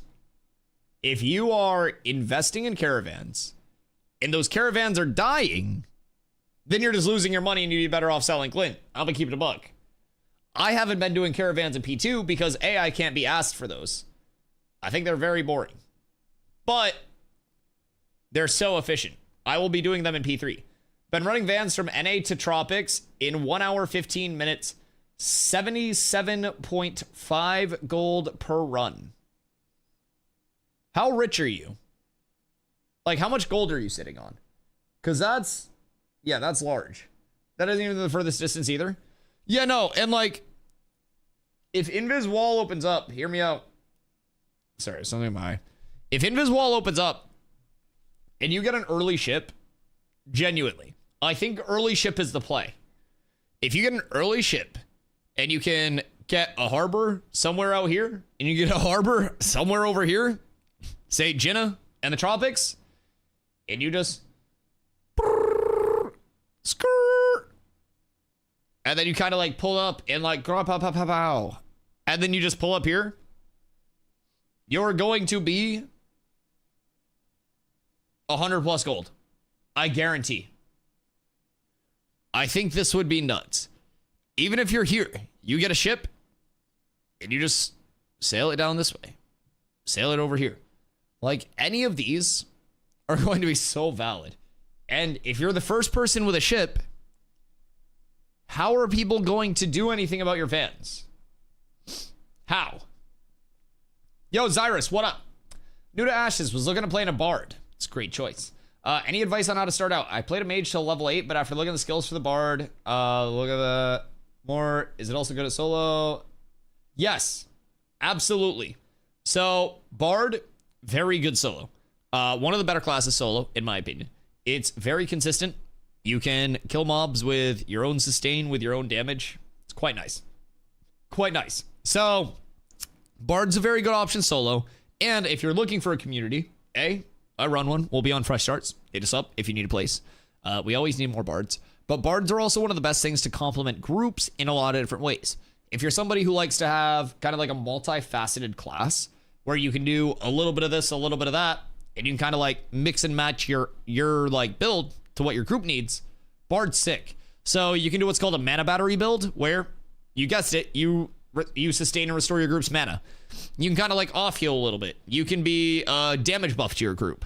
So definitely a high value class, very fun to play as well because you almost have a like an inherent builder spender like through your class just in terms of like what you are doing for your combo. So you'll get Resonant Weapon, which every time you cast an ability, you'll gain 1 stack of Resonant Weapon.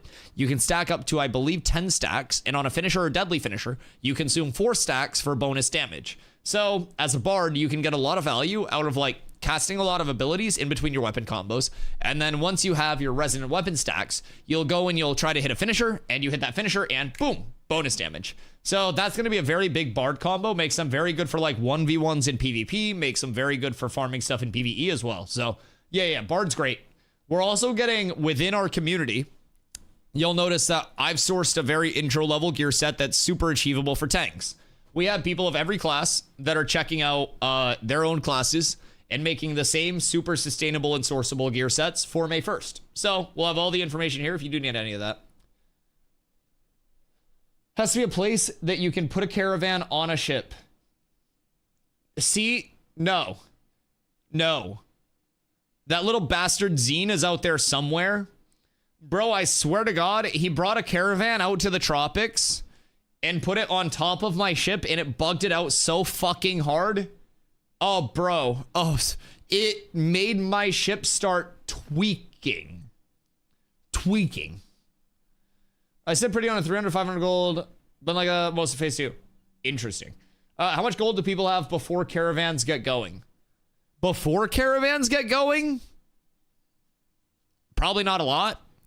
Especially like It depends, because if you sell glint early to secure a little bit of gold, you'll be ahead of the curve in gold. But like, if you gear farm, then you'll also be able to sell extras of the gear that you get that you don't need to take those people's gold, and then you have the gold. So it's about like, do you want to farm the gold to put into the economy, or do you want to do the work to get the gold out of the economy early? Past that, it'll be dependent on how many people are like gathering and just direct vendoring, right? So if people are gathering, vendoring, that's going to inject way more value into the economy, because based on this, it may take up to a few days for us to see villages. So that's going to be where crafting comes in. Before that, we'll get vendors at the encampment stage. So people that are yopping trees, they'll be able to actually vendor their shit at that point and get some gold without selling their glint. I'm still going to solo farm for maps between level 7 and 12. Interesting. Seems really like my playstyle. Don't like to join, but I'm in the UK. If you're looking for fresh starts on May 1st, you may end up playing on NA anyways. Ping is very, very, very low in Ashes, I will say. A lot of EU players, most of the EU populace actually, is over on NA already. We even have people from OCE that play on NA. Plus, it's currently an NA Central server. It goes to NA East on May 1st. So anybody that is in EU, you get better ping on May 1st over here too. So yeah, I would definitely recommend, if you are looking for that fresh start and a very populated server, NA may be the play. It's going to be lit. It's going to be very nice. Chat, who's coming over to fresh starts? And who's staying on like the merge server? I'm curious. Do we have anybody that's staying on merged? Have you seen land ship? I heard they fixed it. Like being able to deploy your boat on land? Yeah, they fixed that. They fixed that. The only land boat that we see now is when fucking Planendorf's no clipping through the world. So only occasionally do we see a Flying Dutchman. Land ship is so funny. I fucking love that. Dusty, do you know how to get into Steel Bloom basement through any quest since they closed it? Nope. I could probably shadow step through it as a rogue if they didn't nerf my shit. If you're not going fresh start, you're missing out on so much. I think it's gonna be great. I'll be doing both. What's your like method of approach for both? If you hit a point where it's like, there's a bunch of like a queue on fresh start, or like there's a bunch of like, I don't know, just contest in the area you're trying to farm, you're just like, I'll go explore on my other character type shit. Just whatever's feeling convenient. Fresh starter here. Yeah, I'm going to be trying to get into the servers as soon as they're up. Yeah, I think that's a good play for it too. And keep in mind, we're getting the JUNDARK tomorrow. We're only going to have a few days to explore that before it comes out on May 1st. So if you're back on like the legacy server, as I call it, that merge server, you're going to be able to get very valuable data on all of the JUNDARK stuff before the new organic levelers from the fresh start servers actually hit that point. So all of the bugs that you find, all the feedback that you find, fucking huge. Does Exclamation Ashes have the new Discord? I don't think so. Nope. Hold on. Let me see if I can fix it real quick. It's on Nightbot. Let me see if I can fix it right now. Commands.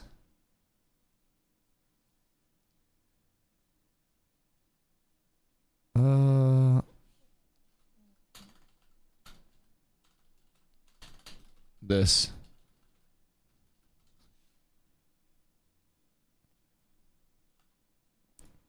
And then we go cats. Welcome channel. Copy. Wait, no, not a 7-day link. We need expires after never. Generate new link. I don't know if we have the discord.gg/cats with abs for this or if we need boosts, but just says hidden use copy button. That doesn't make sense. Why'd that bug out? I did hit copy. Edit invite link, generate new link, copy. And then just says hidden use. What? Mine's bugging.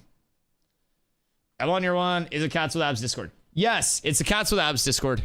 I'll fix the setting later. I'll fix the command later. I can't do that shit on the fly. I'm not smart enough for that. Yeah, it's the Cats with Abs one. I think it's a discord.gg/cats with abs. I don't know if it's there, but they haven't given you PTR? Me? I didn't ask. Get in, rush through the tutorial and get out of the server worker. I would also recommend going to Samia's Hope instead of Lion Hold. I'm not gonna lie, I'm going Samia's Hope. Fresh start for me will just be good for fun. We're going crazy. We're taking it so seriously. The other way around, the merge server will be for me testing Endgame stuff before fresh start server ST3 benches up. Yeah, so for us, it's like, personally, I can see myself get burnt out in August. Everyone hardcore and fresh start now.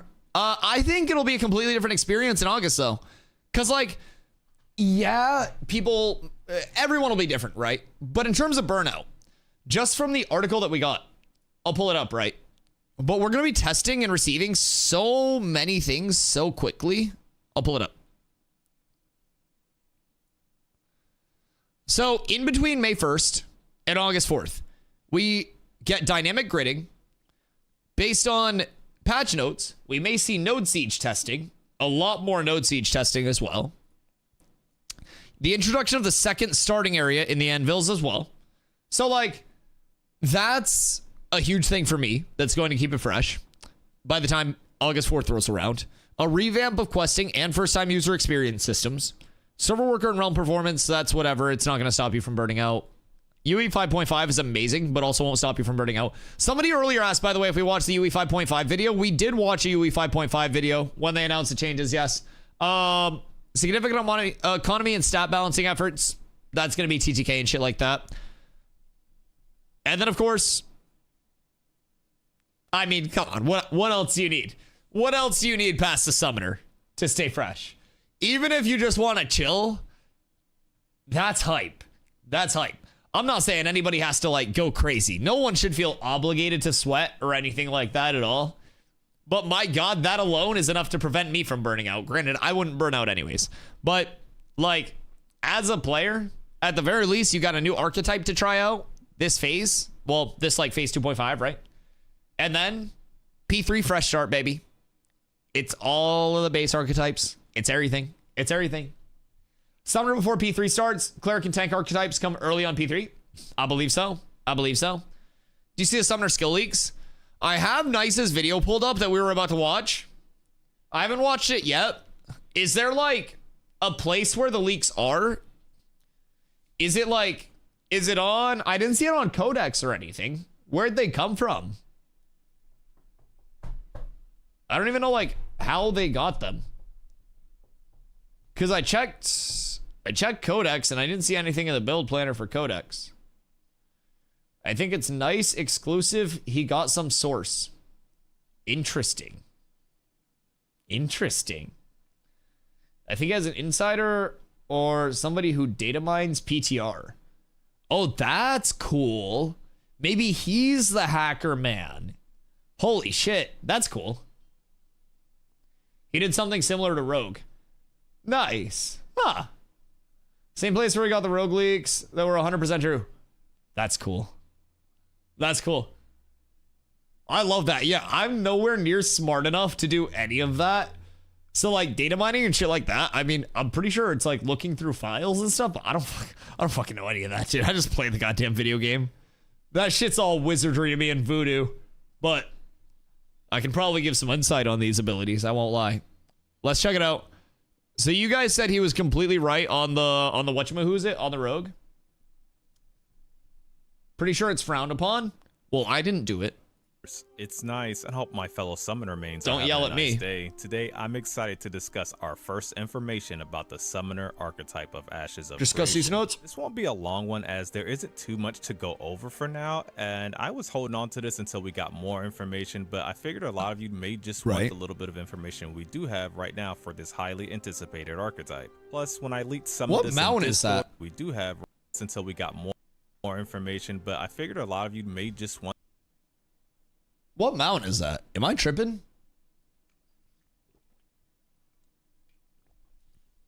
I'm very confused. Otter plus Rhino.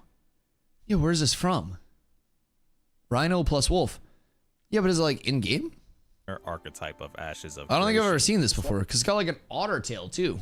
The fuck? It'll be a long one as there isn't too much to go over for now, and I was holding on to this. Steven's gift. Oh. Huh. What's it called? I don't even think I've seen this on the wiki. More information, but I figured It's got like a lot of you may horn and like an otter tail and shit. Weird. just want the little bit of information we do have right now for this highly anticipated archetype. Plus, when I leaked That's some of this cool. in Discord, a certain someone wouldn't Buffalo? leave me alone about Oh, it, sorry. and since I was the first to reveal the rogue archetype kit, it seems only right that I tell you about the summoner. Now, the intel I received All right, on well, tell rogue me about early it. turned out to be completely true, but as always, take this intel/leaks with a grain of salt. Remember, some of this can be lost in translation, just plain old wrong, work in progress. Everything or can change. Just subject to change, meaning that by the time we finally get our hands on a summoner, And they could have just it'll be scrapped it, completely yeah. different, and maybe only one of these skills is still in play, you know? And when we get more info, I'll do a follow-up video or just What if they update put the in pinned fake comment files to depending bait on him how much more information after knowing comes what out. happened with the There's rogue? only like 2 to 3 skills revealed to me right now, so Alpine Baghorn.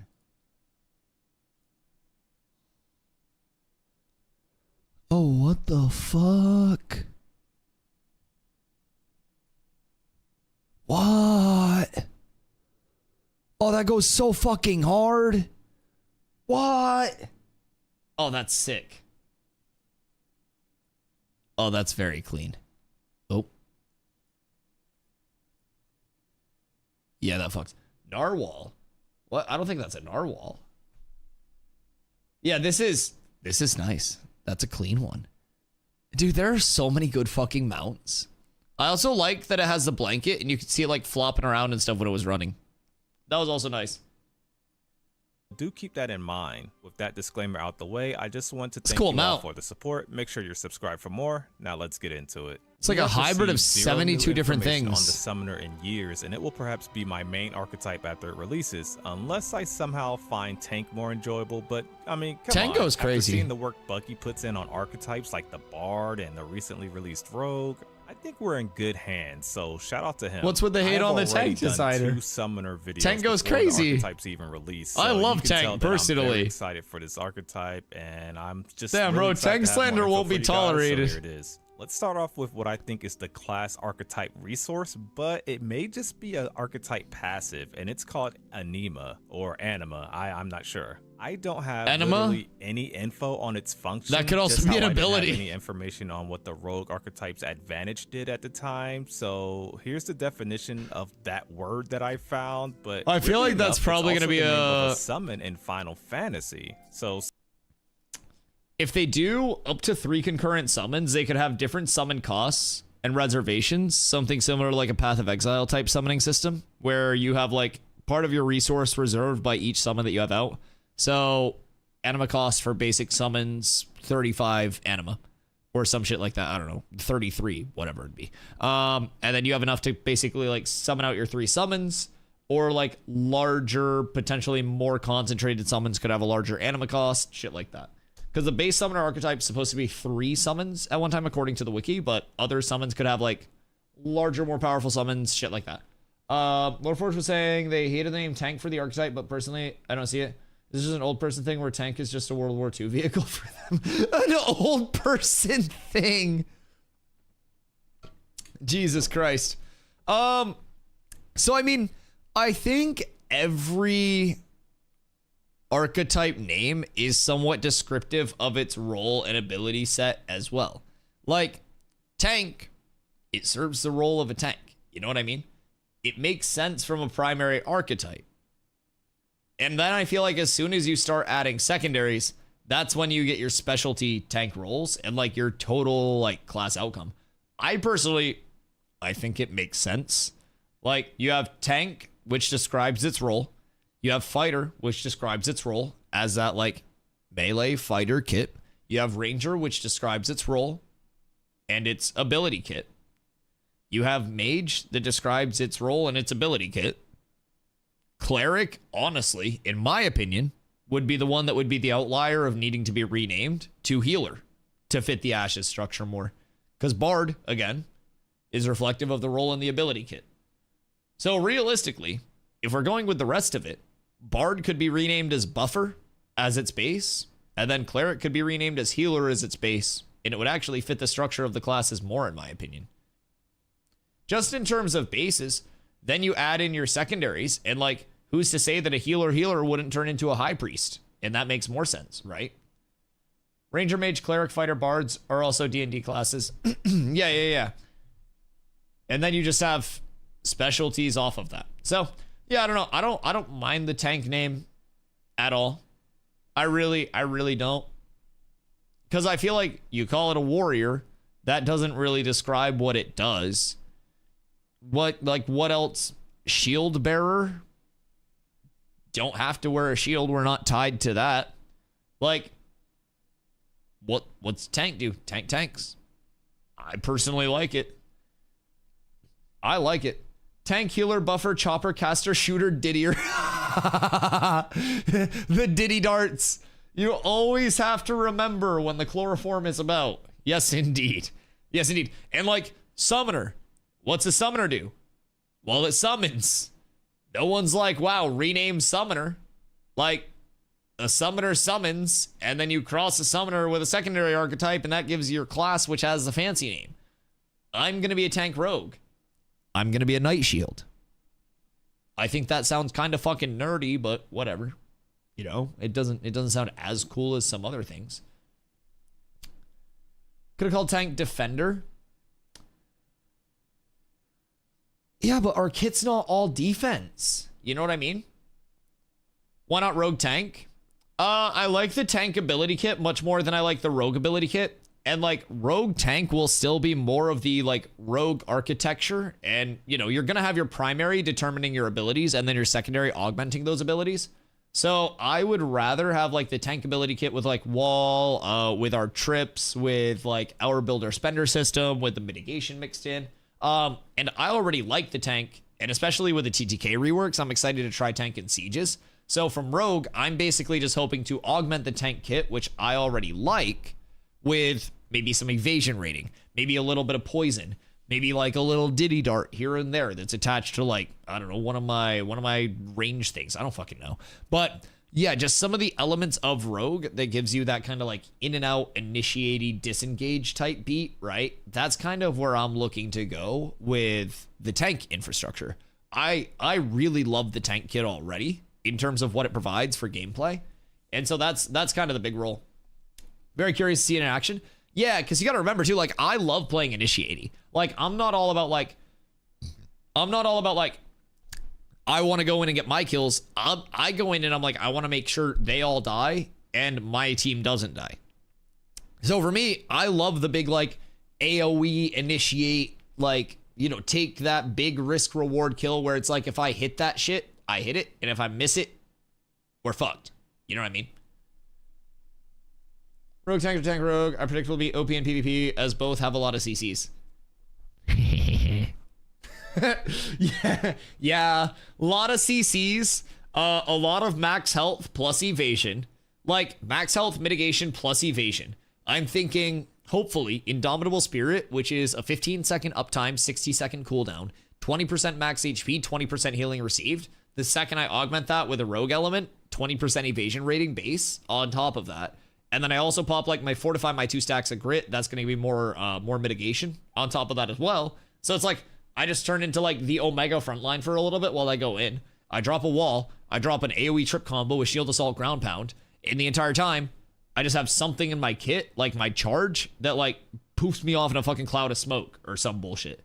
Like, I think that kit is absolutely insane. Absolutely insane.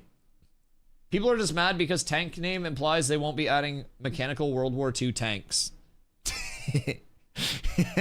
Tank in the tank is actually the fucking meta.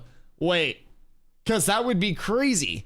Because someone would be like, I'm going on the tank, and they'd be like, what tank? And they'd be like, the tank, and they're like, are the tank in the tank or the tank being driven by the tank? And they'd be like, well, the tank being driven by the tank, and then the tank in the tank once we disable the tank being driven by the tank, because you can't get to the tank in the tank until you take the tank out of the tank.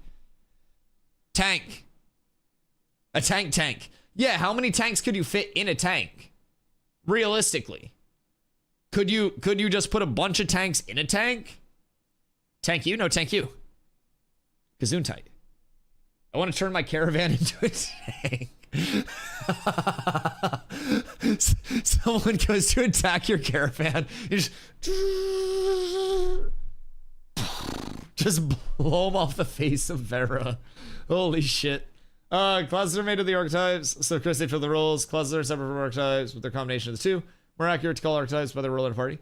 Yeah, that's kind of what I'm thinking. Just as like a general. Trying to go for Battleman, Jackalight, or Spellstone. Oh, fuck. Yeah, what a Ultraman. What are those? What are the secondaries on that? Like, what's the makeup of those?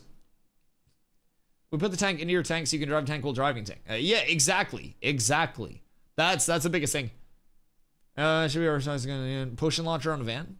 I still think a dwarf launcher would be better for the economy.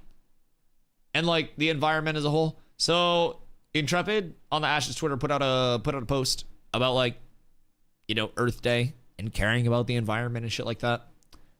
And I simply pointed out that launching a bunch of potions into the water has to be terrible for the environment. So a launcher that could handle both Dunir and Nakua and potentially even shorter tall races would be better for the environment and should probably be considered for naval combat and ship armaments. And they had no logical basis to stand on. If they care about the beauty of Vera and the sustained environment that we do live in and take part in, I hope they consider it. Mage Cleric, Mage Tank, Mage Fighter. Ooh. I mean, Mage Cleric, I feel like would probably have, I don't know, just self-heals? But, do you have enough AoE shit? Like, maybe Prismatic Beam also heals all allies that are in it for a certain amount and shit like that? I don't know exactly what I expect out of that. Healing Lightning Ball? Yeah, that's kind of what I'm thinking. Like, your AoEs and stuff can be healy as well. Yeah, that's kind of what I'm thinking. You stack up AoE and you just dump it, right? So say I go in as a tank, I wall and hit a trip combo, and then you're just there with a bzzz Prismatic Beam. And like my health is just dropping down and ticking up and dropping down and ticking up. That'd be kind of cool. Mage Tank. Fuck. Mage Tank. What elements of a tank, knowing tank, would I give a mage? Maybe a fucking trip or something? I don't know. Some max health on hitting somebody, or maybe some stacking mitigation, or like a mana shield or something like that. But how would the mana shield work? Maybe like a max health percentage on certain ability casts? Because don't you already have barrier? Which I guess barrier is not like a mana shield. You got a mana shield maybe, but it wouldn't give you like a new ability. Maybe it turns your barrier into a toggleable mana shield. Ice Wall. Ooh, Ice Wall could be a cool one. What would be the differentiator though between Ice Wall and regular wall? I don't really know, like, and what ability would we turn into the wall? Because it's not just going to take tank abilities and give them to a mage. It augments the mage abilities. So it'd have to be a mage ability turning into each of these through an augment. What happens when you cross beams? You don't want to see. You don't want to see, Leona. You don't want to fucking find out. Especially if you point beams at each other. Oh, God. Oh, God. Let me get Ranger with the Cleric or Bard. Throw him up a combo, and Ash is going to be super fun. I mean, listen, man. The Rogue Throw is really nice. The Rogue Throw is great. DM Steven tell him to release some of the secondary classes. We need to see what it's going to be like. Steven has to be blocked. Other games just get it wrong. Archetypes are broader classes are more specific. Ash says it the right way around. Are you guys still talking about tank being called tank? I didn't know that was like that big of a controversy. I never like... I don't know. I personally didn't really see a problem in it. Hold on, there were a couple like broader class names that I had concerns with though. Which ones? It was one of the bards. Tellsword. I don't know if I feel like Tellsword is a banger or not. I won't lie.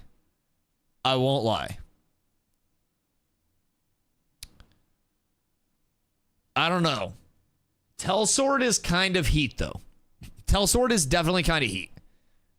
Bard tank being a siren doesn't make sense to me. Maybe I'm missing something there, but I picture a siren as like, I don't know, something different, but I don't know. Okay. Oh. Do they know how to get information from you? Wait, does who know how to get information from me? What do you mean? Sorry, I don't have more information on that, so stay tuned. Everyone's saying information. We do have information on this. It's an ability. It's called Telsword. Shred. Inflict a Yeah, I'm just assuming that Telsword would like, I don't know. Soul Bow sounds interesting. Soul Bow's fire. Wait, what were all the tank ones? We have Tank Fighter for Knight, Tank for Guardian, Tank Rogue for Night Shield. It's so edgy. I feel like I would wear a cape and I would like, I don't even fucking know. I don't even know. I feel like a vigilante being known as a Night Shield. Tank Ranger is Warden. Tank Mage is Spell Shield. Tank Summoner is Keeper. Tank Cleric Paladin. It's probably where I'll be going first, by the way. And then Tank Bard is Argent. Yo, chat. Where are the Rogue Rangers at? Rogue Rangers in chat, stand up. Any Rogue Ranger enjoyers looking forward to that specific combo? Because I'm calling the cops on your shit if you are. Listen, honestly, unironically, Rogue Ranger having an even more ranged kit and having Diddy darts is going to be fucking disgusting and should be known as a predator. Everything Rogue related should be just changed to predator with all those Diddy darts and shit. I don't like it. Diddy dart needs to be removed from the game. It's terrible. I hate that shit. I'm an assassin and an archmage. Assassin is rogue, and then archmage is mage, right? Am I tripping? Oh no, it's archwizard. Yeah, so mage. Wait, those are literally, why you're just doubling down on shit. Unreleased rogue. Yeah, take rogue back and then give us summoner. Just fuck it. Switch it back. Underwater mount, underwater caravan. Water bobs would be insane. What's better than a rogue? A buffed rogue. You know what? You might not be wrong.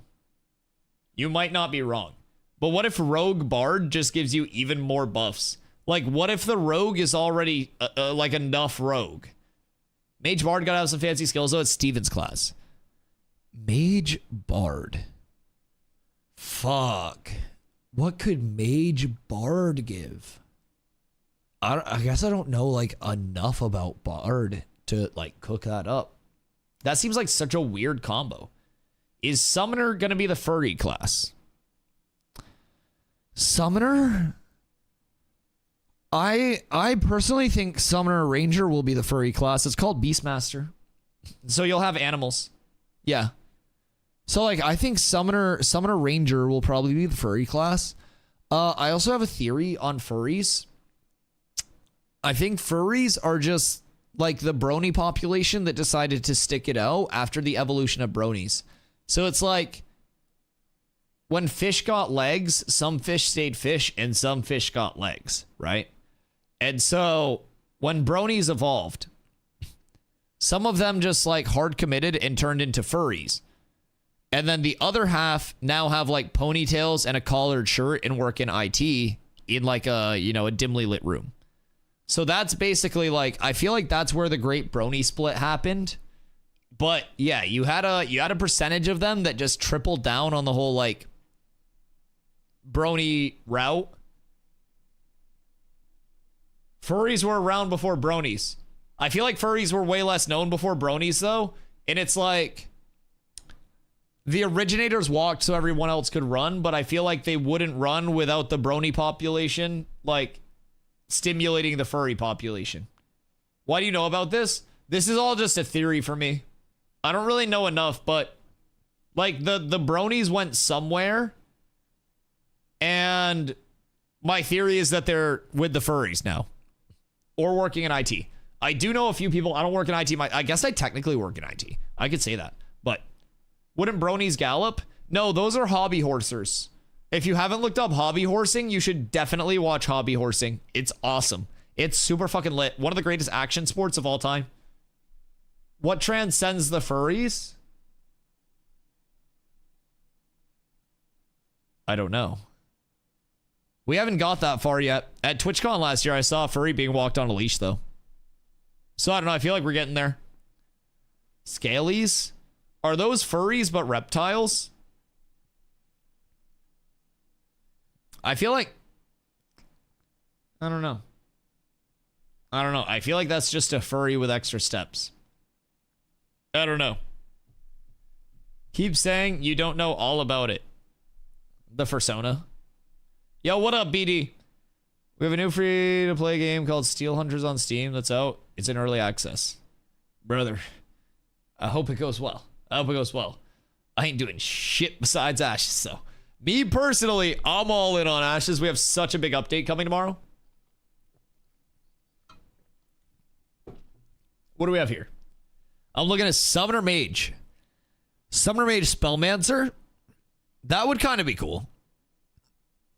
I don't know. I'd assume more like... obviously mage-type summons, right? But maybe even like familiars and stuff that would auto-cast or something? I don't know. I don't know. That's going to be very interesting, though. Depends if summoner has different minions, doing different buffs. So far on the wiki, you can have up to 3 minions. It takes a spot of a missing party class. So only be able to have tank, cleric, and bard minions one time. Excuse me. So I don't necessarily think like you'll one-to-one replace a class, right? So fortunately, I already had this pulled up. But with summons, summoners can shift their roles easily to fill gaps in a group's comp based on the role of the summon, because the summon itself gives you your active abilities, right? So summoner doesn't have like one like full role. So Steven said it depends on the summon that they bring out.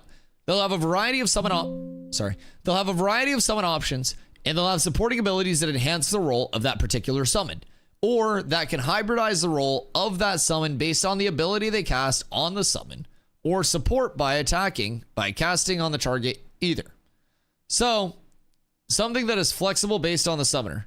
And then when you choose a secondary archetype as your total class, that as a primary summoner, that'll influence which category your summons perform best as a role.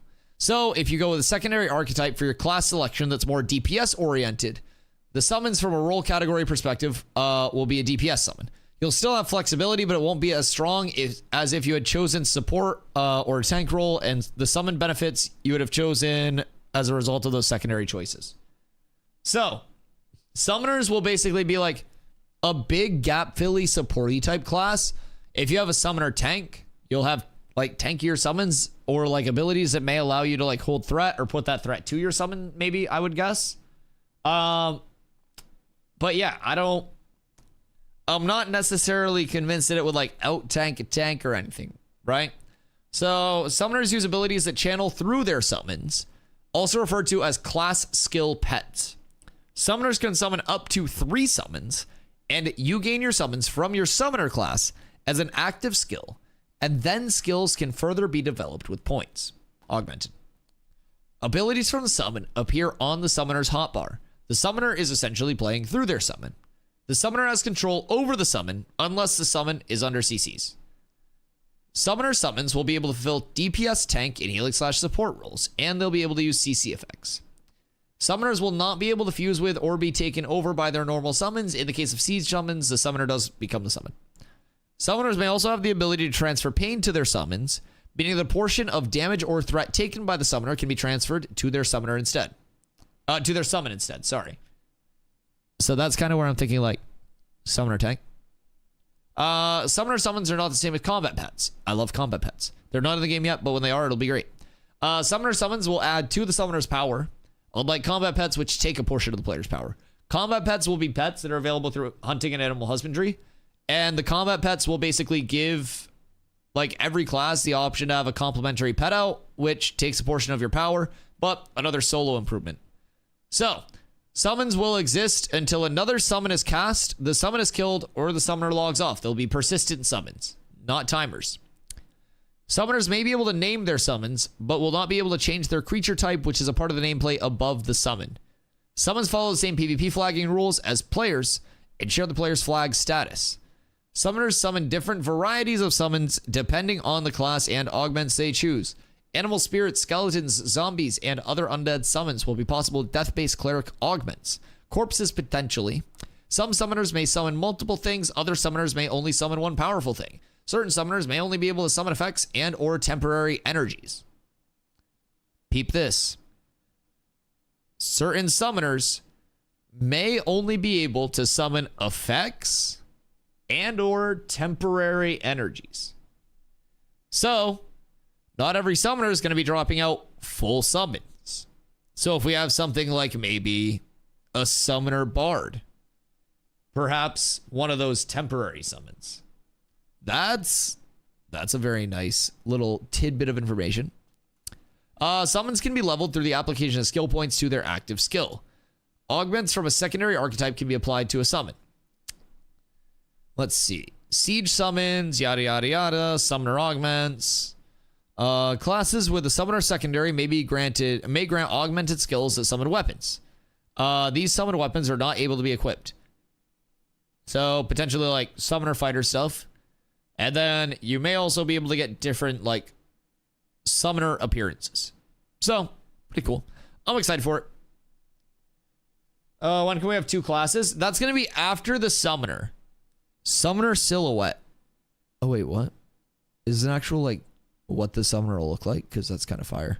But yeah, so secondary classes will probably be after the August 4th reset, if I had to guess. Those fresh starts will wipe subsequent to that. If they're able to get it in earlier, I'd be extremely impressed. But we'll get our primary and secondary archetypes starting with tank and cleric becoming available for everybody. So you'll have like tank, cleric available, but every class will have tank and cleric available. Gen chat's popping off. People are literally saying that Fed joined Penvius. Nice. You know what's crazy? All 3 of those guilds like us a lot. Cats on top. We're coming to the Van Knights, baby. We're coming to the Van Knights. Who's going to say no to that? Realistically, if on launch, it's all of our people. Fed, Penvius, we do Vans together. What are people going to do? Who the fuck's stopping that? And we get Nova? No, I don't know. I feel like we could get Sulos. But I don't know. Does Lineker like me enough to stop disliking you guys? Sulos would hang out with us. Sulos would like sneak a van in the middle so like Lineker didn't see or anything. Sulos would be like, please don't see me. We could get like some Nova out there until like Lineker logs on and he's like, what the fuck is going on here? Standby and Havoc are big van attackers. How many people do they have though? And like big van attackers. Envious would never let me alive around the caravans. Yeah, but what if I put you in my caravan? What if I was just like, I have a special guest today? Like, my goal is at some point to get all of you goobers on the same page for like a fucking hour and just see how sick it would be to have all of us just running a van somewhere. It would be so ungodly good. It would be so good. They're big guild. Interesting. Maybe that'll be fun then. Maybe that'll be fun. Are they on Lineth? I would try. This month is so hard on my wallet. Nintendo Switch 2 and Ashes. Wait. So don't you have to pay like $1,000 for the Switch 2 and then also like $9 million for a game? People can tell you're coming because I see the server worker change when they're sitting still. You just, honestly, you would need to have like a wide load sign to describe the server weight that's coming through. Like you would need to send a guide van up top and then the entire lag fest would come through. I don't even know if people would be able to hit the vans because there would just be so many. $5,000 and I need to sell my kidney for a game? I mean, if you have both of your kidneys, that's actually a solid investment. Selling one of them and like cashing out on it, if you only need one, is really, I feel like, not a bad idea. It's just like leaving money on the table if you're not, right? It'd be like if I didn't say, chat, Check and see if you have your Twitch Primes available. See, it's leaving things on the table and opportunity on the table, right? People need to use their Primes. If they're not using their Primes, they're losing out on value. You only need one kidney. If you're not selling your other kidney, you're losing out on value. I feel like it's a pretty straightforward process here. I know a few good doctors, a few good buyers as well, so just hit me up. Hit me up, I got you. So let's check these summoner abilities. Spirit Shred. Inflict a damage over time effect upon target enemy, dealing 25% damage each second over X. Subsequent applications extend the duration by X up to a maximum of 20 seconds. This ability does spirit damage over time. That's a long duration. And I feel like that's not that good. I'm not gonna lie, that's a very underwhelming ability. In a world where everything is burst and time to kill is intended to be slower, this is playing into a slow time to kill, and in 1vx's where it's a drain, like, sure. Or if this were like a life transfer, then sure. But I'm not convinced that this is a good ability. It just 25% weapon damage each second is incredibly low, I think. Yo, Franchi, hello. If you only have one kidney, it works twice as much, so it's easier to fuck it up. Just do kidney ups each day. I'm doing very well. I appreciate you. I hope you're doing well. I think Summoner's going to be dots, and you can detonate those dots. Also, abilities will definitely stack off summons. Yeah, if it's like a consume the remaining duration of the dot, to like, then I definitely get that. Like, oh, one of the Diablo 3 Witch Doctor builds had that. I don't remember which set it was. But, yeah, one of the sets, you were running like Soul Harvest or some shit. You'd stack up dots, and then you would just detonate the dots. Yeah. That's interesting. Let's check it out. Heart, muscle, muscle. Gotta work that shit to the failure. Damage over. Yeah. And like Taco Bell is very good for working that. Time effect upon a target enemy, dealing 25% damage each second. If there's like X amount of seconds. If there's a length-based consumption, then sure. Extend the duration by X amount. And this will also be poppy as fuck. 20 seconds. If it's a length-based like consumption, that's gonna be sicko mode. Spirit damage over time ability. That sounds pretty cool. There's also an upgrade. 20 seconds is very long uptime. That recharges its cooldown, but the condition tied to it is currently unknown to us. Next up, we have Umbral Blast. Deal 250% damage to a target enemy. So it's kind of a lame ability design. I mean, maybe it's just like a filler ability, right? Maybe. Surely there's more to this. That's a really hard-hitting ability. If that's just like a target somebody from ranged and do 250% damage, that's a fucking nuke. Holy shit. We have no context on summons themselves. Yeah, this is a hard-hitting ability. My hardest hitting ability as a tank is 225. I don't know, and that scale's hard. That's gonna be chunky. Sounds like short range cone AoE. Yeah, but it just says to a target enemy. So this seems like a single target, just high burst ability. Probably has very like high burst cast time, like snipe. Maybe conjure some dark shadow to throw it at him. I'm really. What snipes max damage? I don't think it would have to be like a snipe, like length, cast time, or anything like that. Oh, do I do some kind of Deathlord Paladin with a bunch of skeletons or support plus summons? Interesting. Tank summoner could maybe do some of that, but or like cleric summoner, I don't know.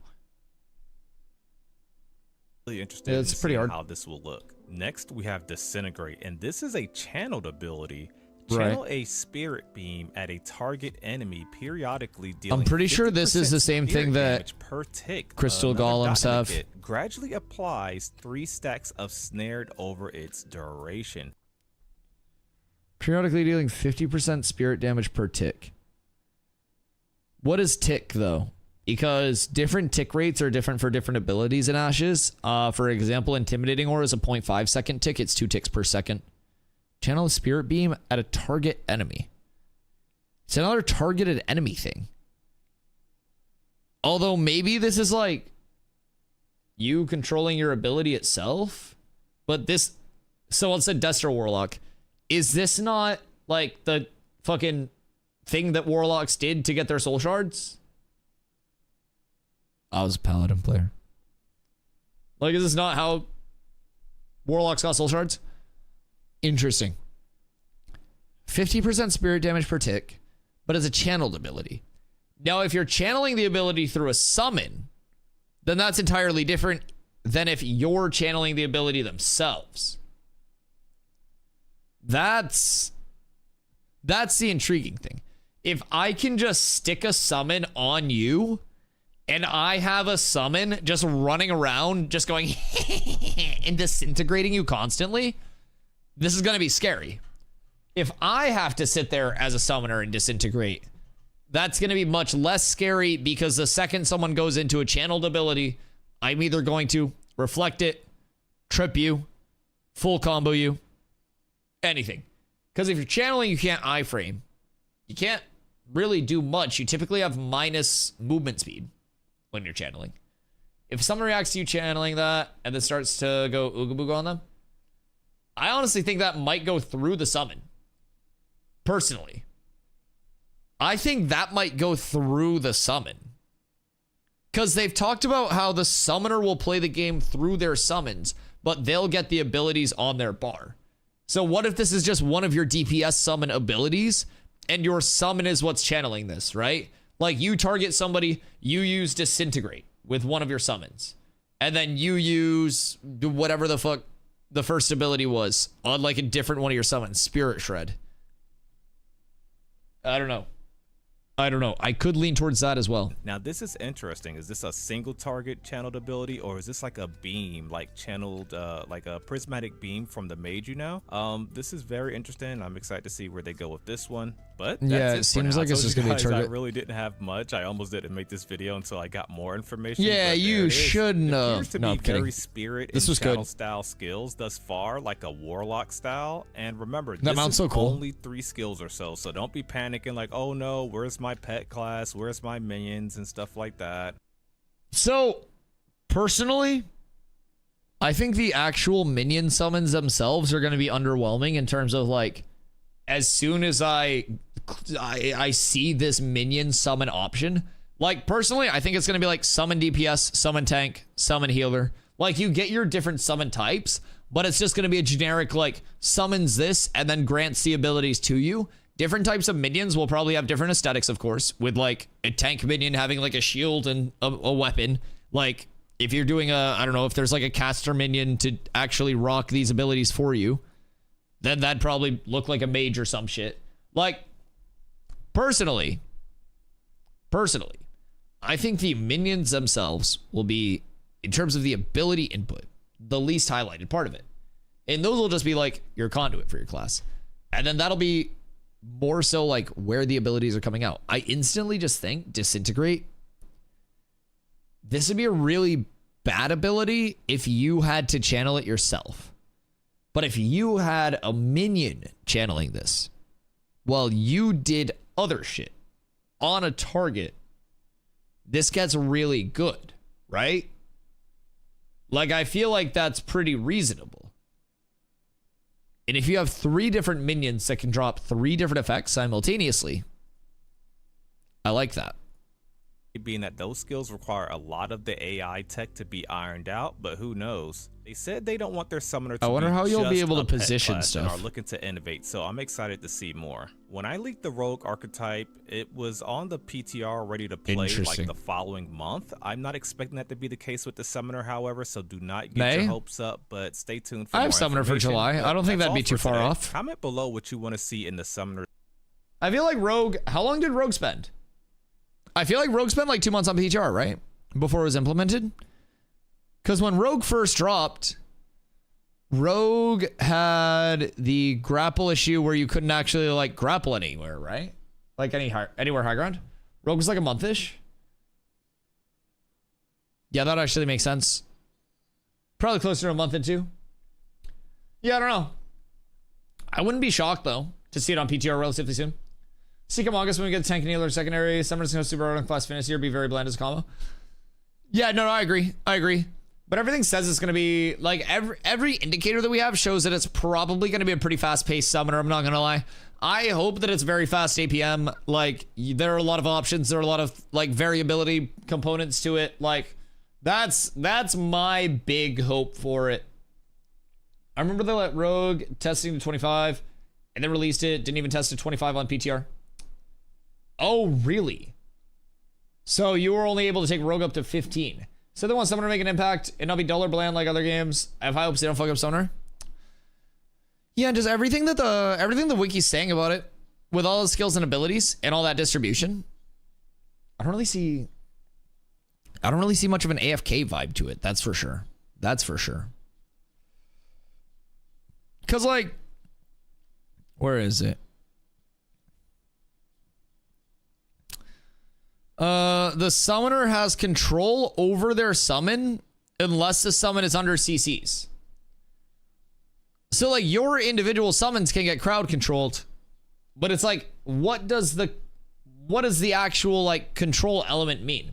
Does the race make any difference to the classes? No. So while Intrepid will eventually have different like racial benefits in, those will be more complementary things, and it will be nothing that actually impacts the like power scaling of anything, because they don't want to incentivize race class combos or anything like that. It may be like some lifestyle skill stuff or things that, you know, the player themselves can get in, you know, an accessory gameplay loop. But nothing that'll be deterministic of like, oh, on this race you have to go this class, or like if you're this class you have to do this. So Dunir on top. Dunir quite literally are not on top of anything because they can't reach the top shelf and they live inside the mountain, so they have a limited ceiling. I am also a Dunir. Susan is also summoner will be piano, where you'll have on the bar your skills and summons that you need to juggle. Yeah, what I think is kind of like a base kit for the summoner.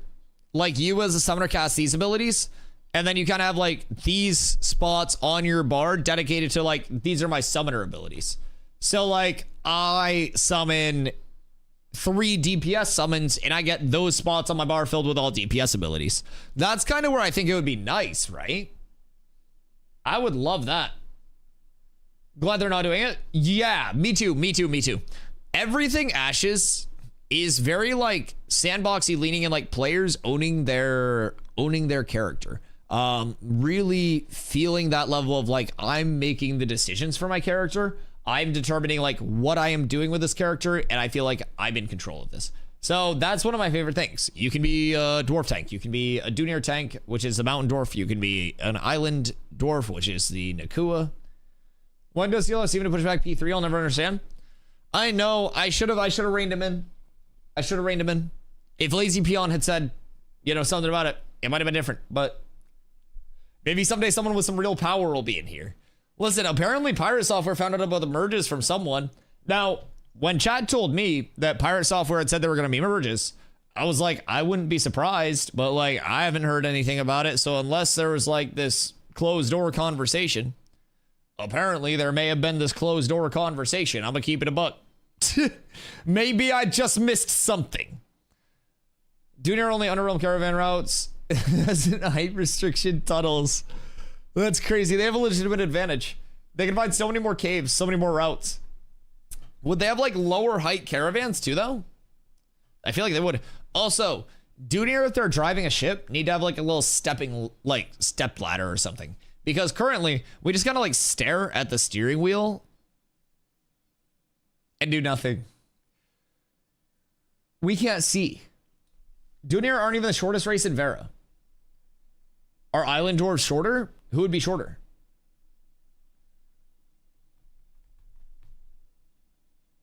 The Underrealm's weather kills anyone not Dunir. Fresh Hour might be a good time for you to edit gameplay videos for the leveling process. I feel like there's a serious gap in YouTube for actual Ashes gameplay. It was great, but he hasn't uploaded in a while. I mean, so like, yeah, stream highlights and shit like that, for sure. Always a viable route, but for me, editing is just time that I'm not streaming. So I have like editors, but we're always trying to think of other things that we can do more things to do. I have my multi-streams over on YouTube where all those gameplay VODs save too. So the hope is that people kind of like see the gameplay segments through there. And then if there are ever any like really intriguing parts of stream, you can always like reach out in the Discord and be like, yo, I think this area would be a good thing to edit up. And like, we're more than happy to, much like Intrepid, listen to community feedback. Yerr! What up, Butcher? JUNDARK. Well, shit, I was thinking it was time for a Bolski soon. I was considering it, lads. It may be good time for one. It just may be.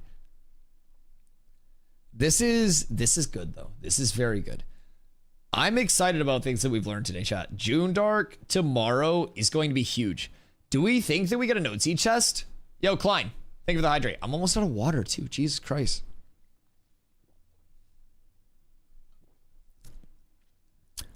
How many summoner mains do we have? Like, how many people are just 1000% playing summoner? Don't mind me having the New World player numbers pulled up, by the way. Don't mind that. Don't mind that a single bit.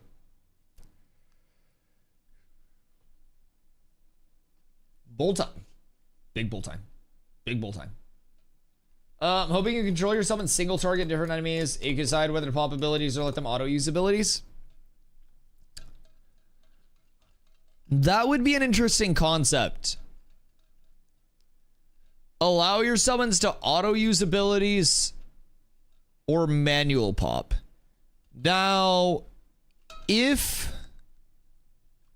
you allow summons to auto use abilities, would that mean that a very geared summoner would just go to spots in AFK farm with their summons auto using abilities? I could see a problem with that. Personally, especially with static respawns. You go to a safe area, you kill a few things, you check every few minutes or so, and your summons are just farming for you in like an area that's a few levels lower, that's a glint farm. Even if you're killing like a few things. I could see that being bad.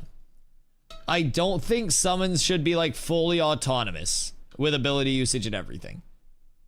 I don't even necessarily know that they should come back to press F every few minutes. Yeah, legitimately come back every like, or even just sit here and do something else. Yeah, I could personally. I also would abuse the shit out of that for an AFK farm. I really would. Butcher, what are the things you're most excited for about this update? Me personally, it's this tab. Node sieges. I like node sieges a lot. I want to test more node sieges. Node sieges are so incredibly fun. And if they make them even better in terms of like fluidity, in terms of performance, I still think that there are a few things that I would like. Maybe over the course of a 5-minute channel, not having the entire channel get wiped out as soon as the person stops channeling and being able to like play tick on it a little bit more. But probably one of the reasons I'm making me play through the summon to avoid AFK abilities. Yeah. I mean, especially because you have to think static mob spawns. If there are static mob spawns, which there are, that respawn really quickly, which they do, someone's gonna sit there and fucking AFK grind that with summons if they're automatic. Someone. And by someone, I mean me. I absolutely mean me. What's Intrepid's stance on macros? I'm pretty sure macros are bad. And in my opinion, my stance on macros is if you're a gamer and you feel the need to use macros because you're not mechanical enough to use the abilities properly, it's time to break out a Wii and do some bowling. Personally.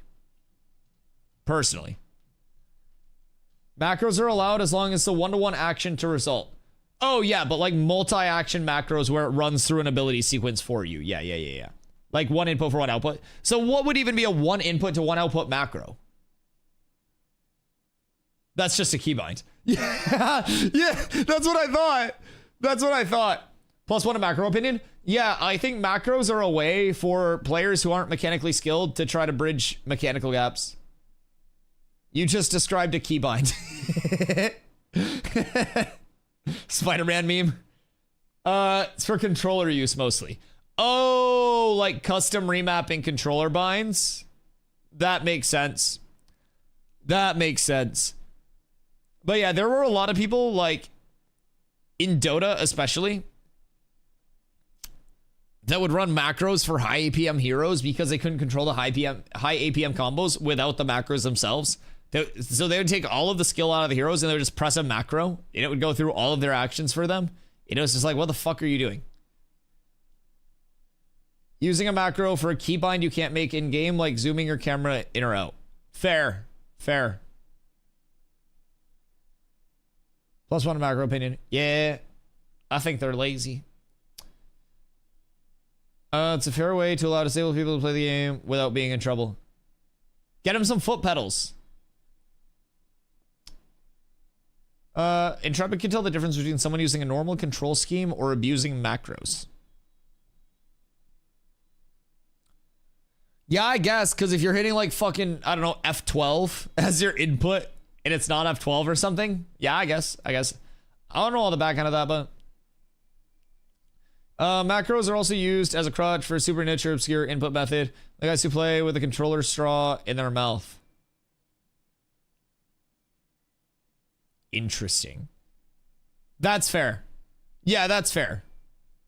Well, like, I think there's a difference between, like, accessibility systems and, like, this is a necessary accessibility thing versus, like, I am DustyWhy, I press one button and I shield assault, then instantly ground pound at the perfect time to have that combo.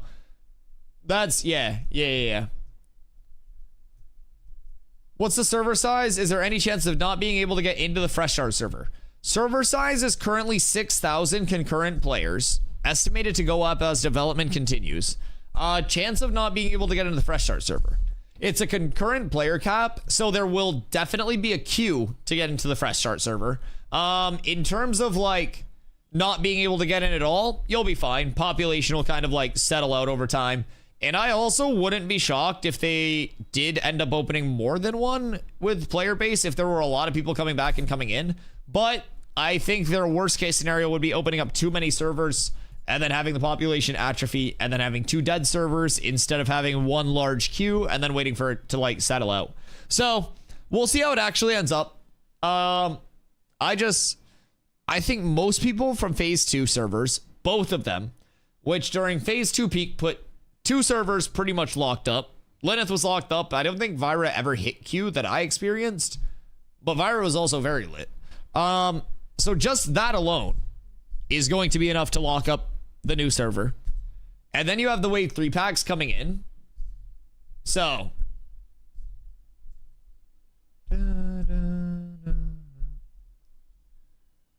I don't know. Steven's macro stance is that you can only have 1 input for every 1 output. Can't macro rotation stuff. Yeah. Rogue macros will just be OP because you can diddy dart. If you diddy dart, you can just press 1 button and boom, triple backstab into engage, into disengage. Oh god, the resets as well, because you could do what, like your step and then your backstab for a full reset instantly with a multi-input macro.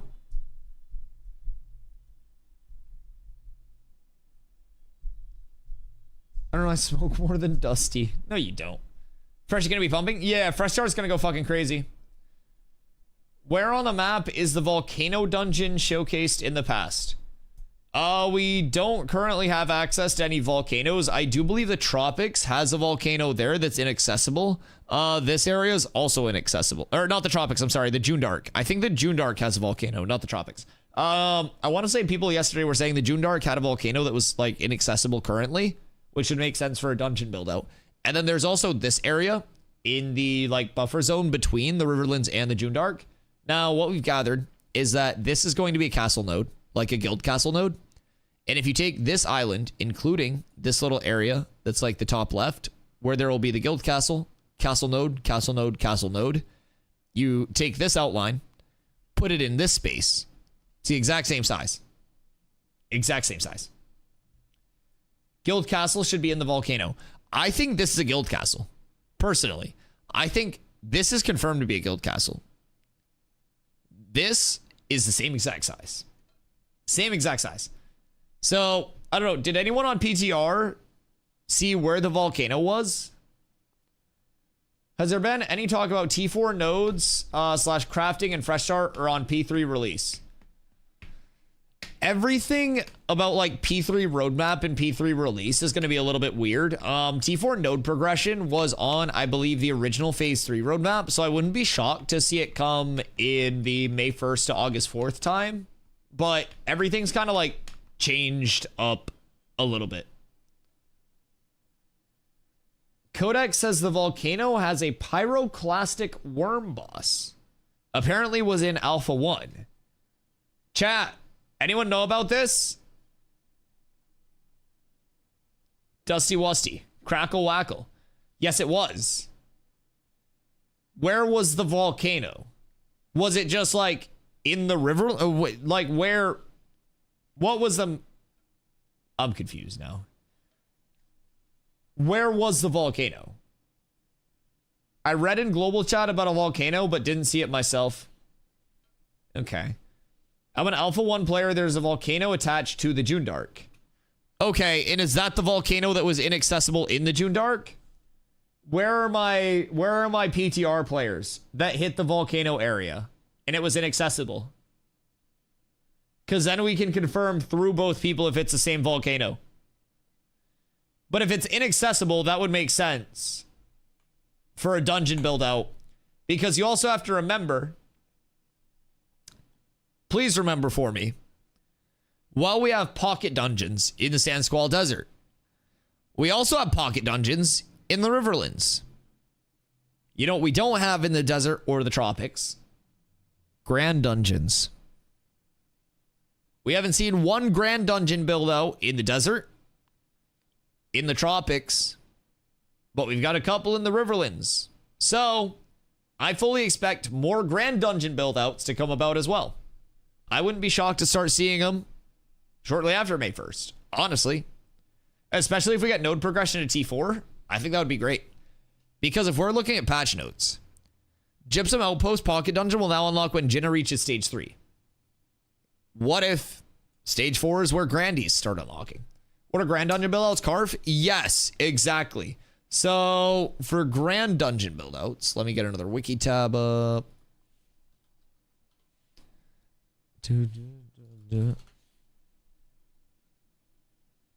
And it loads.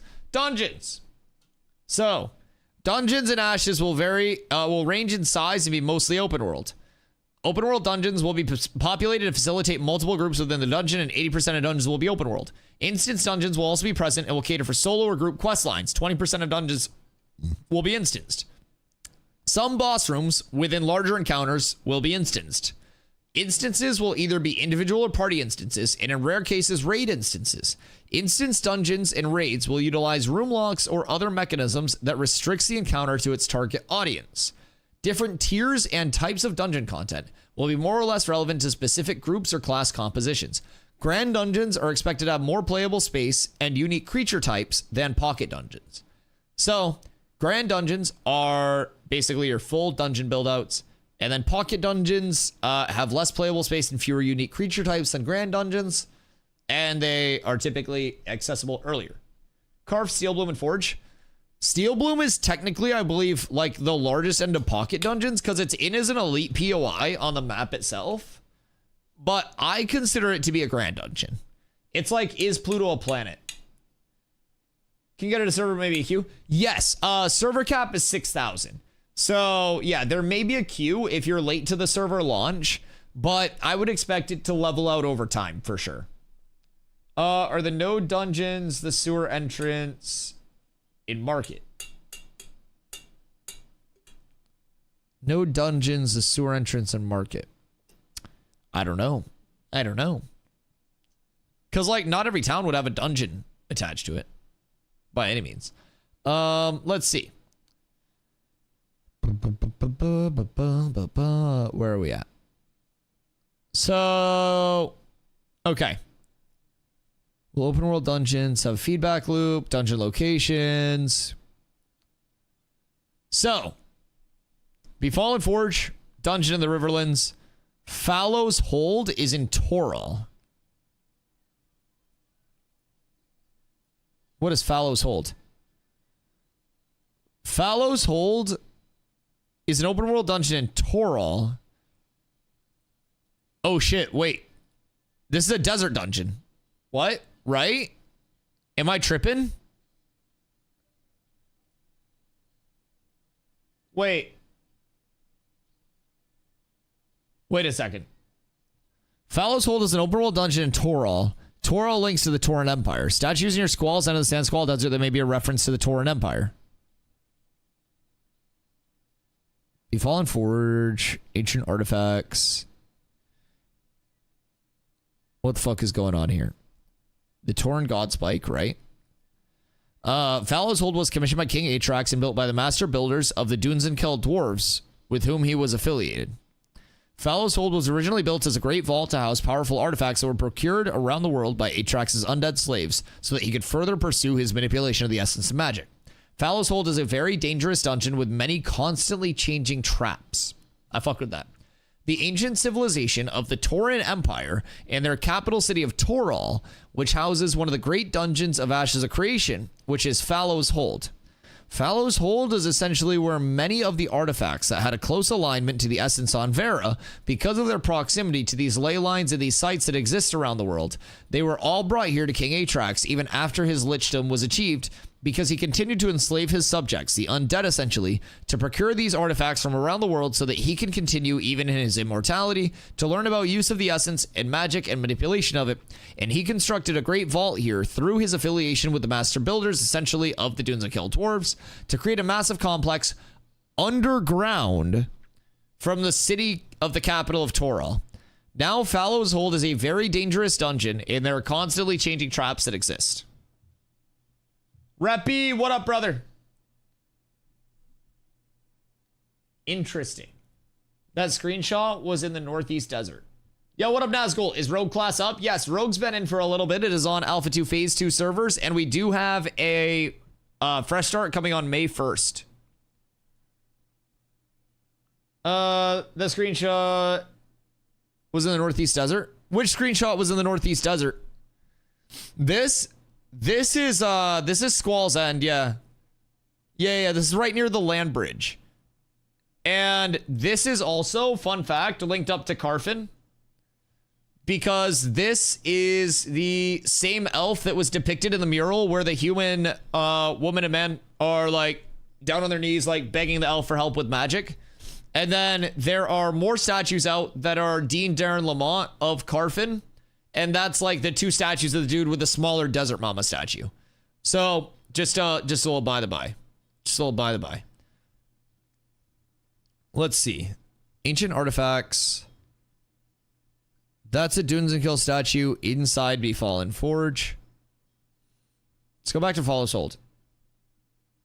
Can we see? Does he show this? The ancient civilization of the Tauran Empire and their capital city of Toral, which houses one of the great dungeons of Ashes of Creation, which is the Fallows Hold. Fallows Hold. He looks so baby-faced. Where many of the artifacts that had a close alignment to the that exists throughout the world, right? They were all brought here to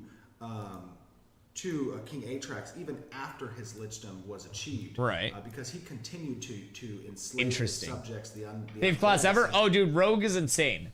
Rogue is absolutely insane. So Stuart Little Markets has an interact. I think it's a Divine Node's level 4 will have a Dungeon or Crypt under the node. Metropolis Divine Nodes will get their procedurally generated Dunchi. That's going to be like the big bonus to like Metropolis nodes. Wow, he young. Babyface Steven's crazy. This was 4 years ago. This is 4 years ago. So I don't think they like show anything here. Yeah, he just yapping. That's an Ancient One promo. Okay, I don't think there's anything there. The game has aged him. In all fairness, he's spent $55 million of his own money so far. I probably have some more gray hair too. I won't lie. I won't lie. That's wisdom hair. He's gained a lot. So, the Tauran Empire originated on Illyrium. Okay. So maybe that's waiting until Illyrium then. If the Tauren Empire originated on Illyrium, I don't know. Who wants to put bets on if Dusty will ever get to making the raid bot for the Fresh Start server today? You want to know something crazy? You're about to eat my cock and your words. Ready? Bam. It's already done. We've got one of two set up. This is for leveling groups. It's all custom made by Shockums. He did it while I was asleep. So, you sign up as your primary archetype. Same thing as New World War signups. Easy peasy. Easy fucking peasy. Bench, late, tentative, absence. If you want to sign up as a bard or a cleric, you sign up as that. If you want to sign up as a tank, you sign up as a tank. Very simple infrastructure. We custom made this in-house. Nobody else is going to have this right now. Past that, we're also doing one for our crafter signups. So if you're somebody who does want to prioritize crafting or anything like that, then we'll have an opportunity for that too. We'll also have an opportunity for people to sign up as like a gatherer, right? So, many good things coming. Shock is currently working on the gathering one too. So this one will be posted soon. We'll probably get it up tomorrow with the uptime and have it in like a pinned area where nobody can type and fuck everything up. So, yeah, that's already made. That's already made. Now, I didn't make that. But what we do need to finish making is our second gear set. We've still got to put in a lot of work for this and go through and make like what we want to target for like the endgame. Because we're going to have obviously only 3 months. We're not going to be full Lego or anything like that. But giving myself something to shoot for past, okay, this is my intro set, this is what I want to get, is going to be fucking huge. Massive. On the Ashes of Creation Eclipse. Well, what if Eclipse, like, plays Ashes? You're like, New World Eclipse? That's like Fortnite Eclipsed. That's pre-New World. Yeah, I played New World for the past, like, I don't know, since New World came out, but yeah, that's pre-New World.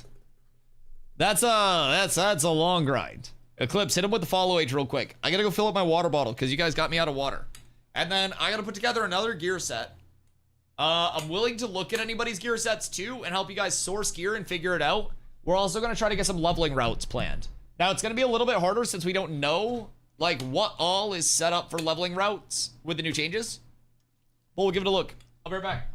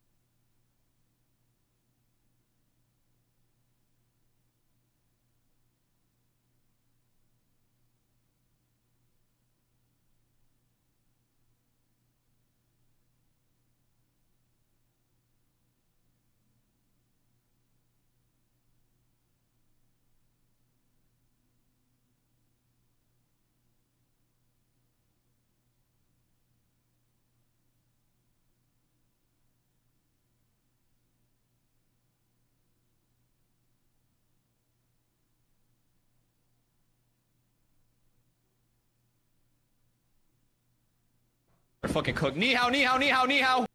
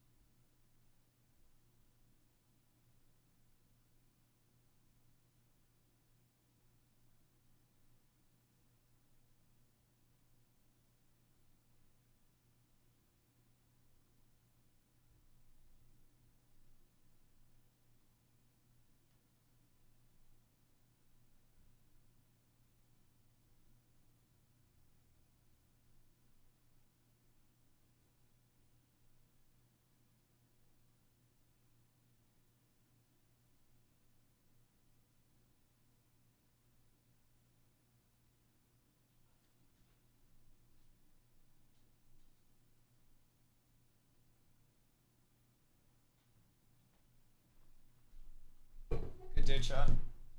Who the hell ni-how'd me? Yo, Johnny Cement. Ni-how. Swift, thanks for hydrate.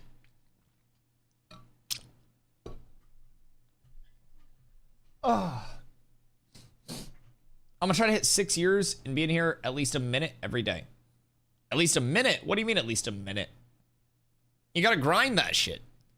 I'll have you know the average watch time for a session in this channel is almost 3 hours, which is insane. Just for perspective, by the way, because I'm very proud of this, because this is a community thing. Even with Ashes being down 2 days a week, the average watch time on Twitch as a whole for a session, which a session is someone comes in, someone leaves. The average watch time for Twitch as a whole for a session is about 12 minutes and 37 seconds for 2024. Average watch time for us has been about 3 hours, right around there, since coming over to Ashes. So it's because of you guys. It's because everybody keeps the tab up, hangs out, is here providing input all day over the course of 10-hour streams. And all of that is what makes a huge difference. It's a very important thing because as you stream, you want to keep getting more and more and more and more and more viewers like coming in, and everybody lurking, even if you got to go do something. Lower the volume, lurk, keep the tab pulled, and that's all what helps, man. Those are huge things. Viewer retention is massive for growing a channel. And everybody that does that, thank you guys, man. I always say there are so many other ways to support a channel outside of just gifting subs or monetary support. And it's genuinely so many small things that add up. Really, it is. Saint, thank you for the hydrate, my friend. So yeah, everybody that lurks, everybody that just hangs out, man, thank you. It's you guys that do it. Strag, what up, my friend? How you doing today? All right. So, this set's looking pretty solid, pretty good. The biggest thing for us is just going to be getting 20 plus quickly. Surf, how you doing, my friend? How's the PvP currently? Is it mostly Zergy guild / alliance stuff like TNL or plenty of small scale and solo content?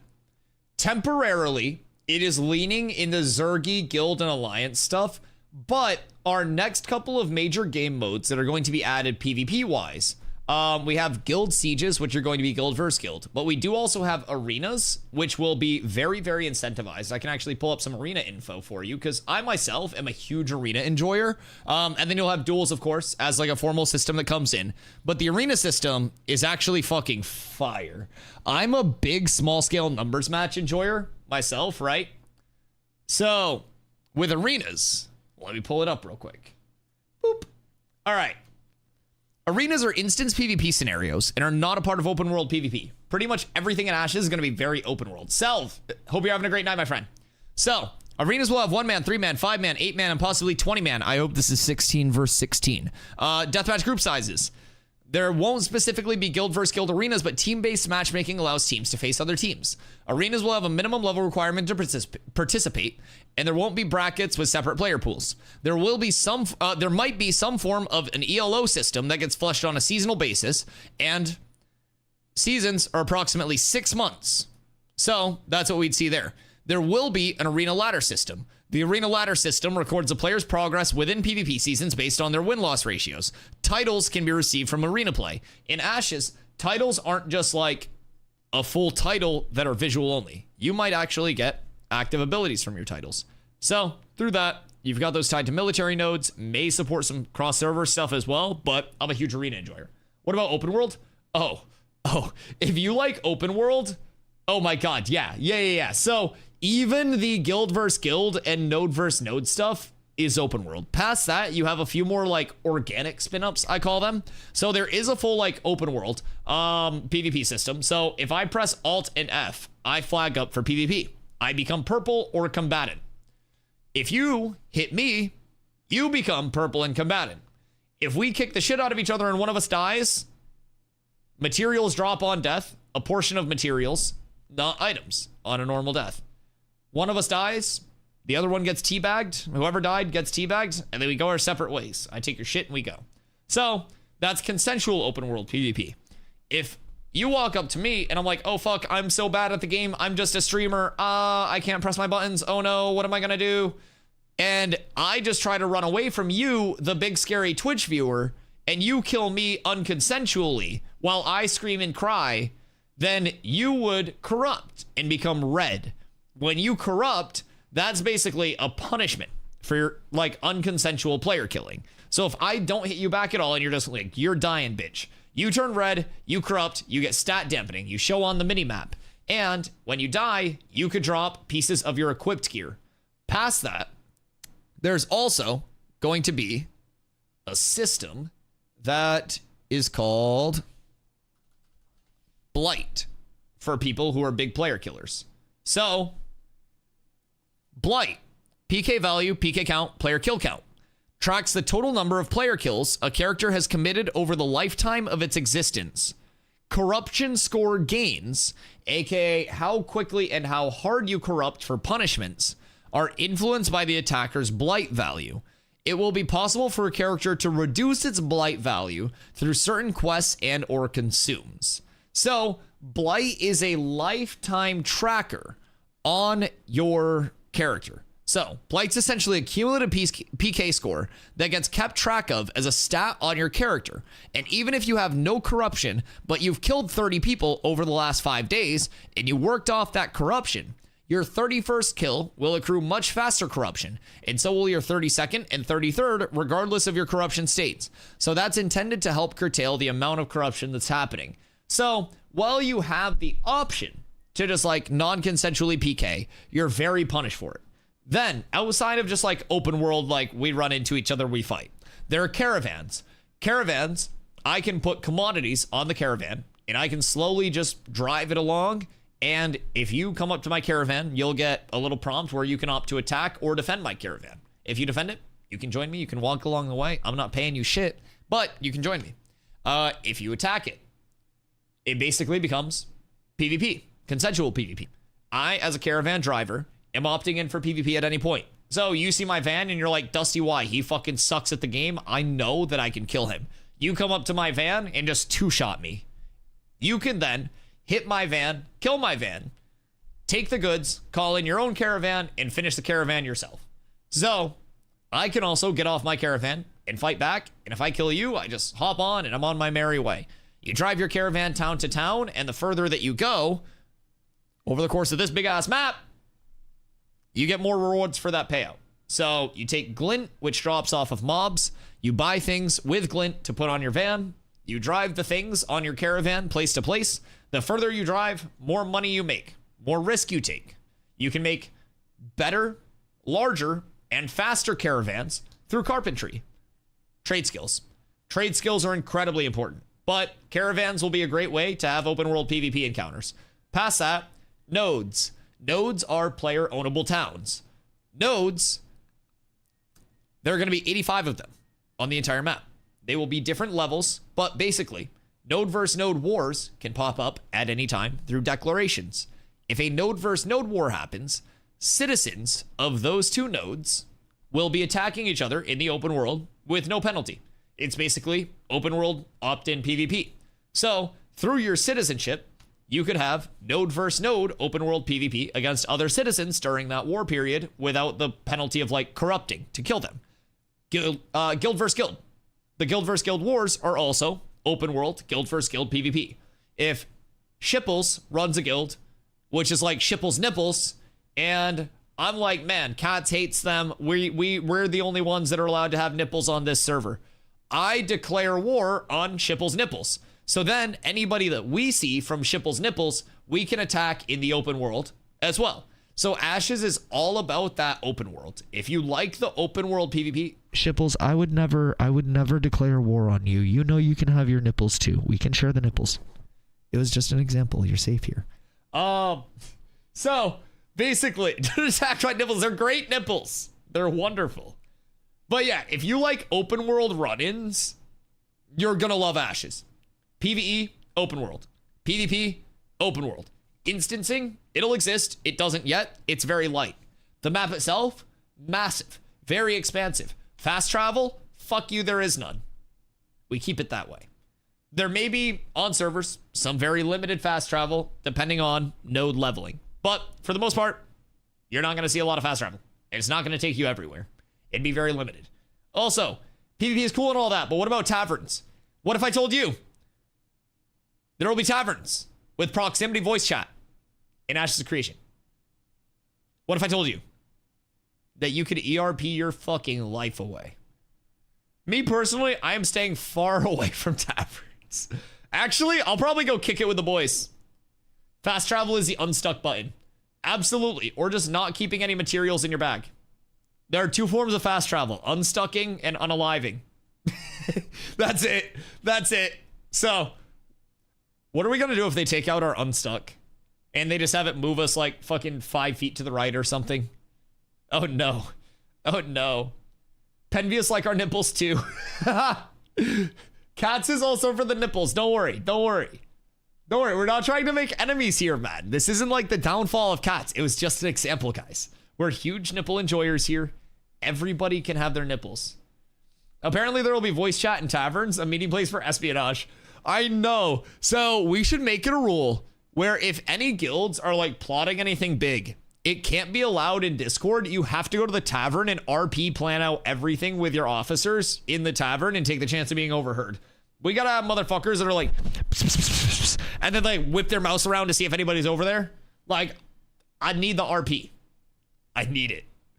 Kevlar, I was level 10 getting ganked in Miro last weekend because I thought it was a good idea to become a citizen. Good news is you can renounce citizenship as easily as you became a citizen. And then once your cooldown is done, you can become a citizen anywhere else or the same place.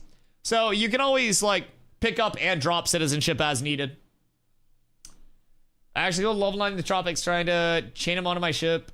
Couldn't see last. Jesus Christ. Please give us the devs to drop this evasion item stats BS. TNL has a source item meta ever created. So funny enough, you mentioned evasion item stats. What if I told you that because on the rogue itself, a couple people, and particularly me and Chalkums, brought up a lot of concern about how much evasion could be stacked on a rogue, that Intrepid is actively looking into evasion stacking in general and especially on rogue to look at the numbers. What if I told you they're aware that evasion stacking is super strong and it's already confirmed being looked into? Intrepid is the most responsive dev in human history. So, I'm not even kidding. So, we showed like a screenshot because I had been dueling Shockums, one of our guildies, one good friend, and he plays a rogue. On his rogue, he was able to stack 83% plus physical evasion for 21 seconds during our duels. And I was just like, dude, I was furious. Surf, thank you for the follow. Much love. So we showed that on stream, and Planendorf is an Intrepid employee, a dev, project lead, who always hangs out in the community. There are a lot of devs that hang out in the community. Planendorf's just the one that yaps the fucking most. So Dorf was in chat hanging out, and I was like, oh, Dorf, peep this shit.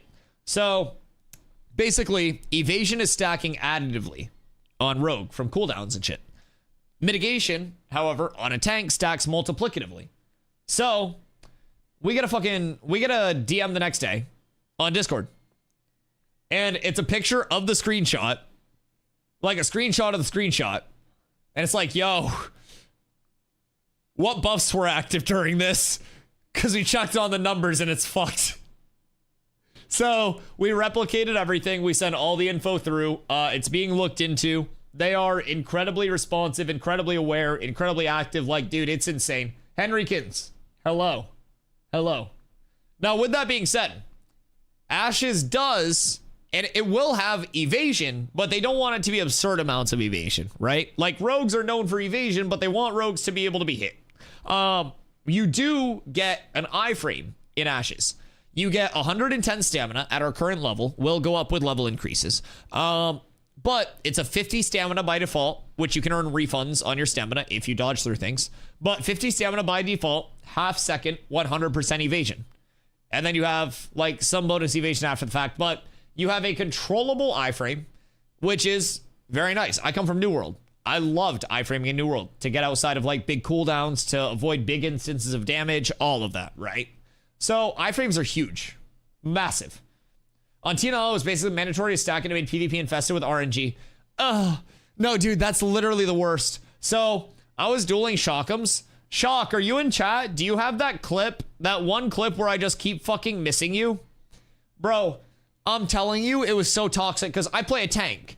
Tanks have, admittedly, very annoying combos where I have a lot of trips and some good bursts where I play off of my trips, right? So I space my CCs out to avoid CC lockouts. Because if I trip you, you get trip immunity. If I trip you, burst some damage, trip you, burst some more damage, wait a few seconds while I get more damage out, and then after a little bit, I trip you again, you go into the blender. So I have to try to space out my CC and get like CC, damage burst, CC, damage burst. And I'm not even fucking kidding. Dog had 80% fucking evasion. I couldn't hit shit, dude. I had fucking nightmares. It was like, you know those fucking like horror movies and shit where they're like ghosts and somebody tries to like fucking punch through the ghost and their hand just goes through it? Like, bro, it felt so fucking bad. Oh my God. Dude, I was fucking mauling. I was talking about how that shit was not okay. And we were like, I was talking to Shocks too during the duel. And I was like, Shock'ems, what do you think is the counter to Rogue? And he goes, multiple people was his answer. I was like, what do you think beats you in a duel? And he said multiple people. Like, dude, Rogue's good. Rogue's good. And hear me out. Rogue will also still be very fun to play and very good after the numbers are balanced because the kit is great. It's just right now, it's got a really good kit and really huge numbers, so everyone's just going crazy with it. Raka, can you explain what an iframe is? Never heard of the term before you using it. So an iframe was originally used in like fighting games as a frame where you would get like invulnerability. That's basically what it means, like invulnerability frame. So there are different mechanics that can facilitate iframes. Some games just have this like hidden mechanic where you become invulnerable during a dodge for X amount of time. Some games have it where your evasion rating goes up by X percentage or guarantees you dodges. So in Ashes, you have a half-second period while you dodge where you have 100% bonus evasion additive. So it basically puts you at 100% base evasion. And so with that, maybe if somebody had enough accuracy, they could hit you during iframes. And maybe there's a small chance that they hit you during a dodge. So it's not like a true iframe. It's more of like 100% additive evasion. But you get a half a second where your base evasion goes up by 100%, which is guaranteed dodge. Or at least very, very, very high probability before calculations. And essentially that's the biggest usage of it. So if I'm fighting a ranged player and they're sending like a really big projectile combo at me that I'm looking to miss, I could go, if the projectile is coming from here, I can dodge or iframe into that projectile, force the collision during that half second, projectile misses me, and then I carry my momentum towards the caster. So you can use iframes as a melee in a very good way. If you're a caster and you have a melee coming at you and say like, I'm trying to trip you and I charge as a tank into range of you here, you as a caster could then iframe backwards, create more space, dodge my trip, and then have space to actually play your life. So I'm gonna make a guild on Fresh Art called Cats with Nibbles. It's gonna be the PvP squad of Cats with Abs. Okay, well, we already have names, though. So Cats with Abs is going to be the PvP one. And then we have Cats with Pirate Hats. That'll be our naval guild. And then we're going to have, like, Cats with Crafts, I feel like. Yeah, we're open to other names, though. We're open to more name recommendations. Cats with Nipples would be a banger one, too. That'd catch them off guard. It's like, well, what do you guys do? Like, what's your role? And they're like, we're into the freaky shit. We're into the weird stuff. What are your thoughts on Life Leech on a mage? I feel like it'd probably be more summoner based personally, because I feel like a summoner plays around more like life force and stuff than a mage does. Maybe like a mage summoner secondary. Oh, or are you saying the stat? Oh, I thought you meant in the kit. My fault. Yeah, so I fucked with some lifesteal builds. I fucked with a few lifesteal builds during testing so far. Carfin has a lot of lifesteal pieces. Longsight Bow has lifesteal, and then Gatekeeper's Will, the greatsword from Carfin, has lifesteal as well. I was able to push up with doo-doo-ass gear to 97.3% lifesteal rating. So how lifesteal works in Ashes is it's a 25% chance to lifesteal X% of damage dealt as life. I had 97.3%. So I had a 25% chance to steal 97.3% damage as life. I was doing AoE pulls as a tank, and I was getting a lot of sustain from that bitch. I'm not gonna lie. So in node sieges and stuff like that, I really don't think it would be the worst in mass scale if you think you're gonna be trading damage and you're a big AoE threat to potentially play that. I won't lie. You'd have to have enough power scaling that you're like in the power diminishing returns, which I'll show you that in a second. But yeah, I'll show you that. Chat, can someone do exclamation DR in chat for me, please? Did you want to see more builds? Yeah, I can check out more builds and give you thoughts. What's your thought on Ranger? You think they can solo higher end mobs? I don't think most classes are going to be intended to like solo high elite mobs, especially with the mob HP regen in the game. But in terms of like higher level mobs, most classes will have solo capability. It's just like a matter of what you're gearing for. All right, so diminishing return wise, thanks to the new diminishing return bans after power scaling that were added in, this was sourced through the community, and this is a rough ratio of like rating to power output. It'll be different, like full on, like 1-to-1, class to class, right? But this is roughly what we're looking at. Now, what this illustrates best is look at the gain and the jump, how it increases band to band. So if you're going like 200 to 210, you're looking at from here, just under 1.5K. You're looking at 210 to 220, oh wait, sorry, you're looking, I'm stupid. You're looking at 1.1K. I was like, that's wrong. Don't dusty math me. You're looking at 1.1K, and then you're looking at 1.3K, and then you're looking at a little bit more, and then it keeps going up, and then you hit substantial gains here. So it goes 1.4K, 1.54, 1.66, and then you get into like the bad DRs where it's like 1.77 or 1.7 something, and it just keeps going up. Then you're into the 2K plus, and it keeps getting more punishing band for band until you get up to theoretically impossible to hit at like 1,000,000 attack power scaling at 500. Can you like that post? Exclamation DR in chat. But this is essentially what the old power scaling was doing, and this is what the new power scaling is doing. So this one.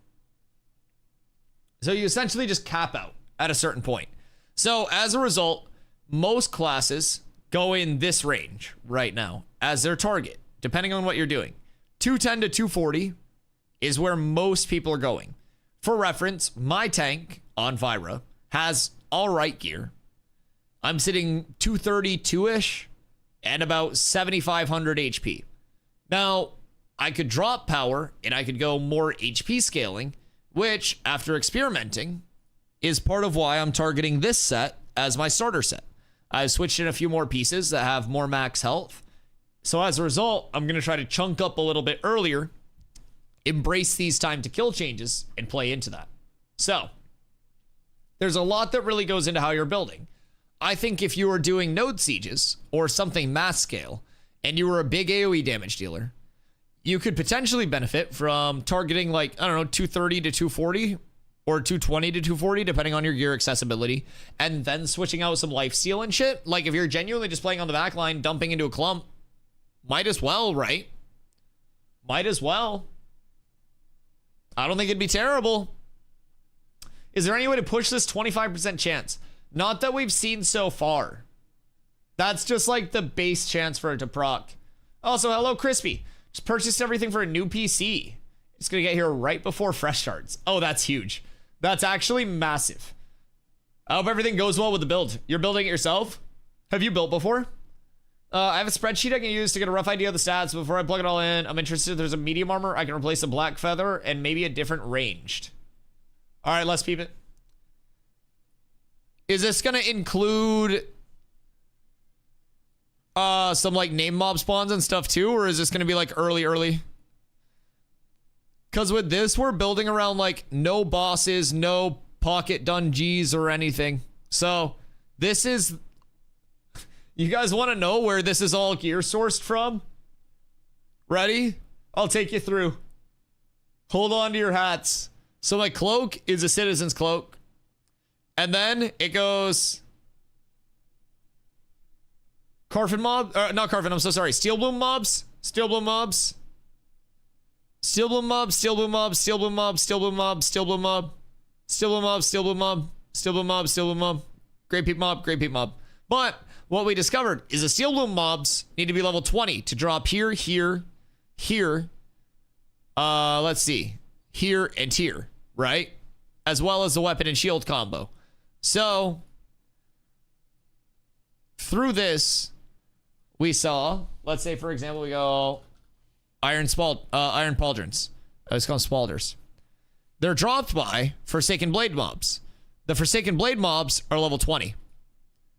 So if we look at Steel Bloom, all of these are level 17, level 18, and level 19. There are no level 20 mobs in Steel Bloom. So while a lot of people are going to be like, oh, I need to farm in Steel Bloom, you're only going to get your level 10 drops in Steel Bloom. So that's why I have bone earrings. That's why I have like bear hide gloves, bear hide boots. They're good options and they're level 10 drops. Super easily achievable. So you're like, oh shit, what do we do now? We look north, Grave Peak. Typically with Grave Peak, you skip these mobs and you just run the linear like name mob route. 20, 20, 20.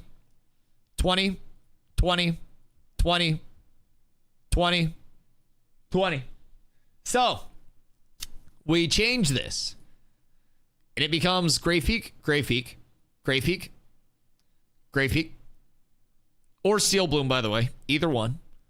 Steel Bloom, Steel Bloom, Grave Peak or Steel Bloom, Steel Bloom, Steel Bloom, Steel Bloom, Grave Peak, Grave Peak, Grave Peak, Grave Peak, Grave Peak, Carfin. So our goal with our leveling groups, and again, I believe I still have this pulled up. For our leveling groups, this sign up, now this is just a test sign up, but you'll sign up with your primary archetype, and those leveling groups are going to be intended for people who are just primary focus, head down leveling as soon as servers drop and not stopping until 20 plus. Because when we hit 20 plus, our goal is to spread out into all of these main farming areas. We want to hit 20 ahead of the curve. We want to be able to get to these farming areas and send groups out to target all of these pieces of gear. Get duplicates of the pieces of gear, so that way we can give these duplicates to our other people in the guild that are also looking to gear out. So we'll be like, oh, we have 3 groups ready. Group 1, Steel Bloom. Group 2, Grave Peak. Group 3, Carfin. And then we farm those for 4 hours. And then this is when we're 20 plus. We all group up after that and we do a 3-group forge run. And we get duplicates of every single thing that we can get. We put them in the guild bank, or we just do a handout for people as we go. And that's what we're going to do to start it up and to get the entire guild rolling. That's the goal. So that's our leveling sign up. If you're somebody who wants to level, of course, but on a more casual pace, we're going to have a crafting and gathering sign up. So if you're going at leveling at a casual pace, you'll be able to gather in stuff along the way and go at a little bit more of a chill pace. Take it at your own time, but we'll basically assign you a crafter to work with where they'll kind of like guide you through what's important to gather, what they really need for a benefit based on what you want to gather. So you'll get like a little mentorship there, a little introduction to the system. So again, if people are interested in class leads or like craft leads, we need both. We're still taking more people. Community's still growing like crazy. So we just got in the guild Discord, setting all of that up now. So if you're interested in that, hit Carl up, please, for the love of God. Please, for the love of God. Chest piece to protect my nipples. We'll cut a hole out of the middle. All right. Let's give it a peek-see. We've got Griffin Hood, Fizz Power rating. Griffin Pauldrons, Fizz Crit Chance rating, Slight Fizz Power rating. Are you planning around diminishing returns here? Are fighters viable in group PvP? Yeah, I think like fighters and like melees and shit in group PvP are absolutely valid as fuck. Yo, Maj. May is approaching. May is approaching very fast, brother. And keep in mind, we get the JUNDARK, the new biome, and a ton of updates tomorrow. Tomorrow is data and sourcing and getting ready for fresh starts. You want to know what's crazy? That's what we're doing right now. We're planning gear sets. We're prepping. I'm looking at other people's gear sets. We're providing feedback. We're making plans. We're getting all of the infrastructure up. We're doing leveling groups, gatherers, crafters, everything. Mahjong, I'm telling you, join us. Ni hao, thank you for the 17 months. Dirty Degen, fighters viable in group PvP. Yes, fighters are very viable in group PvP. Now, fighters, as you go up in numbers, any melee is going to start to feel worse, right? We have new time to kill, though. We have a lot that is still shaping up. Well, fighter, if you compare it to rogue, like rogue's insanely strong. So a lot of people are like, fighter's bad, fighter's bad. I've fought fighters that are very impactful. Like, well, rogue is overtuned right now because it's new to the game. Fighters do and will continue to have their spot. And I think there is still so much more that is going to be like available to fighters. But really, I think arenas like small to mid scale is any melee's like true strength unless you're just playing a full initiate. But I definitely think there's plenty of room for fighters. It's just you got to be aware of positioning. You got to be aware of like when you go in. It's not you, it was me. Are you planning on diminishing returns? So like just avoiding stacking too much raw fizz power so you don't hit like high DRs.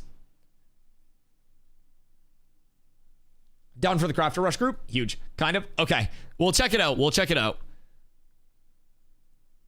On a stack crit? Okay, cool. So you want to get kind of like up into like one of these areas where you're comfy and then just get big crits. Okay, huge. Good, good, good. Good to know. Yeah, because that'll be a good focus. Where do I get an invite to the Discord? I don't know if we have a command set up yet. Chat, can someone that's in the Discord, by chance, the guild Discord, grab an invite to it? I don't know if it's discord.gg/catswithabs or not. I don't know if we still have the custom link, but aim for 200 to 210 even. 200 to 210 is so easily achievable. I'm not even gonna lie. This set that I have right here is probably gonna get me like 215 with buffs. I'm not even, it's so goddamn easy. And that's gonna be with good max HP too. So we'll check it out. We'll check it out. Griffin Hood, fine piece. Are you trying to get like the medium armor bonus as well?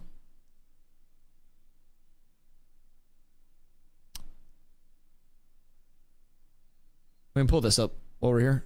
Database. And we check options for everything as we go. Helmet. All helmets. I think you lost the custom link. No!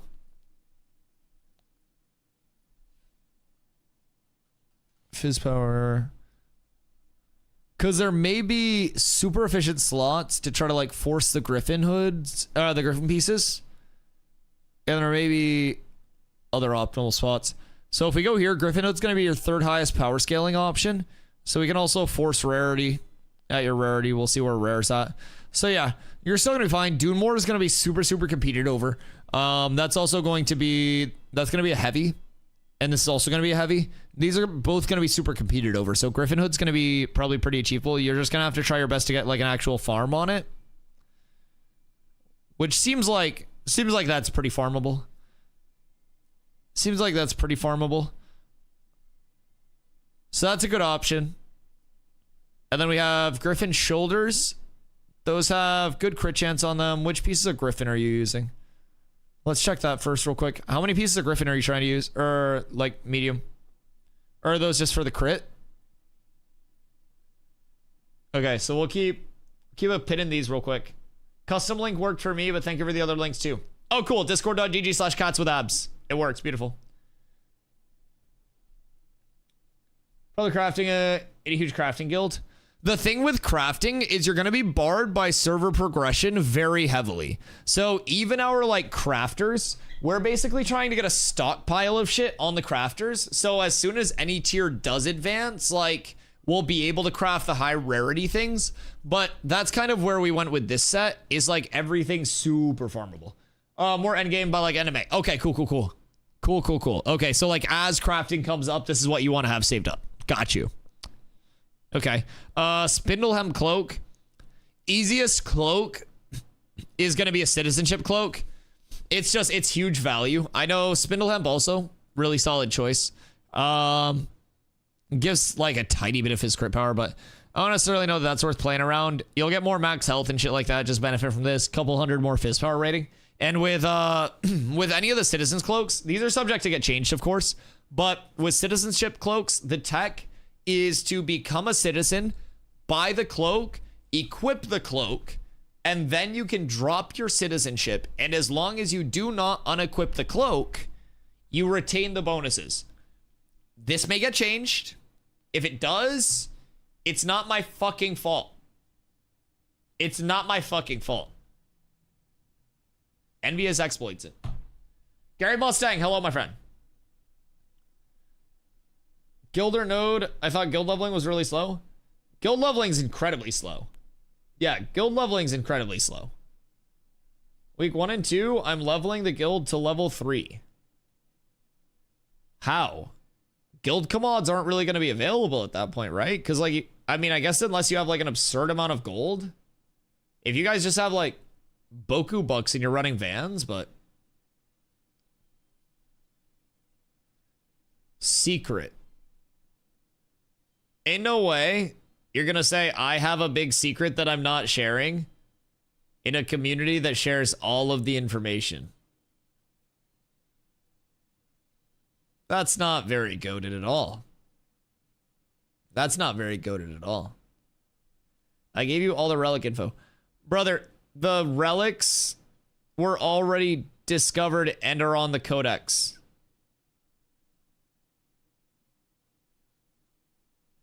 EU already had a forge relic.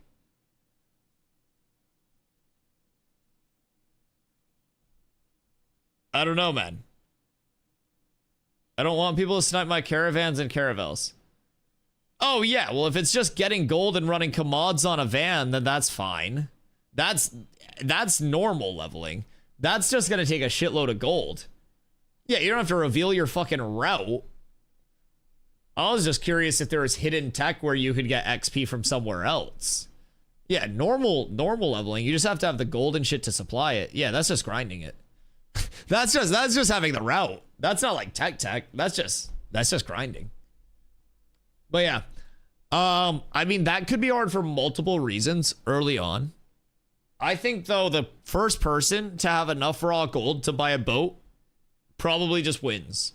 Because if you buy a boat and you deploy over here and then you just sail the invis wall, you can go all the way up here. Granted, you need T2 for the caravansary. Or, I don't know. When do harbor masters pop up? If harbors exist from tier 0 and are independent and you can buy and sell goods, and not buy and sell goods, but get commods at a harbor,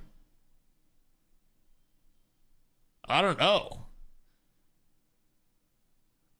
That's interesting. But I still think, either way, I think Caravel wins game early on. Whoever gets that, whoever throws Glint on that, and just runs the ocean first, uncontested, is going to be so ungodly rich. Yeah. That's big Techington. All right, so Griffin Shoulders, Spindle Hemp, Black Feather Tunic. You're asking if there's a medium chest, right? That could replace it. So with chests, you're very limited in your options. And one of the highest scaling fizz power options isn't currently available because it's part of a... So here, you have Miserable Dustpaw. So this is going to be your best medium option. If you're looking for a mid-game, Miserable Dustpaw is going to be the same exact fizz power as all of these because it's an item level 29. So when you're looking at gear, the area level that it drops from will weigh in on the item level. So you have brackets every 10 levels for level requirement. 10, 20, 30, 40, 50, right? And then you'll have item level within that. So your item level can go 20 to 29. And then at 30, it shifts the requirement to level 30. So these are all of your 29 pieces. Forge Guard's Deflector is a 29 piece as well, but it's Fizz Pen as its primary. So you have Fire Scarred, which is an uncommon heavy chest, which is from Cairn. Cairn is a mob that is in Grave Peak that doesn't spawn. So if you look here, you go drop by Cairn. Doesn't exist. Doesn't exist yet. So go back. Welcome back. Dustpaw Warhide. Dustpaw Warhide is going to drop from Miserable Dustpaw, which is over in Communion, and that is in Squall's End down here. So, Communion is probably going to be a good one to farm. Rare, you're going to get Fizz Power, Fizz Crit, Chance, and Fizz Power. So this may be perfect for what you're looking for. It's going to have the same power roll as any of the other choices. The thing with this is if we reference patch notes, Communion Pocket Dungeon will now unlock when Squall's End reaches stage 2. So, as soon as Squall's End hits 2, you'll be good for that. But that could be a nice replacement piece. And if you're there as soon as Squall's End hits 2 and you farm that up early, then you could get that for free. So I would say if you're looking for a medium chest and you want some Fizz Crit, that's going to be a juicer for you. Yeah. So I think that'll be a good choice there. And then let's see. Grizzler Hide sleeves are fine. Especially if you're looking for more medium. What's the light bonus give you? How many pieces of light did you have on? Medium. Light. Yeah, I mean, we don't need to force anything there. Grizzler Hide will be farmable. Bear Hide will be farmable. So leather. Windlord feathered leggings. Boots of the Tardy will probably be hella contested and hard to get. I didn't even include Boots of the Tardy in my build set here, just because I think Boots of the Tardy, trying to get those are going to be incredibly difficult. Because that's a 1 hour respawn that is just like sittable, onable. Carfin Wreckage named the belt and boots. Okay. The belt's a lot of Fizz Pen. I don't know how I feel about Pen just because we don't know a lot about it. If we were to go... Where? Belt. Duh. All belt. Fizz Pen could potentially be good, but I think it's Armor Pen is really what I'm leaning, which is why we haven't had a huge benefit from it. So if we look at Fizz Power rating belts. Griffin belt's another medium that you could throw in if you're going to be farming Griffin set anyways. I just don't know how available Griffin hide stuff is going to be. But that's always an option. Griffin belt could be solid. And then if you wanted to go... I don't know, is there a Fizz Crit?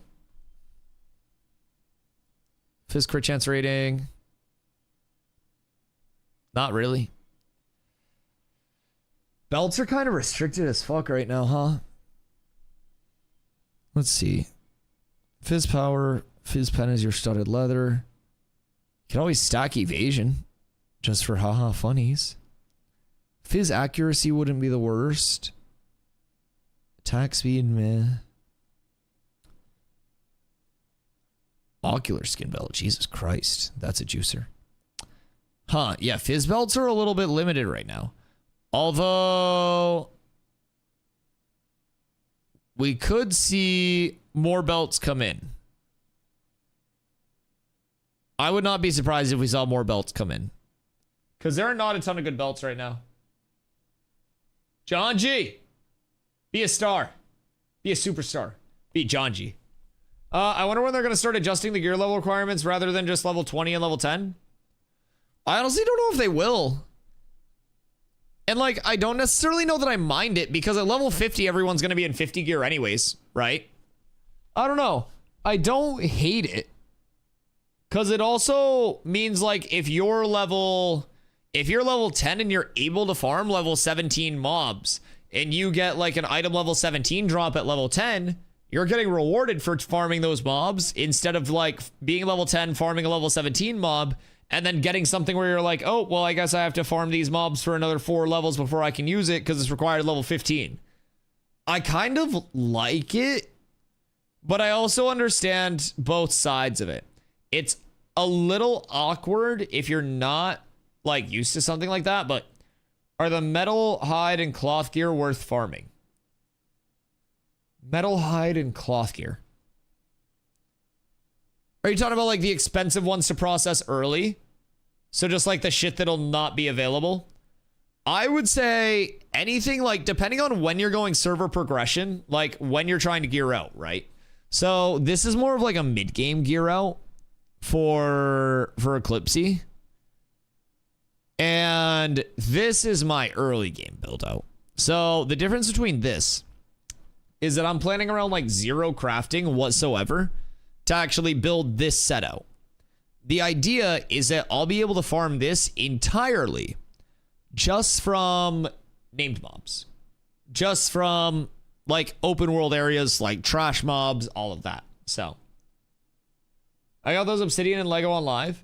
Oh yeah, obsidian rings are great for starters if you have people that are crafting the obsidian.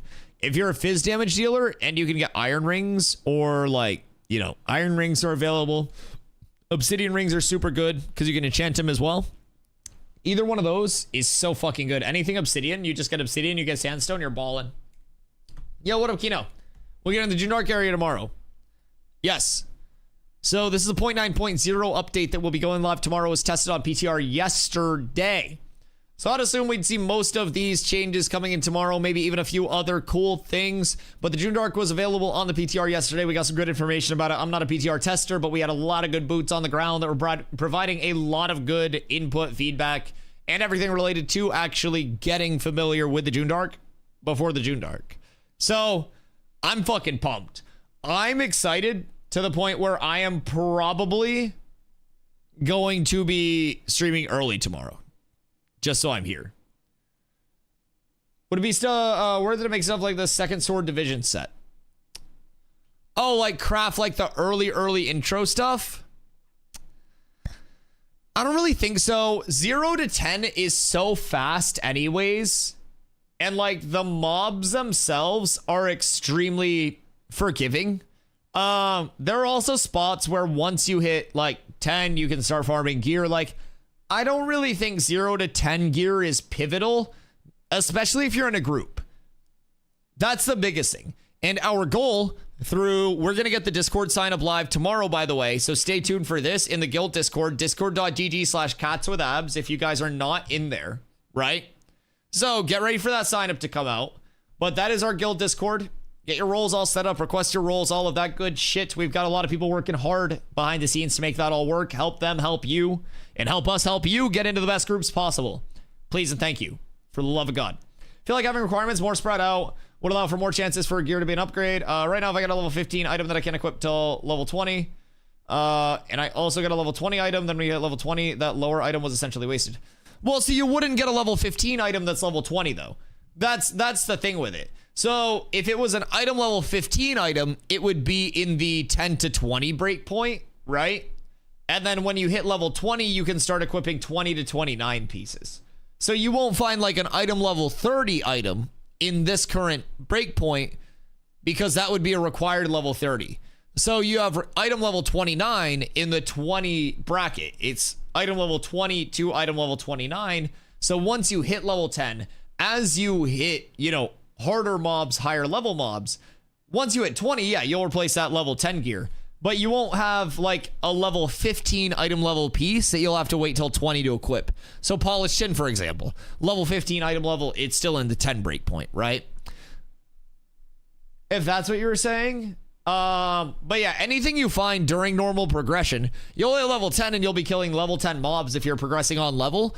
So like maybe if you're level 8, you end up getting like level 10 stuff ahead of time, and then you hit 10, you equip that. But as you're leveling through 10, you'll still get upgrades as you're going up through 10. It's just if you're leveling like a second character or something. Yeah. No worries. It can be a little tricky sometimes. So yeah, this level 0 requirement will be anything item level 0 to item level 9. And then as soon as it goes to item level 10, like Aelin Chainmail Belt, it goes to required level 10. So you'll always have that corresponding bracket where it's like, I'm level 8 killing level 10 mobs. Oh, I have this to look forward to at 10. Yippee, golly, you know, gadzooks and gosh. And then once you hit 10, you equip that. And say someone that's level 20 just got a 20 weapon, and they come down and they give you a level, like a level 10 weapon, but it's item level 19, something like the Forsaken Blades, right? You're going to be like, oh shit, this is the strongest thing I'm going to get till level 20. Oh my God. And that's like the That's like your fucking angels singing to you when you acquire it, right? So those will be like your carry pieces, and either earned through like fighting harder mobs in your bracket or by having those as hand-me-downs. So for sure. Gotta start looking at what I want to target for mage. This is a super good place to source it. Ash's Codex. Bring up a planner through the build planner here. Bring up another tab like this. So you can go armor. You click on the slot that you want. Stats. And you start looking for the main stat that you want. So I'm going to be making my endgame build here in a sec as well, because we have my early game build. So I'll be checking out my endgame build and we'll be going from there. Best level 1 build. Best class at level 1. Not tank. Not tank. Maybe cleric. I feel like a level 1 cleric probably wins the game. Chat, any thoughts? What's the best level 1 class? Got both tabs. I'm ultra wide right now looking at it. I love that. Bard doesn't really have res dump though. I feel like cleric would be able to heal, right? Cleric can heal a level 1. Rogue probably right now. Rogue only has stab. It doesn't have anything to set that up. That throw tomato can heal. Don't you not get just at 1? Or do you get just at 1?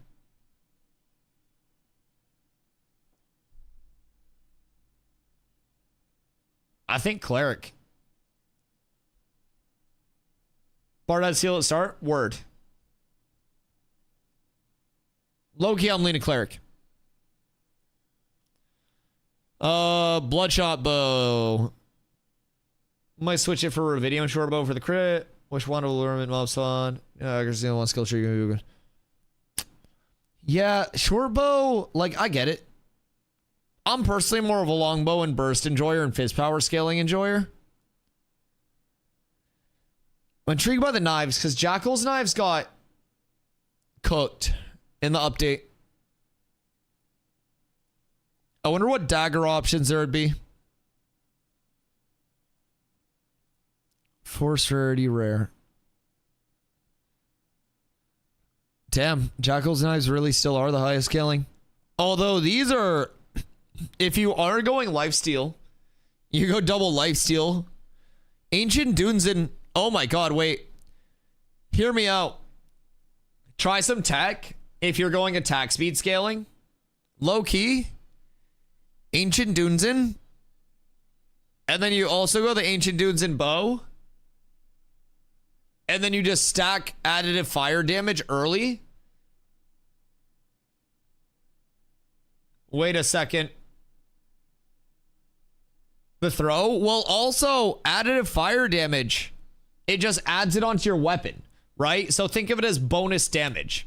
So additive fire damage rating isn't like more damage with fire. It's I hit you and every hit I get bonus fire damage. So if you're doing additive fire damage rating stacking on a rogue, then you're using your daggers, which are super fast. Yes. So yeah, it adds it to your weapon. That's like the additive fire damage rating. So that's why people were stacking like additive fire damage rating and they were using Forge Lord Signet is fizz attack speed and fire damage rating.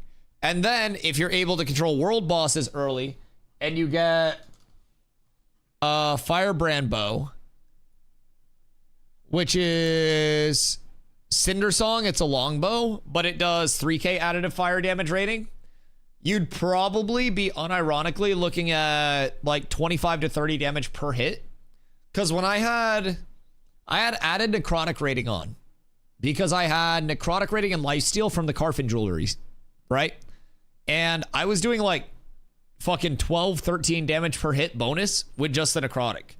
So it's intriguing. Definitely an intriguing play. Cinder Song is a really good bow to get early. So like Bladebinder's Montante's fucking nuts. There's a lot of good. And then the sword just kind of sucks because it's 129 additive fire damage. Kind of unfortunate.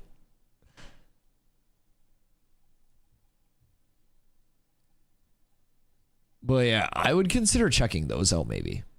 I won't even lie. RIP Conroll. Yeah. Yeah, may it rest in piss. Low key if you're speed scaling. If you're speed scaling. Could be good. Obsidian earrings. If you're on crit chance and you're in DR, that's fine. Grizzler Tooth is insane fizz power scaling. Glittering Spall's good. I would low key, I would try double Forge Lords is going to be hard to get on rip. But thought it only added the damage onto the effect itself. Oh no. Oh no. Every hit. Every hit. Just shing, shing, shing, shing, shing. All fire. All the time. Oh yeah. Oh, it's good. There's huge potential with it, man. I'm telling you, like, if you were attack speed scaling, you might as well just get the most of it. Same with Necrotic. Yep. All of those Ellies will just add on, like, more damage to your types of weapon.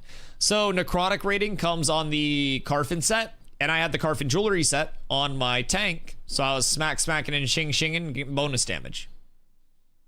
Yes, indeedly. Are bards still good after the stat squish? Oh yeah. Oh yeah. Yeah, bards are still insane. Like, so the stat squish affected everything equally. You know what I mean?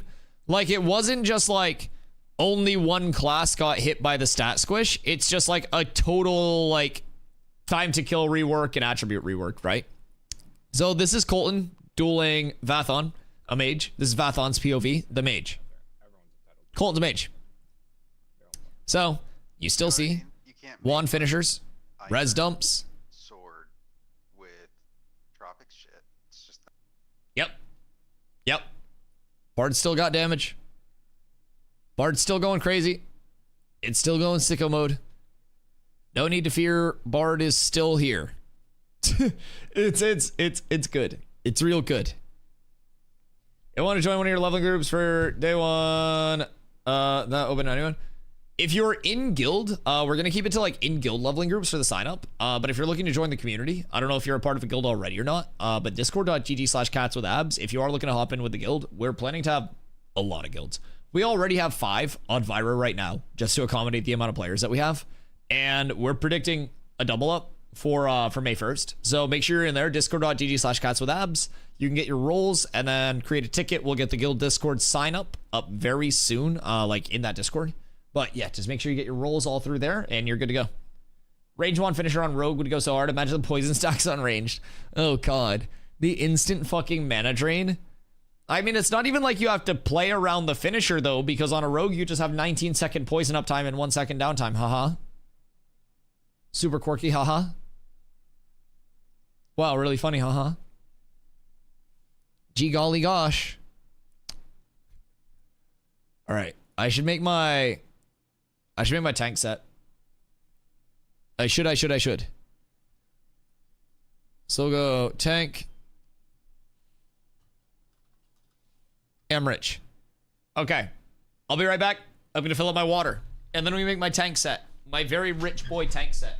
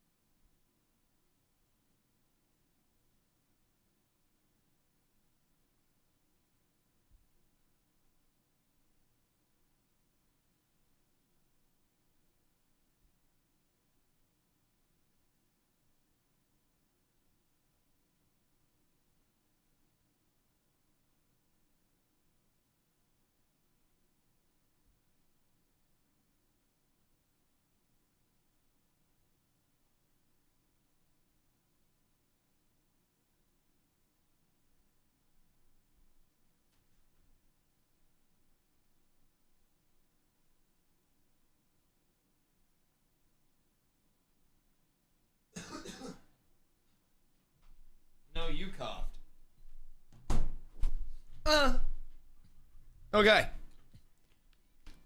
Chat, who's horny and ready to fuck up this gear set? So, what we're going to be looking at here is like the I'm rich, chat's funneling me everything, our crafters are crafting, our gatherers are gathering. We control the legendary economy on the server and what we're going to be trying to go for. So there's going to be some juicer shit. So, very simple. We can go through here as well. But, oh. I always forget that it's called max health and not max life. Yo, CJ, what up, brother? How you doing tonight? So, we go max health, helms. We're going to sort by max health. And our best option is going to be an iron helmet in Lego. And honestly, we're just going to force rarity Lego. We're just going to full send everything here. That's going to be the best option.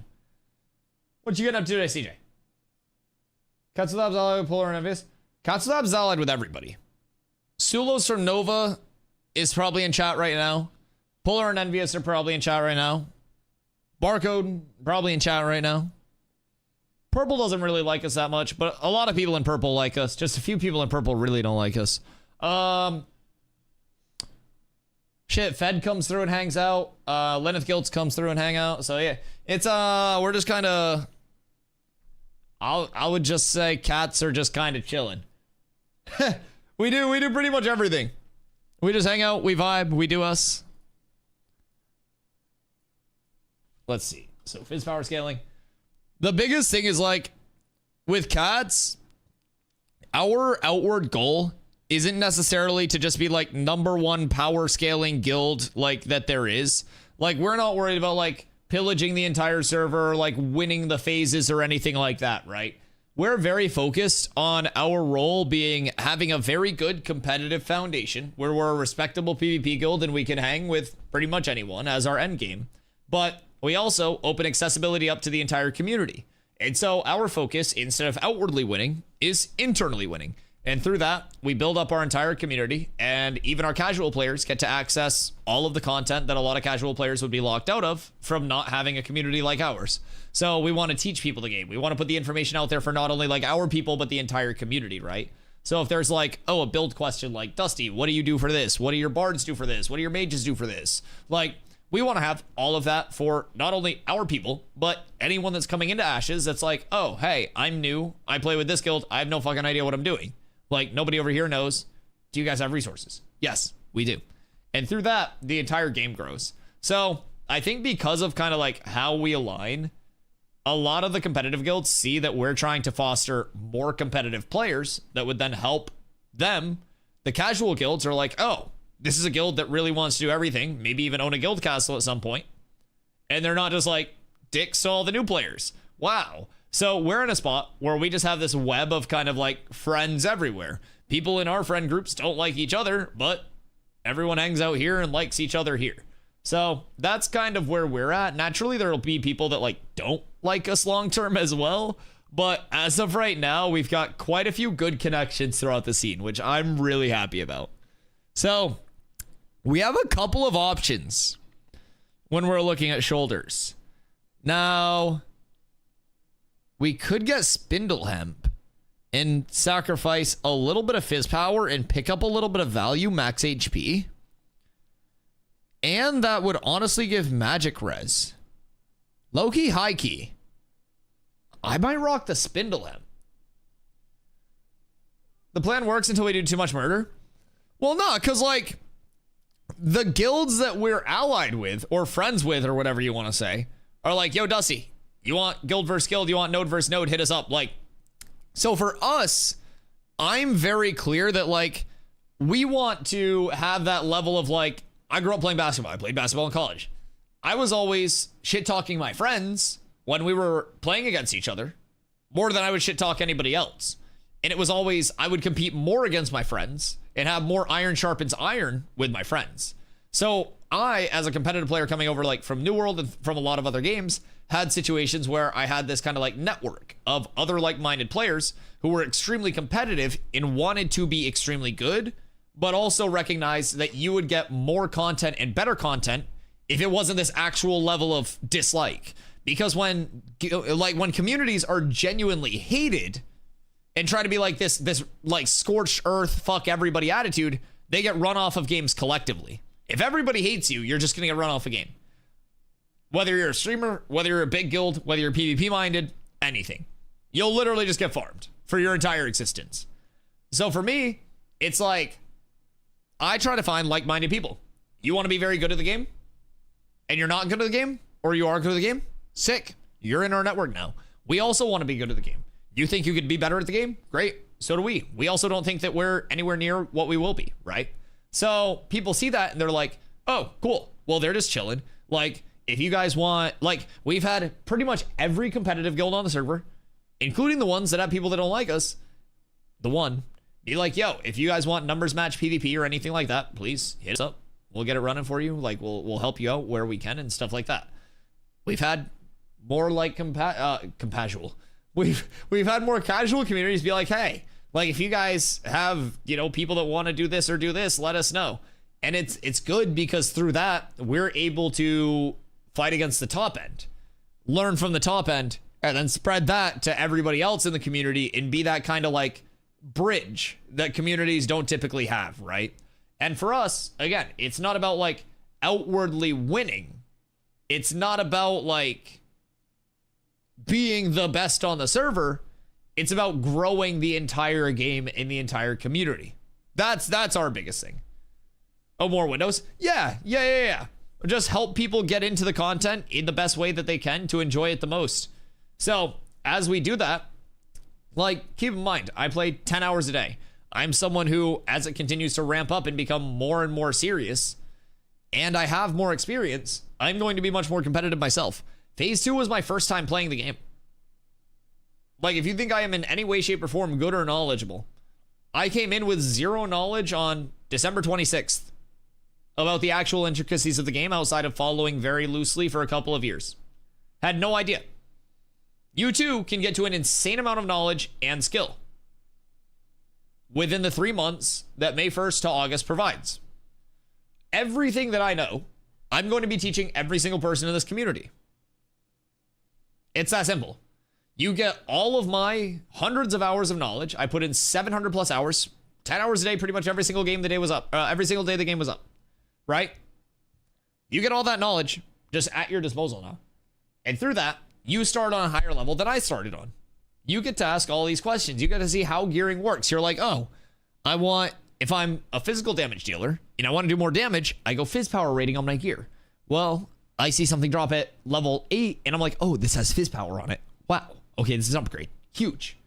Oh, this has fizz pen. Well, Dusty said fizz pen wasn't good. I'm not going to roll on this. Oh, this has mentality, constitution, and wisdom. Well, that's bad. I'm not going to roll on this. Like, I didn't know that shit.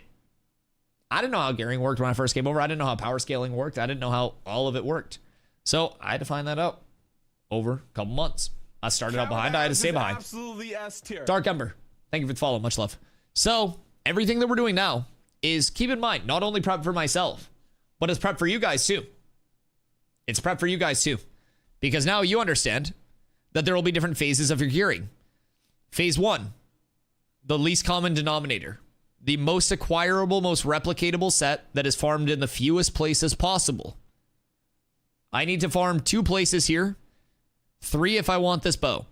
But there are other bows that drop as well and other ranged weapons that drop as well. I could get this entire gear set farming in 2 places. Easily achievable. Stats that I need. No crafting, by the way. 0. The least common denominator. So now you guys know, because you've been watching these gear set build-outs, how to source your gear, what to look for. So what we do now is we move towards a more endgame set. So Winstead Citizen's Cloak. Again, unless they change this, this is simply just going to be the best cloak. It's 732 fizz power. I mean, maybe if you had Lego Griffin Cloak, but that seems like such a waste. It's just going to be a Citizen Cloak. I'm not going to lie. Out of these, this is where it gets a little intriguing, because you've got some very peculiar build out options available. Fire Scar does not currently exist. And if I were to, honestly, as a tank, I'm going to keep it a buck. 5-piece light looks nuts. I don't think I'll be able to pull that, but 6% base accuracy also goes Insano style. Over, like, missing something. I think Black Feather's also probably just going to be more replicatable. Although, what are the crafting mats on these? That'll be important. Silk Thread, so you need spider cocoons for that. And then Silk Bolt. This is steel armor plating. Chat. How hard is steel armor plating to get? Is that all that is? What? Come on, fun. Dustpaw Warhide. Is that a 2-item recipe? Come on, crack. Molten steel and flux.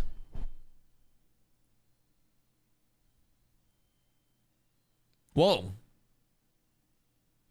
The fuck? The hell are you guys making your shit with? Probably easier to get than your Lego Braidwood. What? Damn. Good evening to you too, Sidora. What the fuck, dog? I don't know what the fuck I did to you recently, but Jesus fucking Christ. Damn. All right. I hope you're having a good night too. Thanks for coming through. Support means everything. Love you guys. Things built on coke. Yeah, apparently. I mean, you take coal, you snort coke, and then you make the molten steel?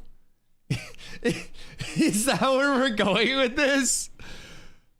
All right, so I don't know how achievable this is. Anybody do metalworking that would like be able to weigh in on this? How tough is this to actually get in high rarity? Because I think I'd prefer the Warhide, but I feel like Black Feather would be more replicatable. It depends on how coal is. That is so true. Kara's easy setup. It hurts a lot. I want you to know. Steel is hard to make because of coal. Did you guys hear the good news? Dynamic rarity is confirmed for May 1st from Steven today. It will be ready for May 1st for the Fresh Start servers. No more static rarity spawns. So, with how many gatherers we have that are committing to like going to the desert and shit and just hitting stuff early, I'm pretty confident we may actually have coal. I'm going to plan around it. I'm going to go Lego. We're going to do it. Jesus Christ, that's beefy. All right. So, since things will be unlocked, we can build around our juice. So the hardened chitin armor. Wait, it's not chit. What was it?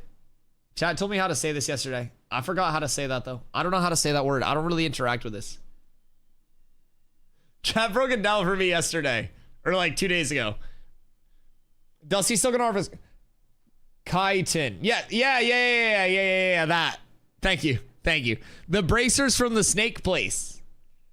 So, unfortunately, the reason that I can't get these in my initial gear set is cross-referencing patch notes. Apothecarium Dreadmire will now unlock when Jenna node reaches level 2. And I fucking hate them for that. That's some fucking rat shit, if I have to say so myself. Very eloquent way. I feel betrayed. I feel let down, and I feel targeted. I feel discriminated against, and this is an injustice against streamers everywhere that won't be tolerated. That shit's gonna be ass to level, by the way. I'm throwing that out there. That shit's going to be terrible to level. It's going to be rough. So good luck actually having somebody leveling that without Daytona available. Let's see. More Fizz Power Scaly. What do I have here? Yeah, I just have Fizz Power Scale there. So Polished Tin. Still unironically the best. And actually, since these are level 10, we can enchant them. That is one of the benefits of the few level 10 pieces that we still use, is that we'll be able to enchant them to +8 for very, very, very cheap. So there is a little bit of additional scaling from that, which we do love.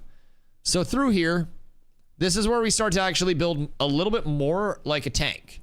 So we want to... What? Oh, I have to remove filters. What? Brother. There are literally belts with max life. What?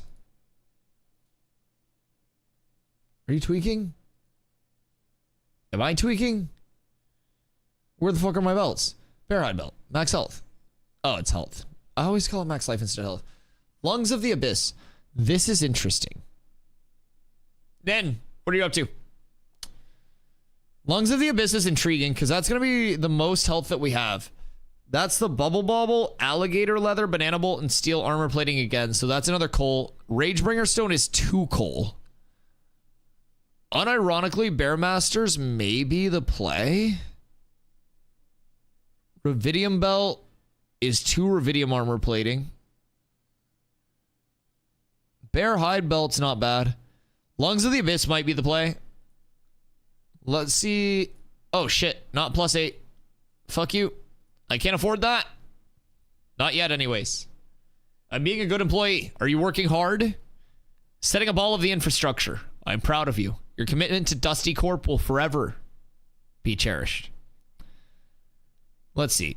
So we have heavy, light, medium, heavy, heavy. So we got 3-piece heavy for 6% basement right now. So that's nice. Let's move on here. Now, I previously had polished tin in my set on my tank on live for more power scaling. And I do think that I would actually prefer, if I had the preference, those are never happening. That's so expensive. These brine breaches look insane. Light, max health, magic crit, and magic pen aren't really the greatest for me. Like, I'm not gonna lie. But the max health that's on those puppies is fucking insane. And in terms of high rarity options, those are definitely gonna be the most achievable. These would be a good 10-piece as well. But if I'm just like shooting for the fucking stars, what do the bronze ingots take? Do bronze ingots take coal, chat? Or nah?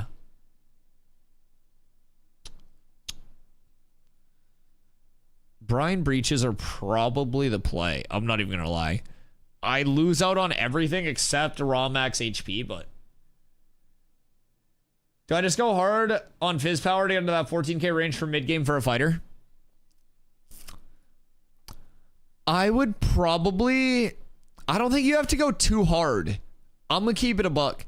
I think 210 to 220 is where this set is going to put me.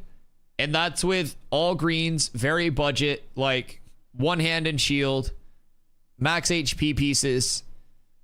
210 to 220 is not that hard to get, I don't think.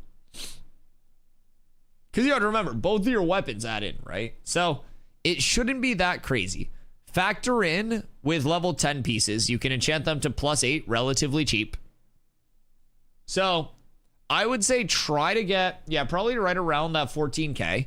But you should have enough to push up there really affordably. Really affordably. So brine breaches. We need to look at this. Brine... Whoops. I just stroked typing that. Dropped by the Brine Father. It's a fucking banger name. Does he exist yet, chat? Is this mob in the game? Can we confirm? Novice Enchanting Scroll of Redemption. Novice Enchanting Scroll of Success. Interesting. Oracle's Eye. Do these exist? I guess if these exist, that's going to be the play. But I could probably... Let's see if I'm not forcing fucking max health. Let's see what it would look with Fizz Power Scaling. Fizz Power Scaling is going to be polished tin. I think with the availability of it, I just go polished tin. It's super affordable. I can +8 those as well. That's just gonna be valid as fuck. Boots wise, boots are gonna be fizz power scaling spot. I don't think there even is like a max life option on boots. I don't know if there are any boots that have max life rolls that I know of that are currently in the game. Or I keep calling max life as max health. That are worth. Ruvidium's 439. But Ruvidium's going to be 2 Ruvidium armor plating. Healing power rating and max mana. What a weird fucking set of boots. That's some clank ass boots if I've ever seen them. Okay. So I'll probably keep fizz power scaling going with this. And we'll see what we can target here. Remove. They'll go. Fizz power rating. And that's going to be boots of the tardy. Boots of the tardy, you're going to need the monitor's leather scraps. Raptor leather. Raptors are spawning in the tropics. Not the tropics, I'm so sorry. The JUNDARK. Raptors spawn there.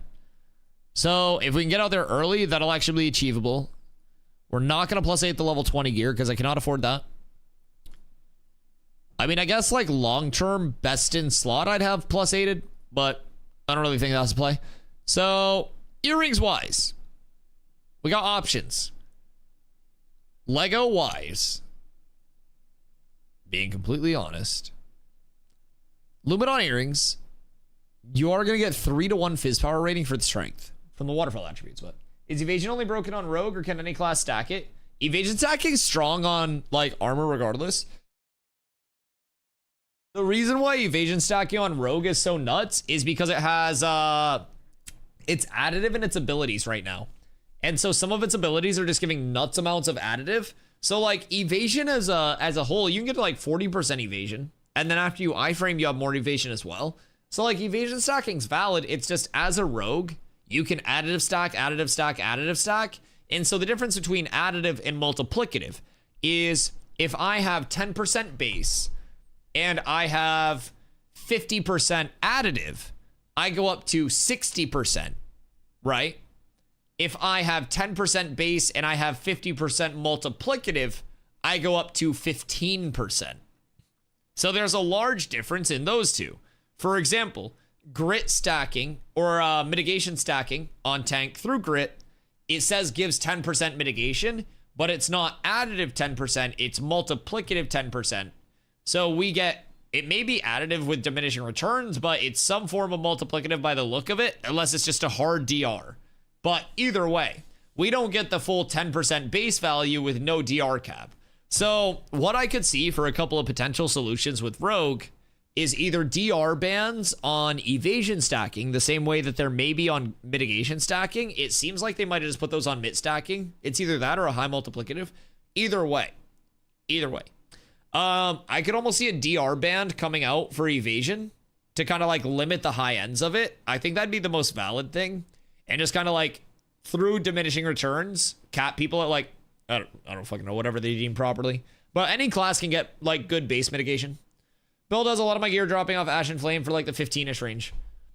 Yeah, anything that you'll be able to like actually get accessible on launch will be the biggest thing. Remove filters.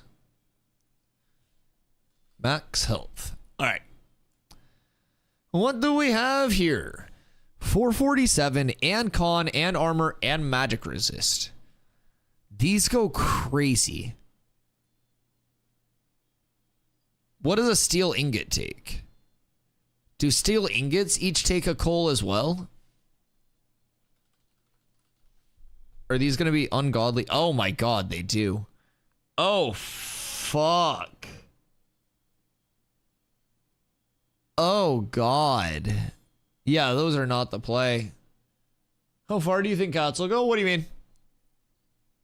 Like in terms of staying around? I mean, we're not going anywhere.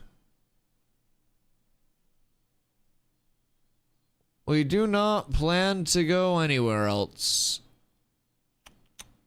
I think cats will go very far, personally. We have an estimation of, just in terms of like numbers, from people in the Discord that have like soft committed for roles and stuff like that. just to put it in perspective, between Wave 3 joiners and people that will be returning from Wave 2 and stuff like that, we're estimating 10 plus guilds, just in terms of like a raw number of active players, at least at the start. It'll obviously thin out as, you know, people take small breaks, but you have to remember, this is only a 3-month phase, like a 3-month server, and 3 months into Alpha 2 Phase 2, retention was in the mid-80s. So, I don't think we'll lose a lot of people, and then I think once the wipe hits on August 4th, we'll have all of those people in very good spots because everyone will get all of the base knowledge that we're sharing. Do we know if new races are being added May 1st? The race to level 25, baby. Other than that, I don't know. Like, other than that, I got no fucking idea. But we got at least one race. And that's the most important race. The race to 25. Well, not that there's like a most important, not like that. Not like that. Please don't. I'm begging you. Not like that. Good God. Okay. I think I want to do farming on the new wipe. But I don't actually know if there's a need for farmed items. Farmed items? Absolutely. I mean, materials are always going to be large for everything. From leveling nodes to like fulfilling buy orders, commissions, shit like that. To crafting the higher rarity versions of everything. Like, crafting is always going to be nuts. Like, none of this gear that's going to be... Keep in mind, this is called Am Rich. I would be spending substantial amounts of money to source this gear myself. Like thousands of gold worth. And our goal is to be able to have our PvPers outfitted in their dream shit because our gatherers and crafters are working extremely hard to make sure our PvP guild has the best gear possible so that way we can get them into more content, get them protection, get them everything that they need, and they can play the game they want to while supplying the bigger picture and helping the community succeed. So that's our goal in having, like, you know, every type of player getting in with us, right? So whether you're super competitive minded, whether you're super casual, everything in between, that's the point of the community. And that's one of the advantages.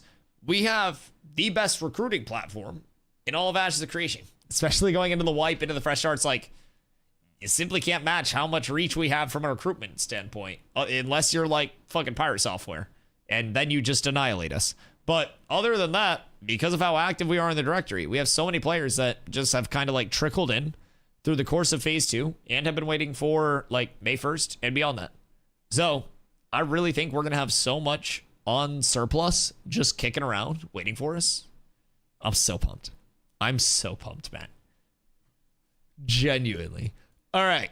So these are not going to be very craftable. Snake rattle charm, tin ingot. Do tin ingots also require coal? Please tell me they don't. Flux and tin fragments.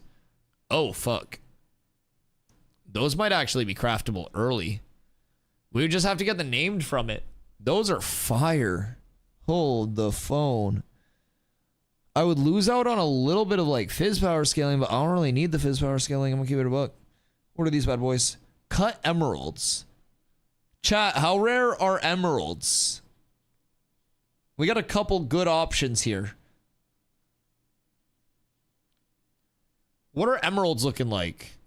I mean, I guess if we just have whatever, then we just get these, right? And we'll enchant 2 of those to +8. Because that's going to give us max health and mit rating. Emeralds were not rare. Not rare, not rare. All right, sick. So low key.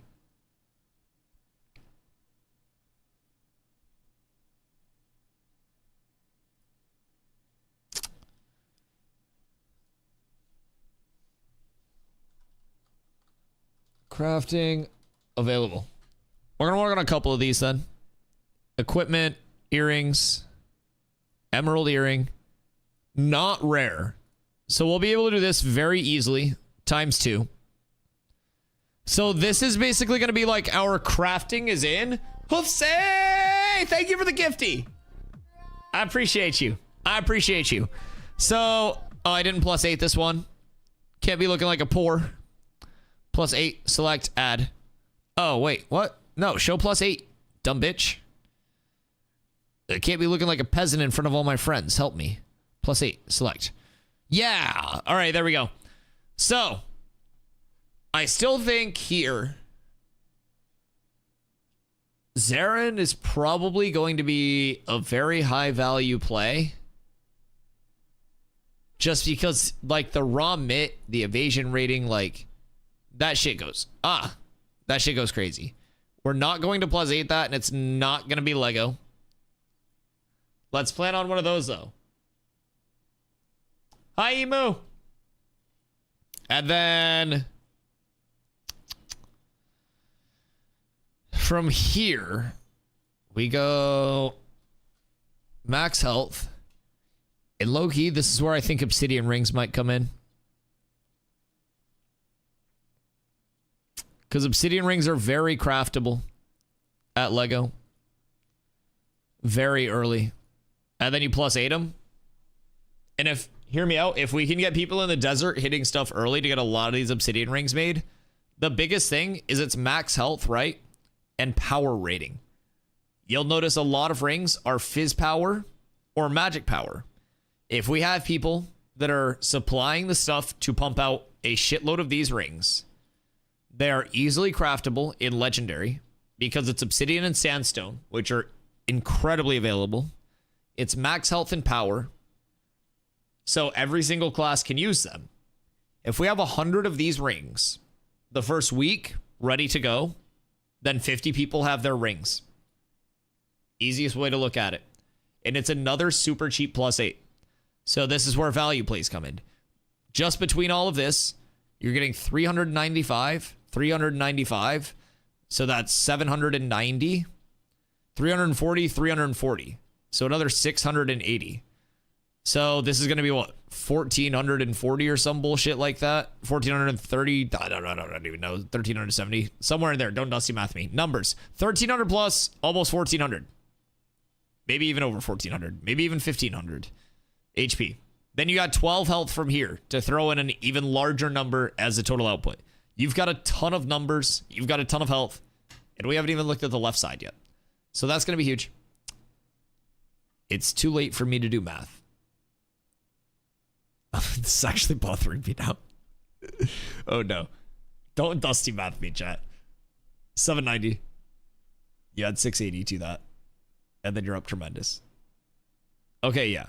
Yeah. So it's 1470. And then 1482. 1482 max HP from just this. We're up. Iron helmet. That's probably not going to be crafted +8 at this point. Mask of the Sighted, what are you? Gremskins? I don't think that's going to be craftable very easily. Weeping Willow boards? Nope. Not doing that. So this will just be a chill, we'll say, uncommon, just to show that that's going to be good there. Really doubt that +8 will be allowed on level 10 gear after the changes. What do you mean +8 will be allowed on level 10 gear after the changes?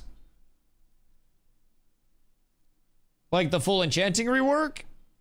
No, I'm quite confident it will be because a lot of the thresholds are just lower on 10 gear than they are 20 gear. Keep in mind, this is just like a budget set.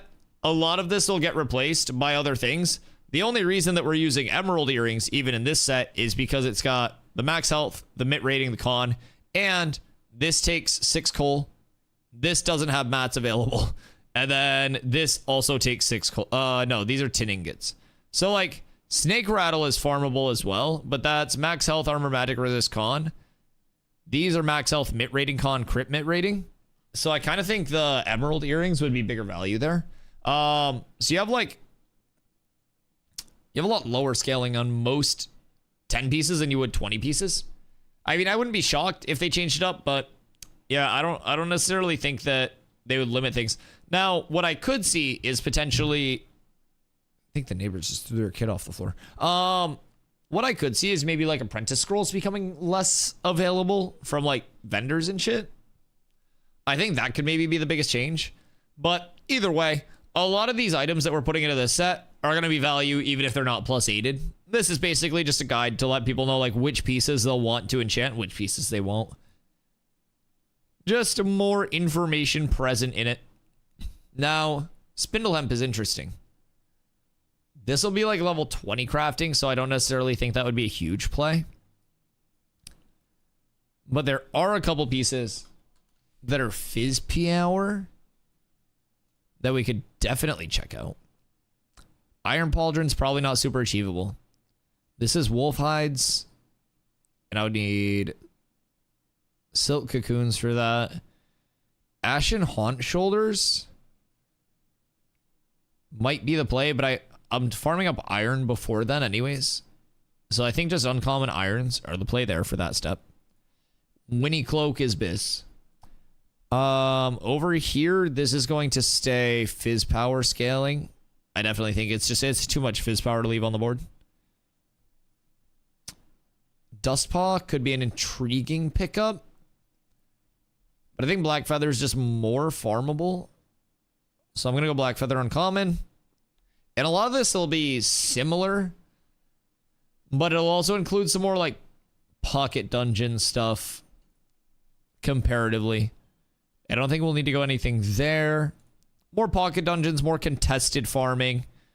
Polished tin gloves are a really solid option here because they're going to be incredibly cheap to put out at high rarity. So we'll throw those in. Now, it's going to be harder off rip, of course, to get any of this in high rarity. But whatever rarity you can is the best rarity, in my opinion, as you're going into this phase. God damn it. I always call it life. Let's see. So we have the max health rolls. Lungs of the Abyss. Assuming that that's available, that'll be pretty solid. Ragebringer's also good, though, because it has fizz evasion on it. But it's barely any fizz evasion.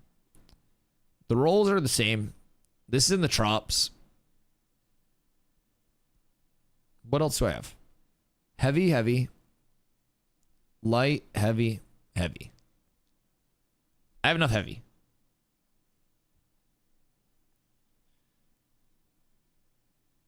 Will I benefit from anything medium? Heavy, heavy. Light, heavy, heavy. Meh. Let's probably just stack that. Highest max out there. And then brine breaches are going to be right out in the Trops, so I can farm those as well. This would be kind of a back and forth between, like, do I want to go fizz power scaling?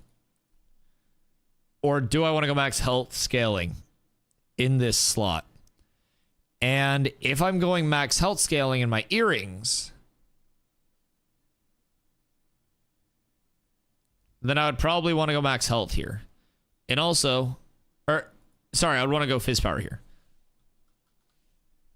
And we can also get, through crafting, Lego polished tins +8. Oh wait, that was not supposed to be Lego +8. Jesus.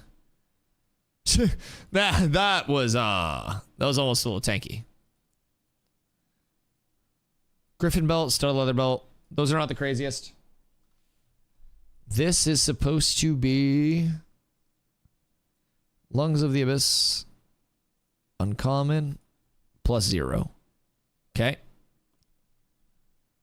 And then Ruvidium boots. Nope. We're not doing that. We're going back to fizz here. And we'll go fizz power rating. And you guys know what's coming here. It's Boots of the Tardy. Even if those are green, they are just ungodly good. Ungodly good. So we have heavy, heavy, heavy, heavy, heavy. 5 pieces for the healing received and disable reduction. Not that that's like a huge thing, but nice to actually hit. Phoenix, what up, brother? How you doing, my friend? And then we've got light, medium, medium. If I could switch this out with Dustpaw Warhide, that might actually be a good play then. Although that's just going to give me 2% base crit chance. So it's not like that's insane. It's not like that's too crazy to play around. It's just a small compliment at that point. Alrighty. So here, we're not too worried about raw fizz power. But I would love Beast Warden's prod. And then we're also going to get a Steel Shield. Steel Shield is really intriguing. So this is a weird combo for a lot of people that don't tank. But Beast Warden's prod is a weapon that has max health on it. Steel Shield is a shield that has fizz power on it. So through the two, we have defensive and offensive scaling. And we have the shield in case we need to like active block or anything like that in PvP. It's quite nice. I'm a big fan. So that's a huge value play. I would love to have a Cinder Song. That's going to be extremely hard to get our hands on, but I do think it'd be possible. I'm not going to lie. I don't think it's completely impossible. So we can throw that on just as like something to shoot for. If we pulled that set, we'd be in a really good spot. This is a tank setup, crafting available. This is something big to shoot for. So this is going to include 5 crafted pieces. We need emeralds.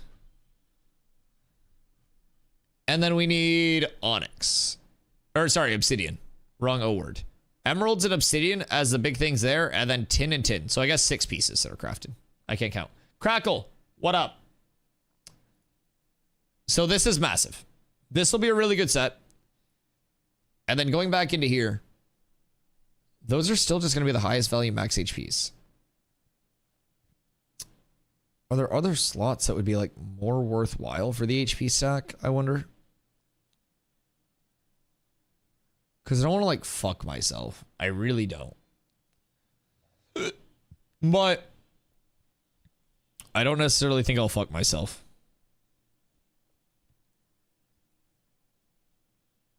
Have you watched all the Star Wars movies? I don't think I've missed any.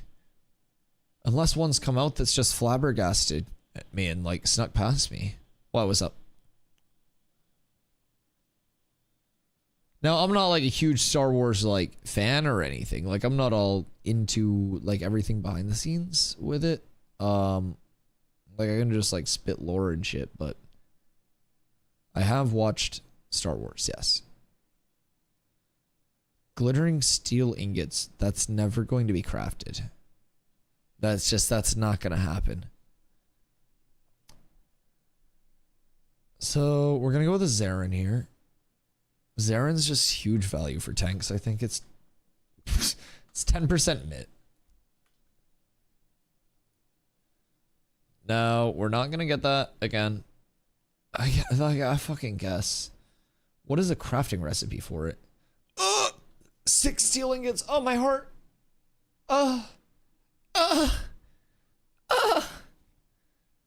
Okay. So what's old Grizzy at?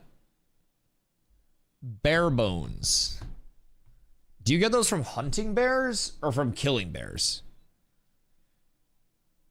Because that's braidwood as well. God damn. God damn. All right. Where do you see total stats? That's one thing that I wish they had was like a stat output. They currently don't have an area that spits out the total stats. You could add everything up, but you would also need to calculate like your base attributes and stuff.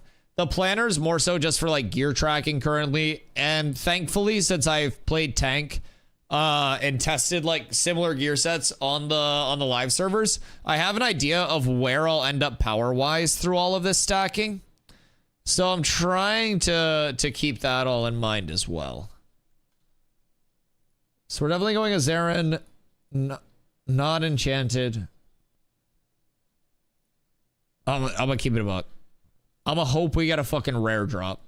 I'm gonna shoot for a rare. That shit's expensive. I guess this is my am rich set, huh? Fuck it. Zarin, Lego, not enchanted. Okay. Rings. Like, it's between iron rings or obsidian rings. In iron rings are better like fizz power scaling, but slightly less max health than obsidian rings. And obsidian rings can also get enchanted. And if they do, it's like 100 more max health per. But you're losing 300 fizz power. I think we'd be fine with this, honestly. I think I'd still just prefer the additional max HP. It's going to scale harder for me. And then over here, we're going to go Beast Warden's Prod. So the reason that like Beast Warden's Prod is so nice is because the fizz power rating, since it's level 29, is really similar to an Iron Greatsword. People were freaking out about the Iron Greatsword, but Iron Greatsword has really low damage output. Like really low. And people were like, oh, it's a tank weapon. Well, so is Igneous Striker. So is Beast Warden's Prod. That's 12 steel ingot. Jesus. Jesus. Oh my God. Well, I mean, it's the I'm rich set. It's never going to happen. But we'll take it. All right, so we want our steel shield. Wherever we can find that. I guess I can just search it. And steel shield is going to be best for us because it's got that high fizz power roll on it. So through that, we're going to have a lot of fizz power. Like big two-hander worth of fizz power. And we're still getting max health. We can still active block. This is going to be a really nice combo. And then Lego ranged weapon. Let's give this a scroll and make sure we don't leave any value on the table with any of these. I guess it would help if I unselected steel. Max health wise. What if I just use a wand? Like what if? Shortbow Briarhome, that's 2 mock bark, and that's 20 braid. I feel like with 20 braid, if I had 20 Lego braid, I would just want the power scaling. I feel like Ancient Dunzen could slap. It really could. Long sight bow just goes absolutely hard. If you're wanting any sort of lifesteal. Personally, I'll probably still go long sight bow.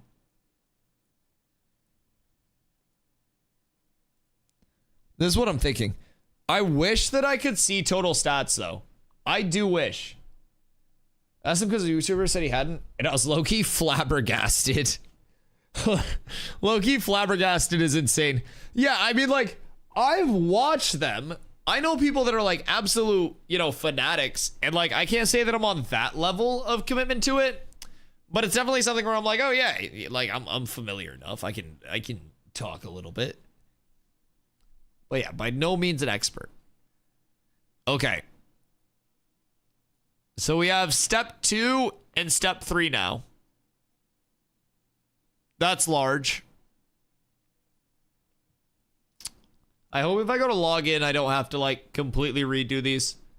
That would be unfortunate, but it's okay. Chad, are you guys also making one of these?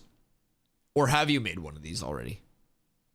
Because I've now made 3. I have every step of my progression planned out, although I may or may not have closed out of my first step. And I have to find that again, so. Yo, what up, King? I don't know how to save this. If you get a shareable link, you could just go share here, and then it copies your share link to your clipboard, and then if you, like, post, like, send your link to yourself, it gives you the editable link. You just can't change anything once it's all done. But, like, yeah, you can just, like, DM it to yourself or, like, post it somewhere for your keeping. And then basically just have those as, like, build step 1, step 2, step 3. I got a starfruit tree. Starfruit's one of my favorite fruits. What's a starfruit? It's a fruit that's shaped like a star. You never seen a starfruit? Starfruit fucks. Yeah, it's kind of like almost like a sweet and soury citrusy. I'm not going to lie. It's got, like, a little bit of soury to it, but a banging fruit? Hoofsy! Fuck a starfruit. I don't know if it'd go that well. Starfruit, also known as carambola, is a tropical fruit native to Southeast Asia with a distinctive star-shaped cross-section when sliced. It has a slightly sweet and tangy flavor. Okay, yeah, I was right. And is enjoyed fresh in salads or juiced. The entire fruit, including the skin, is edible. It's a real thing, yes. Yeah, star fruits fuck. And you can just eat them. You just rinse them off and you can eat them. The entire thing's edible. Star fruits go crazy. It has a slightly sweet sour flavor. It tastes like a combination of pear, green grape, and orange. Yes. Yeah, star fruits fuck. Star fruits go so absurd. Star fruit and dragon fruit together. Throw in some lychee. Is that lychee? I think that's lychee, right? Hoofsy, guess what? Uh-oh, Hoofsy, he's got a surprise for you. He's got a surprise for you. But what are we sourcing tomorrow, by the way? What's the plan? We need to spread out. We need a checklist. Uh-oh. Uh-oh. Does the shareholder have the 20K? Does he? Or will he wear it with honor? Oh, God. Oh, that's targeted violence. Oh, my God. I don't know. Has he had time to accumulate that much? He'll wear it with honor. Oh, King choosing violence. Oh, my God. Oh, King. That's so rude. Pussy dies with honor. He's down for the count, and the count is 10 minutes. Oh, my God. King, what did Hussy do to you? And Chrissy, why do you hate starfruits? Why do you hate starfruits? Starfruits are so fucking good. I actually might go get a starfruit tomorrow. I may. Starfruits go so unbelievably hard. Although I'm also probably starting stream early tomorrow because we got a lot to do. We got a whole hell of a lot to do, chat. I'm not even kidding. We've got to go up to the tropics. We've got to see what the new starting area has in store for us there. Oh, 5U, if I got 2,000 points in 10 minutes. I don't know. I can't make that happen. I can't make that happen for you. I'm so sorry, King. I cannot do that. That's outside of my power. I cannot allow him to live. He must die. Tomorrow's going to be a traveling day. Oh, yes, it is, brother. Tomorrow's going to be a big traveling day. So, not only do I need to check out the JUNDARK for obvious JUNDARK reasons, right? But the second starting area in the anvils is here. And this is the divine race start for the dwarves. Out of the divine race dwarves, you've got your Dunir heading towards the Dunes and Kel Mountains. And then you've got your Nakua. Your Nakua are shown here. So, by that logic, this in the tropics should be a starting area. In theory. That's what I'm curious about. One of my biggest things that I'm trying to plan for, on top of just like the gear sets and everything like that, right? Is with a shotgun start here and us not getting our second starting area until later on, everyone's going to be here. Everyone's going to be congested here. People will spread out everywhere in the Riverlands trying to find an area. If we get our mounts on our leveling groups and we all spread out throughout here, then we farm up here until like level 7. We spread out throughout the rest of the tropics on the shore and we kill crabs. Crabs are like level 13 to 15 spawns. So level 7, level 8, you can start doing those. Those can carry you all the way from 8 to 16 if you really can get the pull controlled and just farm it. That's without knowing any other mob changes, any JUNDARK stuff, but it's also dependent on this area actually being a starting area for the Nakua. And with the prep coming for that second starting area, I think we're there. I think that might be valid. Now we'd have to unironically hoof up on 135 mounts all the way up.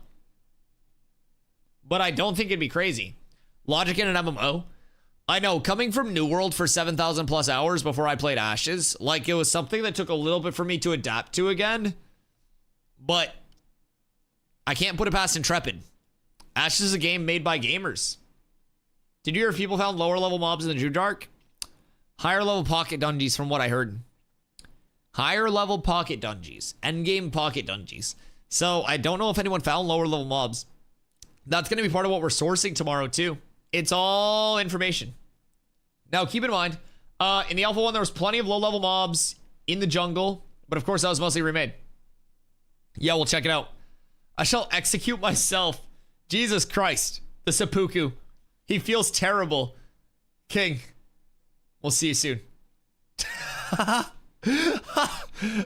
He felt bad. He felt bad for timing out Hussy, so he fell on the blade. I don't know, dude. I don't know. It's violence and guilt. I respect it. I respect it. It was a seppuku. He felt he brought dishonor upon his family by timing out Hoofington, the great shareholder of twitch.tv/DustyWhy. So, you know, it had to be done, man. It had to be done. Chat, it's a tragic moment. If you two are mourning the moment, make sure you give 10 subs to cheer everybody in chat up, because they're all very sad mourning these deaths. So it's important to keep the gift subs flowing. We might have new people in here that are like, damn, what if I get timed out? And if they're sad, we can turn that frown upside down by making those new people sub to the channel. I appreciate your constant effort, chat. I couldn't do this without you. Should I res? Or you could just save your monkey bucks for timing people out. You could sow more chaos with them. Entirely unrelated. What do you think chance of novelty gear? Always been a fan of walk shield and rolling pin mace for my chef tank. I fuck with that. So like basically more out there visual aesthetics. So Steven has said they're not going to have like immersion breaking stuff. Like his exact quote was that you wouldn't see people walking around in like, you know, shorts and a hoodie, but they would have fun skins that are within the realm of, you know, what Vera provides. So I wouldn't be like shocked to see stuff like that, considering cooking does exist. I wouldn't expect it to be like too goofy or anything like that, but I definitely think that that's within the realm of possibility based on what Steven said. Granted, that's all up to interpretation and how they kind of decide to roll with it. But the biggest thing that he said was that like you wouldn't be walking around with like crazy like immersion breaking stuff, but like, you know, they would do different event skins and stuff like that. So I definitely think the potential's there. And when you look at like how much design their mount team and their visual teams have put in so far, oh my god, there's so much. The mount team especially goes insane. So I'll work that. Yeah, I also like some fun out there skins. Like New World let you basically dye and customize. Oh, there'll be a dye system too. But New World let you do a lot of things to your armor, and I was drippy as fuck in New World. I had a whole like drip that people knew as the Dusty skin. So that was my whole thing. So I'm very, very much looking forward to cool transmogs. I think that's a core part of any endgame. Here, what up, Eclipsing Jade? How are you? What you doing tonight? Poor King. I can't believe King just like took himself out like that, dog. That's actual tragedy. So I feel like we should make a checklist for tomorrow. I feel like we should. Hold on. Let me get a fresh painteroo out. New. Yo, what up, Zaruk? Is Ashes of Creation down? Yes, Ashes is down Tuesdays and Wednesdays. So we're getting ready to go live with our 0.9.0 patch tomorrow. Servers are estimated to come up. Thank you for the follow, dude. I appreciate you. Servers are estimated to come up tomorrow at 1 p.m. EST. Now, there could always be delays and stuff like that, but they try their best to get them up whenever they can. We're all feeling the itch. Yeah, not just that one either. All right. So, we need to check Tropics leveling viability. We need to go to JUNDARK. Actually, check Tropics node cork. Go to JUNDARK. Check JUNDARK leveling viability. Check JUNDARK pocket dungeons. What else would we need? Alchemist is an item to make a cream. It's okay. Someday. Fortunately, I've got some good healers with me. Kenville, I've been grinding Hearthstone a lot lately. Gross. I don't know why you do that to yourself. JUNDARK Pocket Dungeons, JUNDARK leveling viability. Test invis wall / boats. What else are we looking at? Maybe like JUNDARK crafting recipes or something? Oh, fuck. Before any of that, you want to know what's crazy? Source new gear on Codex. Ha ha ha ha. Ha ha ha ha. That game is fun as fuck if you're smart. I mean, I played Magic the Gathering for a long time. I played Hearthstone. I'd rather play MMOs. If I'm playing a card game, I want to play a fucking card game. And Magic the Gathering's all Commander now, so that shit's boring as fuck. Anyways. Step 1, source new gear on Codex. That's gonna be a big thing. Because Ash's Codex typically does a very, very, very, very good job of getting everything up as soon as they have it. So new items, they've got all of the tempering kits and stuff like that. Tomorrow, we're going to be trying to source all of that other information. Where did that go?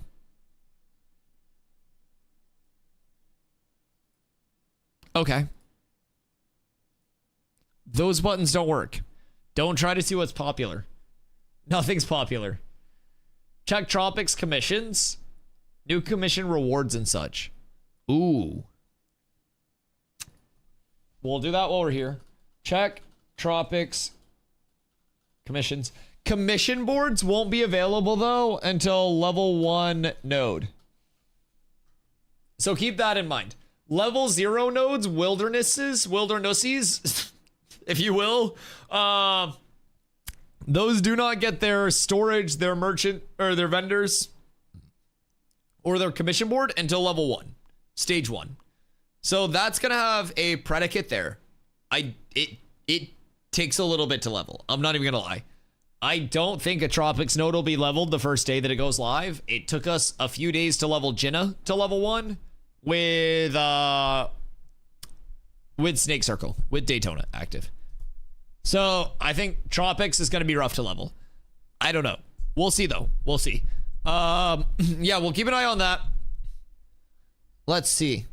Go to JUNDARK, check JUNDARK leveling, check JUNDARK Pocket Dungeons. Find JUNDARK node corks. Now, they may not have all of the node corks even in yet or placed, but I would like to do that if we can try to guess or like figure out where roughly they would be based on the layout of the area. Gathering wise, I don't think there's going to be anything too crazy, at least for me, to worry about.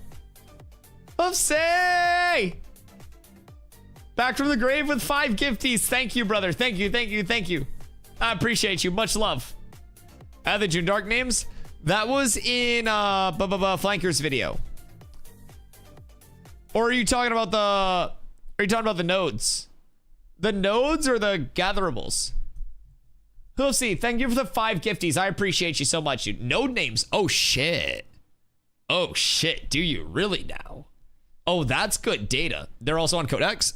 Oh shit. Well, do the work for me and I'll give you credit for this one. Okay, find JUNDARK node corks. So those are already on Codex. Is it map? Wah. Server? Ah. PTR. Dusty, what doing? Hi, Rocks. They're fucking cooked. Ni hao, ni hao, ni hao, ni hao. Ni hao. Hi, Rhino. What doing? Getting ready for freshies. Yeah, starting soon. Starting soon.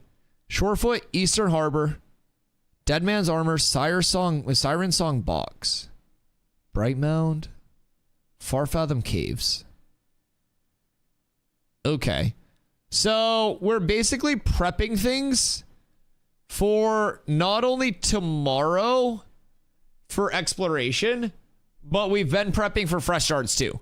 So we've got all of our class leads or people that are interested in making their sets, making basically, we call it the lowest common denominator as step 1 with no crafting or name mobs available. Step 2 with crafting available for level 10 gear. And then step 3, which is your best in slot set.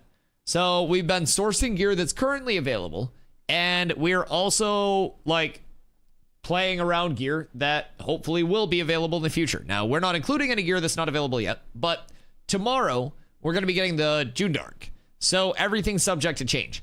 So we've been making a list of what we need to do tomorrow.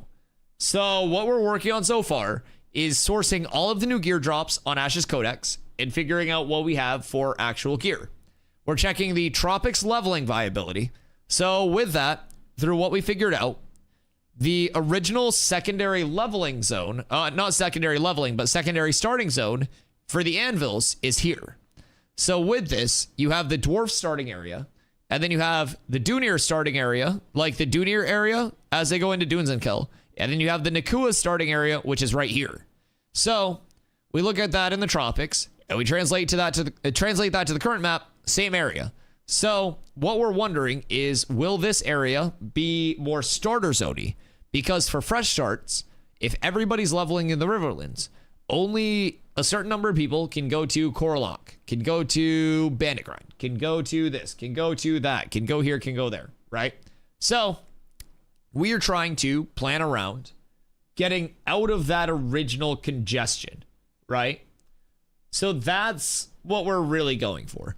If we figure out something good in terms of the leveling viability, this could mean that we end up going down to Samia's Hope, getting our mounts, and then going all the way up into the tropics, all the way up through here, and leveling here. More peaceful means server worker death? Well, not only server worker death, but like mob competition. If you can travel 20 minutes to avoid 3 hours of delays with having to wait and fight over mobs, and that 20 minutes sets you back a few levels, but you have free farm in an area that's further off the beaten path, it's what I always talk about with like opportunity cost and basically like potential XP. So if I go to Koralok, which will be probably one of the most contested level 1 mob grinds for groups, while Koralok may be one of the most efficient like XP grinds for that level, if there are a fuckload of people in Koralok, it becomes less efficient than its top output potential, right? So, don't think many people will think this as well. There will be fewer people that think this way than the people who try to just grind it out through the Riverlands. Server cap is 6K, and that will also include a lot of people who are more casual, who are not planning out full routes, and who are not like, you know, fully on the same level of like, I know where the new starting area is going to be ahead of time because we looked at this map. We know this is an Akua starting area. Most people are thinking, oh, Tropics. Tropics has level 25 pocket dungeons. So Tropics is going to be all level 25, right? So like, while there may be people that think about this, I don't think there will be nearly as many people thinking this way as there will be just going, oh, let's spread throughout the Riverlands. Let's go to church. Let's go here. Let's go there. Let's check this. Oh no, this is contested. Whereas if we deliberately, and it's not about being the only one there in Ashes, it's about being the first one there in Ashes. So if we deliberately have our 8 stacks ready and we know X amount of spots throughout the tropics where we can send our like super sweaty groups, that's 3 to 4 groups leveling, getting here first, controlling this, and then spreading along the shores and farming crabs. And then since we have 3 groups in the same area that are going to be ahead of the curve, somebody tries to come contest and then we flag up and we kill them because we're ahead. If I recall correctly, the area around Shorehook was low level mobs, so that tracks with your starter zone theory. Shorefoot here, this one. Yeah, and that would be according to the map. Yeah. So according to the map, that's going to be Right here. Nakua starting zone. Here. Shorefoot. This is a level 16. Farfathom Caves, Pocket Dungeon, seems to be level 16-ish. Dead Man's Armor is a construct. Siren Song Box is level 16. And Plantoid is level 16.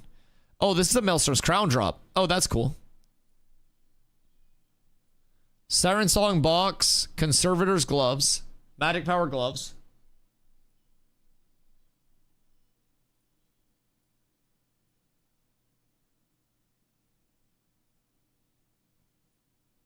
This is interesting.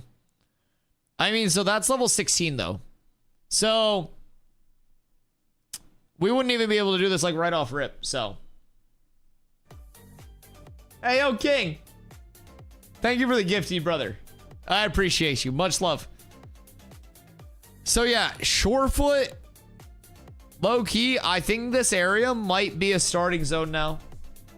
Met the random mobs around the node cork.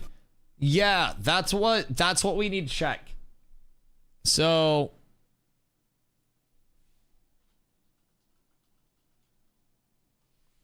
Shorefoot, huge. Do you plan to stream earlier on the 1st of May? Oh yeah. Oh yeah. Even like tomorrow I'm streaming earlier. Oh yeah. As soon as servers go up, I'm streaming. I'm gonna be a fucking demon in terms of stream hours. I've been kind of like chilling out a little bit. Like tonight, I'll probably finish up a little bit earlier than usual.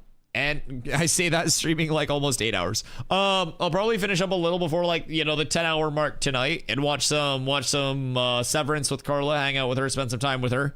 So basically, I'm preparing for full demonism. Now, she will also be going absolutely hard on May 1st launch because she's equally as into Ashes as I am. So she'll spend plenty of time with me regardless. But we got to prep. We got to prep. We got to allocate the sleep properly. We got to get nutrition in. We got to get meal prep ready. Because, my God, Rocks, I'm telling you, expect 18+ hour streams out of me. I'm not even going to lie. And this isn't like an 18-hour stream where I'm just like, or I'm taking naps and taking breaks. Like, I'm going to be pumping. Oof, Dusty. What oof? What do you mean oof? What oof? Yeah, we're going crazy. 18-hour streams? That's nothing. That's nothing. That hurts my head. I stream 70 hours a week. I don't mind. And like, I'm gonna have so much to do. I'm going to have so much motivation. Like, I don't think you guys understand how excited I am for this fresh start. I'm someone who wants very badly for the community to be like competitive and in a good spot. But yeah. Are you telling about just for the new server? Oh, we are absolutely playing around the new server. Sounds like the dream. Me streaming 18 hours? Oh God. I don't know. For you guys, that sounds like torture. You're locked in here with me, baby. You got nowhere else to go. If you guys enjoyed this incessant yapping, that's on you, dog. I appreciate y'all. But my God, 18 hours of me? Holy shit. That would break down even the most sane person, I swear. I don't know how you guys do it, but I appreciate all that. You can choose anything, but you choose to be this. Oh God. Oh God. You can be anything, but you chose to be this is absolutely fucking insane. You're on the list now. You're on the list now. But yeah, so we're talking about for the new server, like the fresh start server, that's going to be the big focus. Now, tomorrow, I'll be streaming, if servers come up on time at 1 p.m., I'll be streaming that. If servers get delayed, I'll be live at 2. But, yeah, tomorrow will be another big stream. If servers do come up, like, on time at 1, we'll be balling there. Then, as soon as May 1st hits, oh, God. Oh, God. Dude, I'm not leaving. I'm not leaving. It's going to take a lot to get me off the game on May 1st. Now, part of the motivation for that is because if you were here for like the early part of phase 2, I hit level 25. when we had one guild with like 30 people in it. I was one of 3 level 25s that we had pretty early on. And I went back and I spent so much time leveling other people that I am fucking thrilled to have people who also understand the game now, and we're just gonna pump. We're just gonna pump. So that's one of my most exciting things for me. Good thing is that in August there's gonna be a new wipe. Yes. And in between now and August, everything will change. Literally everything will change about the leveling process. August hits and there's a second starting area in the anvils. There's a revamped questing experience. There's a revamped first time user.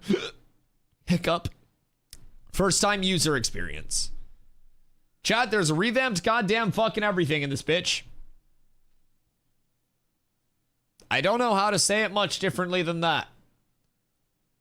But by golly gosh and gadzooks, chat, we are truly up tremendous and cannot be held down. I just want to say. We'll have time to understand the game first person. Yes. And I was talking about this earlier with chat, but you have to remember, you guys are all like, oh my God, Dusty, you know so much about Ashes, this, that, the other. I started on December 26th, and I'd followed the game for about 2 years from the outside in. Right? Everything that I know now, I gathered for information in just over 4 months, just under 4 months. And now you guys will be starting the game on a higher level, knowledge-wise, than I even dreamt about starting. So for you, you're getting all of this information. You're going to understand gearing. You're going to understand progression. You're going to understand crafting, gathering, all of it the second you step in. And every player that joins the community and steps in after you will also be able to gain that knowledge either through you, through me, or through the community as a whole. Yo, Victor, thank you for the follow. Much love. So that is the biggest thing. We now have hundreds of people who have learned in phase 2, are ready for the May 1st fresh starts.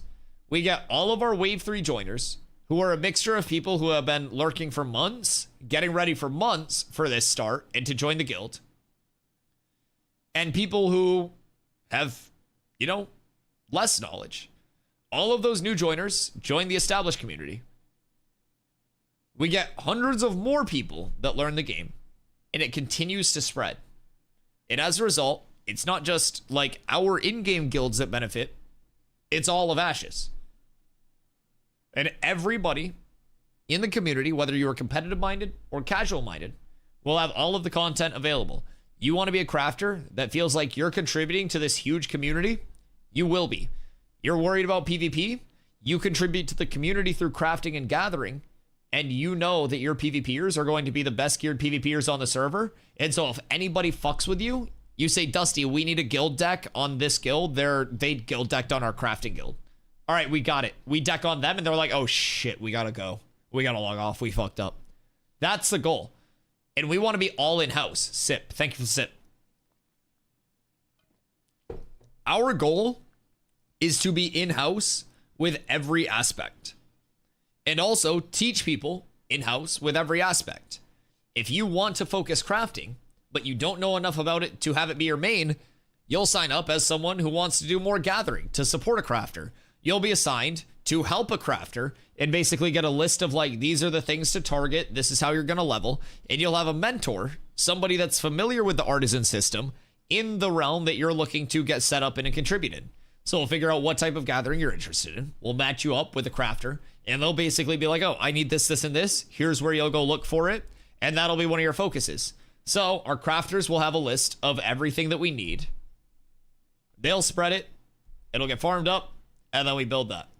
Any guild deck on Polar? T-Mugsy's bullying me. So unfortunately, T-Mugsy's paid good money for my friendship. Yeah, they keep us on retainer, so that way we won't just tear it all down. The infrastructure as a whole. So yeah, pretty much every guild actually has cats on this passive retainer, right?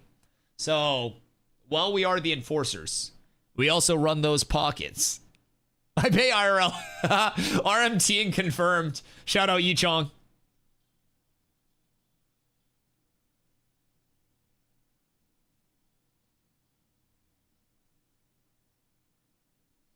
I didn't say that, by the way. But yeah, that motherfucker's selling gear. I'm just saying. I'm just putting out what's already known. That motherfucker RMTing like crazy. Tried to sell Merc a sword for like, I don't even remember what it was, but tried to sell someone in Cats a sword for like real money and said that they had too much in-game gold, so they only wanted real money. So screenshots got submitted. They haven't been banned yet though, so we'll see. In-charge tariffs to Polar. Oh yeah, so like people will be super comfortable because they'll think that like the node that we own is going to be 0% tax, but what they don't realize is as soon as they get comfortable, we're gonna put a 1 and 2 zeros in front of that bad boy and we're up tremendous. So you get them comfortable and then bam, you just hit them with it one day. And they're like, damn, why are my refining fees so high? And we're rich as fuck. We're rich as fuck. Honestly, hear me out. See, I have an idea.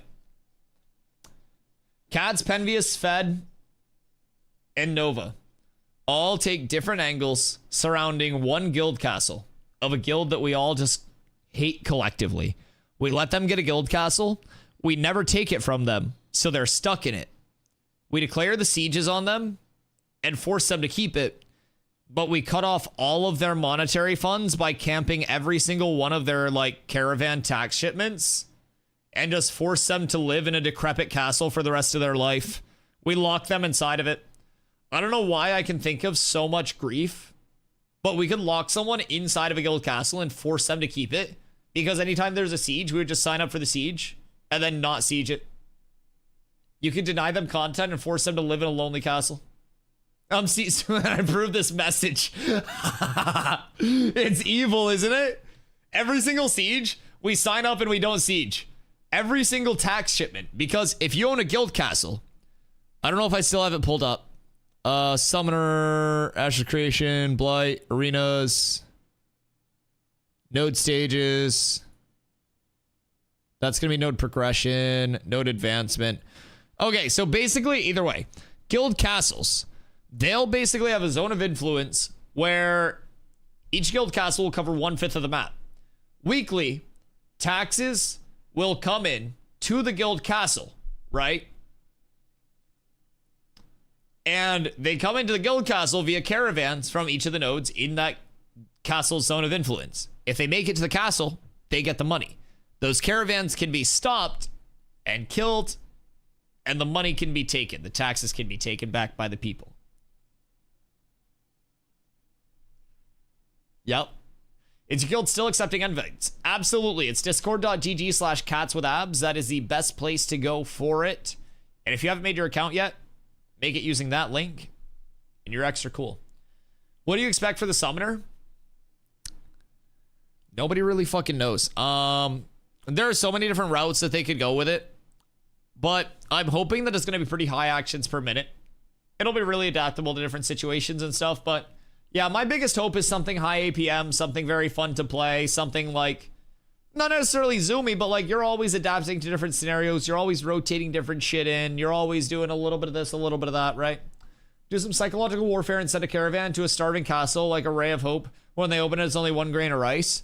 Oh, we could Trojan caravan them. Oh, shit. So like on tax day, right? We have a bunch of like people hiding like behind a caravan. And we're like sneaking up in a little caravan. And then as soon as we get into the castle, we just pillage. If summoners aren't forced to create summon rations one at a time, I'll revolt. Summoned rations? Is that just like a mage conjuring food like PTSD trigger? Why do you demand that? Yeah? Well, you could have just paid for the food. You could have just paid for water and food at the inn. You don't need to take your hatred out on me. You know what the best part is? A paladin tank, would open up trade and never tip. I would say looking for mage, food and water in Stormwind anytime I logged on, someone would hook me up and I wouldn't tip. I'd just walk off with that shit. There are too many mages for me to be tipping. I'm just saying. Now, like, I don't know, you do something else for me, then we might be talking tips, but Not just like that. Not just like that. Tomorrow I wake up early. I gotta go. Hey, Rocks, I hope you sleep well. Yeah, it's probably gonna be an early day for me tomorrow too. Depends on how cute they are. I might give them a tip. Which mage, best mage? If you could pick a mage. Or are we not talking about mages anymore? This area is gonna be big. What else do we need to do tomorrow? I'll give you food, water, and a tip. That just sounds like a really good date. I'm not even gonna lie. That just sounds like a great night. Cat with abs is absolutely S Yo, tier. Cal Night Wolf. Thank you for the follow. Much love. Welcome in. Mr. Body Massage Machine.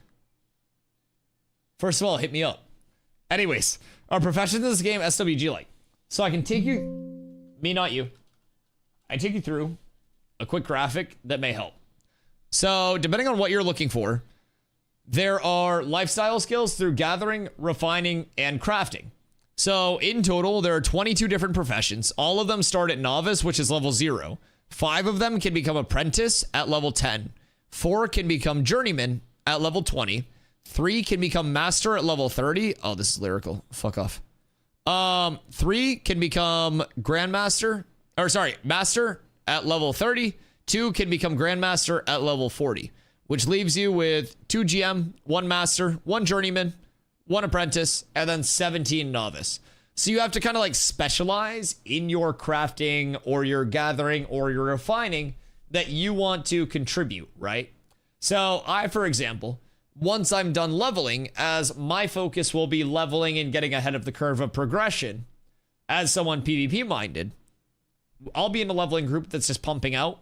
And then once I'm done leveling and doing all of that group stuff, I'll go back. I'll probably chop trees. I'll get caught up there. I'll do lumberjacking. I'll do lumber milling. And then from there, that'll kind of be like my specialization with Grandmaster.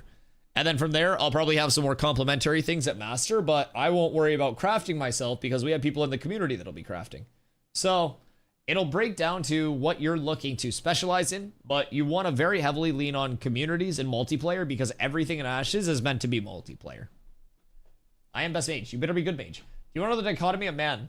I have 1 tab open with gyms near me and another tab of Taco Bell items. Absolutely S tier. Body massage machine. I appreciate the follow. Thank you. So what like crafting routes do you typically like to go? Because we have people in the guild. Now we're getting ready in our guild Discord.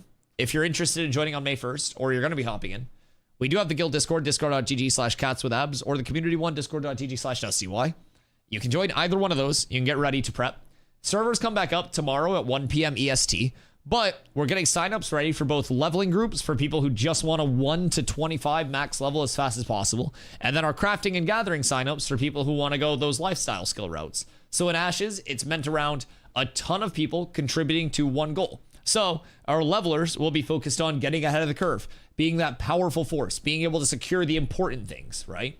And then our crafters and gatherers will be trying to have everything prepped that our actual PvPers need. So someone mentioned that those 17 novice skills can be boosted to level 10 and then to switch between your 1 apprentice skill as needed.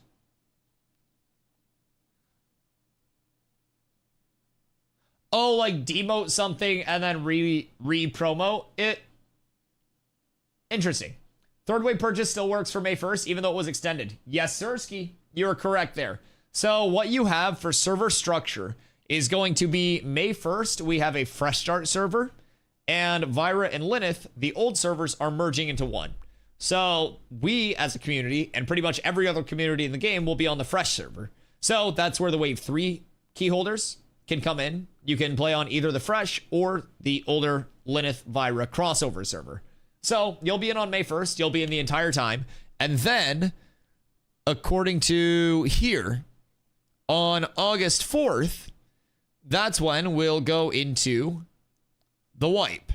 So there will be a wipe on all characters and progression at the start of Phase 3 on August 4th, 2025. So everyone, 3 months, a little after 3 months after the start of these fresh start servers, will lose all of their character data, which is fine because testing. And then on August 4th, we start Phase 3. Phase 3 will be the longest concurrent server time that we have, as during Phase 3, the game will basically come to completion. By the end of Phase 3, it'll feel way more like a game than a playtest. Betas are intended for polish, for wrapping everything up, and for bringing it to completion. And through that, Phase 3 is going to see a lot. So in between May 1st and August 4th, we're going to see a ton past this. But dynamic gridding, implementation, and testing, which is the biggest backend server technology that any MMO has ever had. And they made it in-house. So if it goes well, we're up tremendous. Second starting area in the Anvils. Revamp of questing. And that's not just an update. This is a full revamp of the questing. And first-time user experience systems. So people that come in a little bit confused, you'll have a better system by August 4th. Server worker and realm performance improvements, making sure everything remains stable. A transition to Unreal Engine 5.5. So massive improvements to tools, performance, and development flexibility. Economy and stat balancing through gathering, refining, crafting reworks. Time to kill and attribute reworks, both of which have already started. It's huge. Pyrai, Renkai, and Nakua. Yo, Tarek, thank you for the follow. I appreciate you. Pyrai, Renkai, and Nakua races, and the Summoner. So, by the time August 4th hits, you'll have a second starting area. You'll have a new questing experience. You'll have a new first-time user experience. You'll have the Summoner ready. This will be so good for the game, and coming into it with the Wave 3 pack, you should look at these next 3 months as let's learn as much about the game as I can. Figure out a community to join, where you can learn anything that you want to about the game. And then by the time August hits, you're ready. You know everything you need to know to be successful. You're in a community that will help you be successful. And you're all set up. And you're all ready to take off. Can't wait for Fresh and Phase 3. I can't wait either. I'm so ungodly excited. Even tomorrow, just having the JUNDARK, being able to source all of the information, like we have a bunch of things that we need to test tomorrow. And we have 5 days to test these things before it's May 1st. Now, it's obviously more than 5 days before May 1st, but there's Tuesday, Wednesday downtime next week as well. So, 5 days before Fresh starts of game time for us to test all of this. This is going to be a lot of information to source. This is going to be a lot of running around, a lot of time. Fortunately, I stream about 10 hours a day, minimum 8. I'm always here. I stream daily starting at 2 p.m. EST. And again, I'm a full-time Ashes content creator. The game's not up right now, and I'm still here. I've been here all day, boys. So, I'm not going anywhere. You guys can learn anything you guys need to about Ashes here. When the servers are up, I'm always here. 2 p.m. EST every single day. If servers go up on time at 1 p.m. EST tomorrow, I'll be here for that as well. But we've got a huge community already. It's only getting larger. We're going to have, hopefully, this is really good for the game, though. So, we do continue, by the way, until August, the Tuesday, Wednesday downtime. That is the biggest bummer that there is. But it's still fine. It's still fine. There will be some weeks where they do keep the servers up for periods of full week testing. But like, I personally, I wouldn't really count on it that much. I missed yesterday. RIP the streak. No! Grandpa Bruce, why? It's okay. So many people's streaks have RIP'd in the multi-hundreds, right? So, it's okay. The first streak dies, so a second, stronger streak can take its place. It's like when you cut one head off of, what, fucking Hydra or some shit, where it just keeps growing heads back, except it's your streak. And I will say, since I don't miss a day of stream, y'all can grow your streaks really quickly here. Some would say 1 a day. My streak is still alive and kicking because I'm here before Dusty is every day. Hey, listen. That's what we need. That's the commitment that we need. C is actually an MVP. In chat every day. Carrying the watch time. Carrying that average view time. I was talking about this earlier, but just a testament to like how great this community is and how supportive the community is. In 2024, the average like session duration, so the average time someone clicked on a stream and watched it, was 12 minutes and 37 seconds. So far since I've come to Ashes, the average session duration is almost 3 hours. It's fucking insane. You guys show up at the start of stream every single day at 2 p.m. You are here and you're here the entire time. And that means so much to me, man. And that helps grow the channel. That's all what contributes to the channel continuing to grow and continue to take off. So I really, really, really appreciate that. I'm still here every day despite Dusty being wrong about node sieges and wave respawns. See, you know what's crazy? I was, hey yo, body massage. Thank you for the prime, much love. See, you know what's crazy? I was sitting out on my porch, smoking a bowl this morning, and I was like, I really just gotta be better at saying I agree to disagree. I was like, I really just gotta be like, to each their own some more. I just like yapping too much. 2:09 p.m. when you show up. Listen, I'm doing pretty well. I'm doing pretty well. Some people don't show up to work at all. Some people show up to work all fucked up. Agree to disagree is boring though. No, I know. And like, I'm glad that I have a chat where we can like disagree with each other's opinions and discuss them openly and not have people get long-term hurt, right? So I really like that. And I really love that we do have that kind of community built up where it's really about truly having your opinion heard, having your opinion respected. And like, even if it's something that other people disagree with, you got your opinion. Everyone's welcome here. So that's just the same vibe I get from Intrepid, man. It genuinely is. As long as Dusty doesn't raid someone, you can just hang out here 24/7 and never leave. I know downtime days are weird because like I try to support like Ashes content creators with raids and stuff, right? And some days there just aren't Ashes content creators streaming Ashes. So I'm like, well, I guess I just end stream. You respect my opinion? You're still T3 subbed? Yeah, you're good for another month at least. You're good. You got a good opinion here. Cat with abs is absolutely S tier. Hey, Midnight Joker. Thank you for the follow. Welcome in. On Fresh Start, I'm going Journeyman, Armor, Leather, and Tailor. Any idea what the most beneficial processing or crafting might be beyond those? Armoring, leatherworking, and tailoring.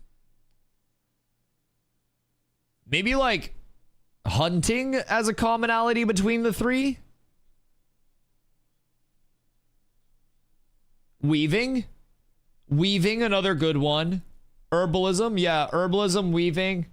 Like, hunting, I feel like could be a good one because you need leather for pretty much everything as well, but yeah, weaving could be a really good one as well. I go for the raid to keep the raid numbers up, then I hit the back button so my browser stays on Dusty's page. Oh no. Lumberjacking, hands down. Why lumberjacking? We're going to share disclaimers. People disagree with me multiple times a day, and I tell them I don't need them to agree with me multiple times a day. Disagreeing on something doesn't cost me 15K is an easy disagreement. Fair. I'm getting fed on that soon. Not sure how many hunters in guild, though. Hunting could be a good one, then. Yeah, if you're getting fed and you're not sure how many hunters, ships and caravans will always need lumber. That is true. That is very true.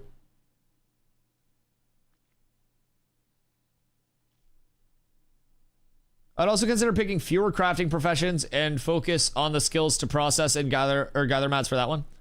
Yeah, like the only way that I would rock like triple craft is if I had a full system that was established of like multiple gatherers, multiple processors. Being able to hit any willow and braidwood you pass will be important. Yeah, but you also can't get coal if you don't have mining. I guess you could because there's a random chance for any mineable, right? You could actually get coal from any mining, right? Yeah, so I guess lumberjacking would be the more restrictive one. Because you could technically be level 1 mining, hit one thing, and then get Lego coal, right? Big if true. Big if true. Because we're going to need a lot. Coal can be gotten from novice basalt. Okay. Coal's only from stone? Coal is like a random chance through other like minables. I don't know if it's associated with like every mineable, but basalt, can you get it from granite too? Gonna be doing the gathering on other tunes. This one's gonna be doing the guild crafting and fed resources and needed to level. Fair. It's a lot of commitment. Yeah, we're trying to have like feeders in the guild system. So for us, do profs have active skills and talents? They will. They are not in yet with the active skills and like the skill trees and stuff like that, but they will. That's something that's still in development. We are in the middle of a full gathering, refining, crafting rework, so hopefully we'll see some more of those systems come about. There are still a couple placeholder systems as well in the artisan skills. For example, hunting. Hunting, you kind of walk up to the animal and you just kind of like pet it a lot and then it dies. So you're getting a hunting rework that's in the works right now, actively being devved, and that's going to be a more active like mini game style hunting from what we've been told. So I'm pretty pumped up for that. I'm very excited. So past that, you also have different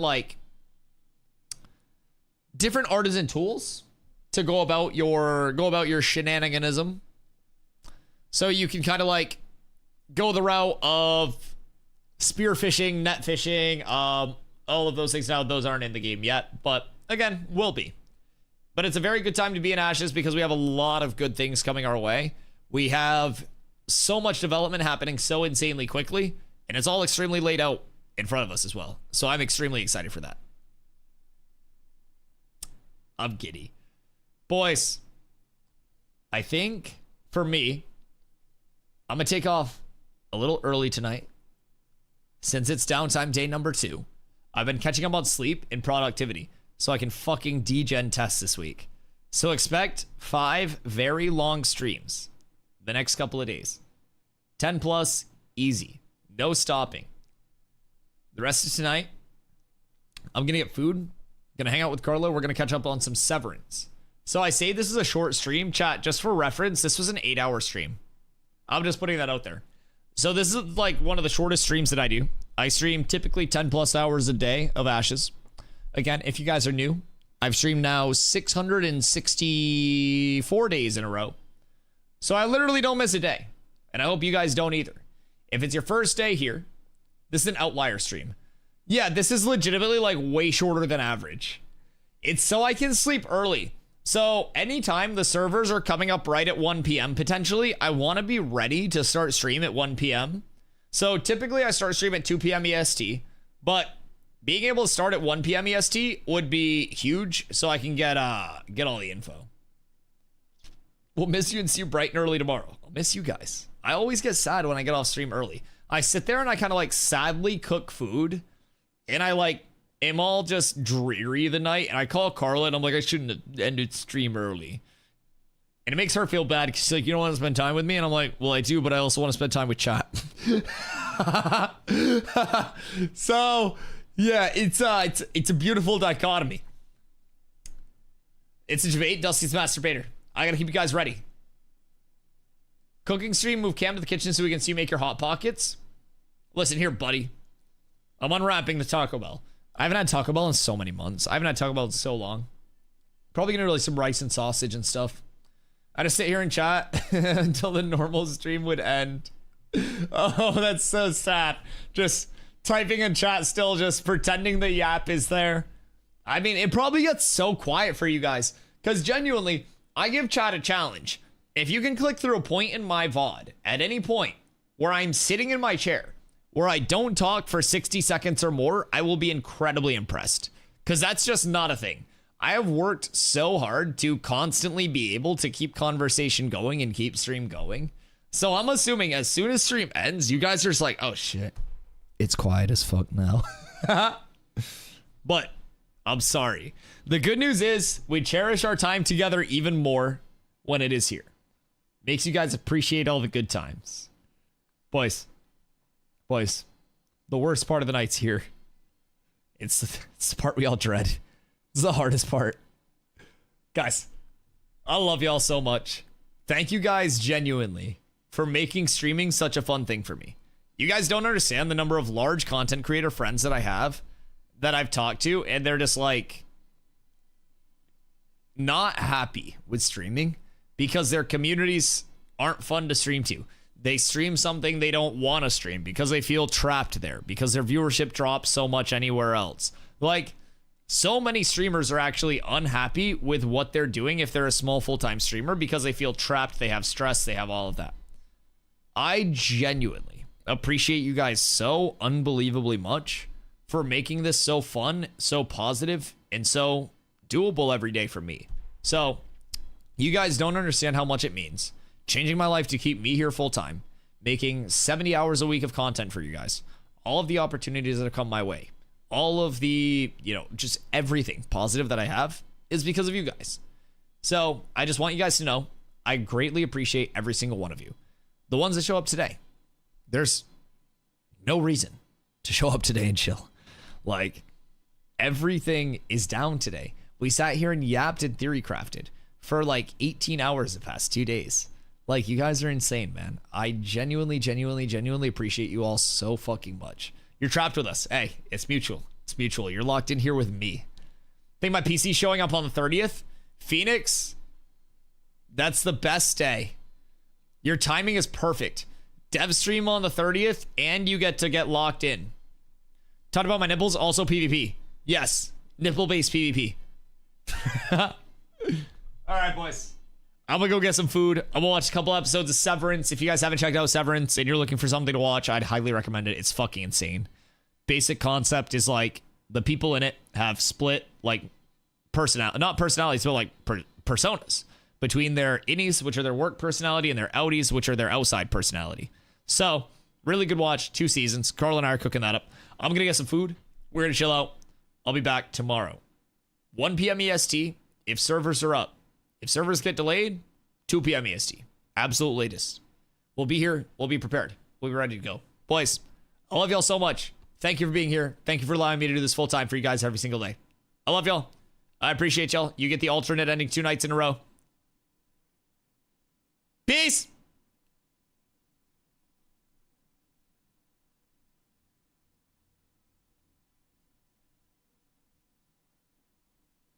First in chat tomorrow gets a forehead kiss.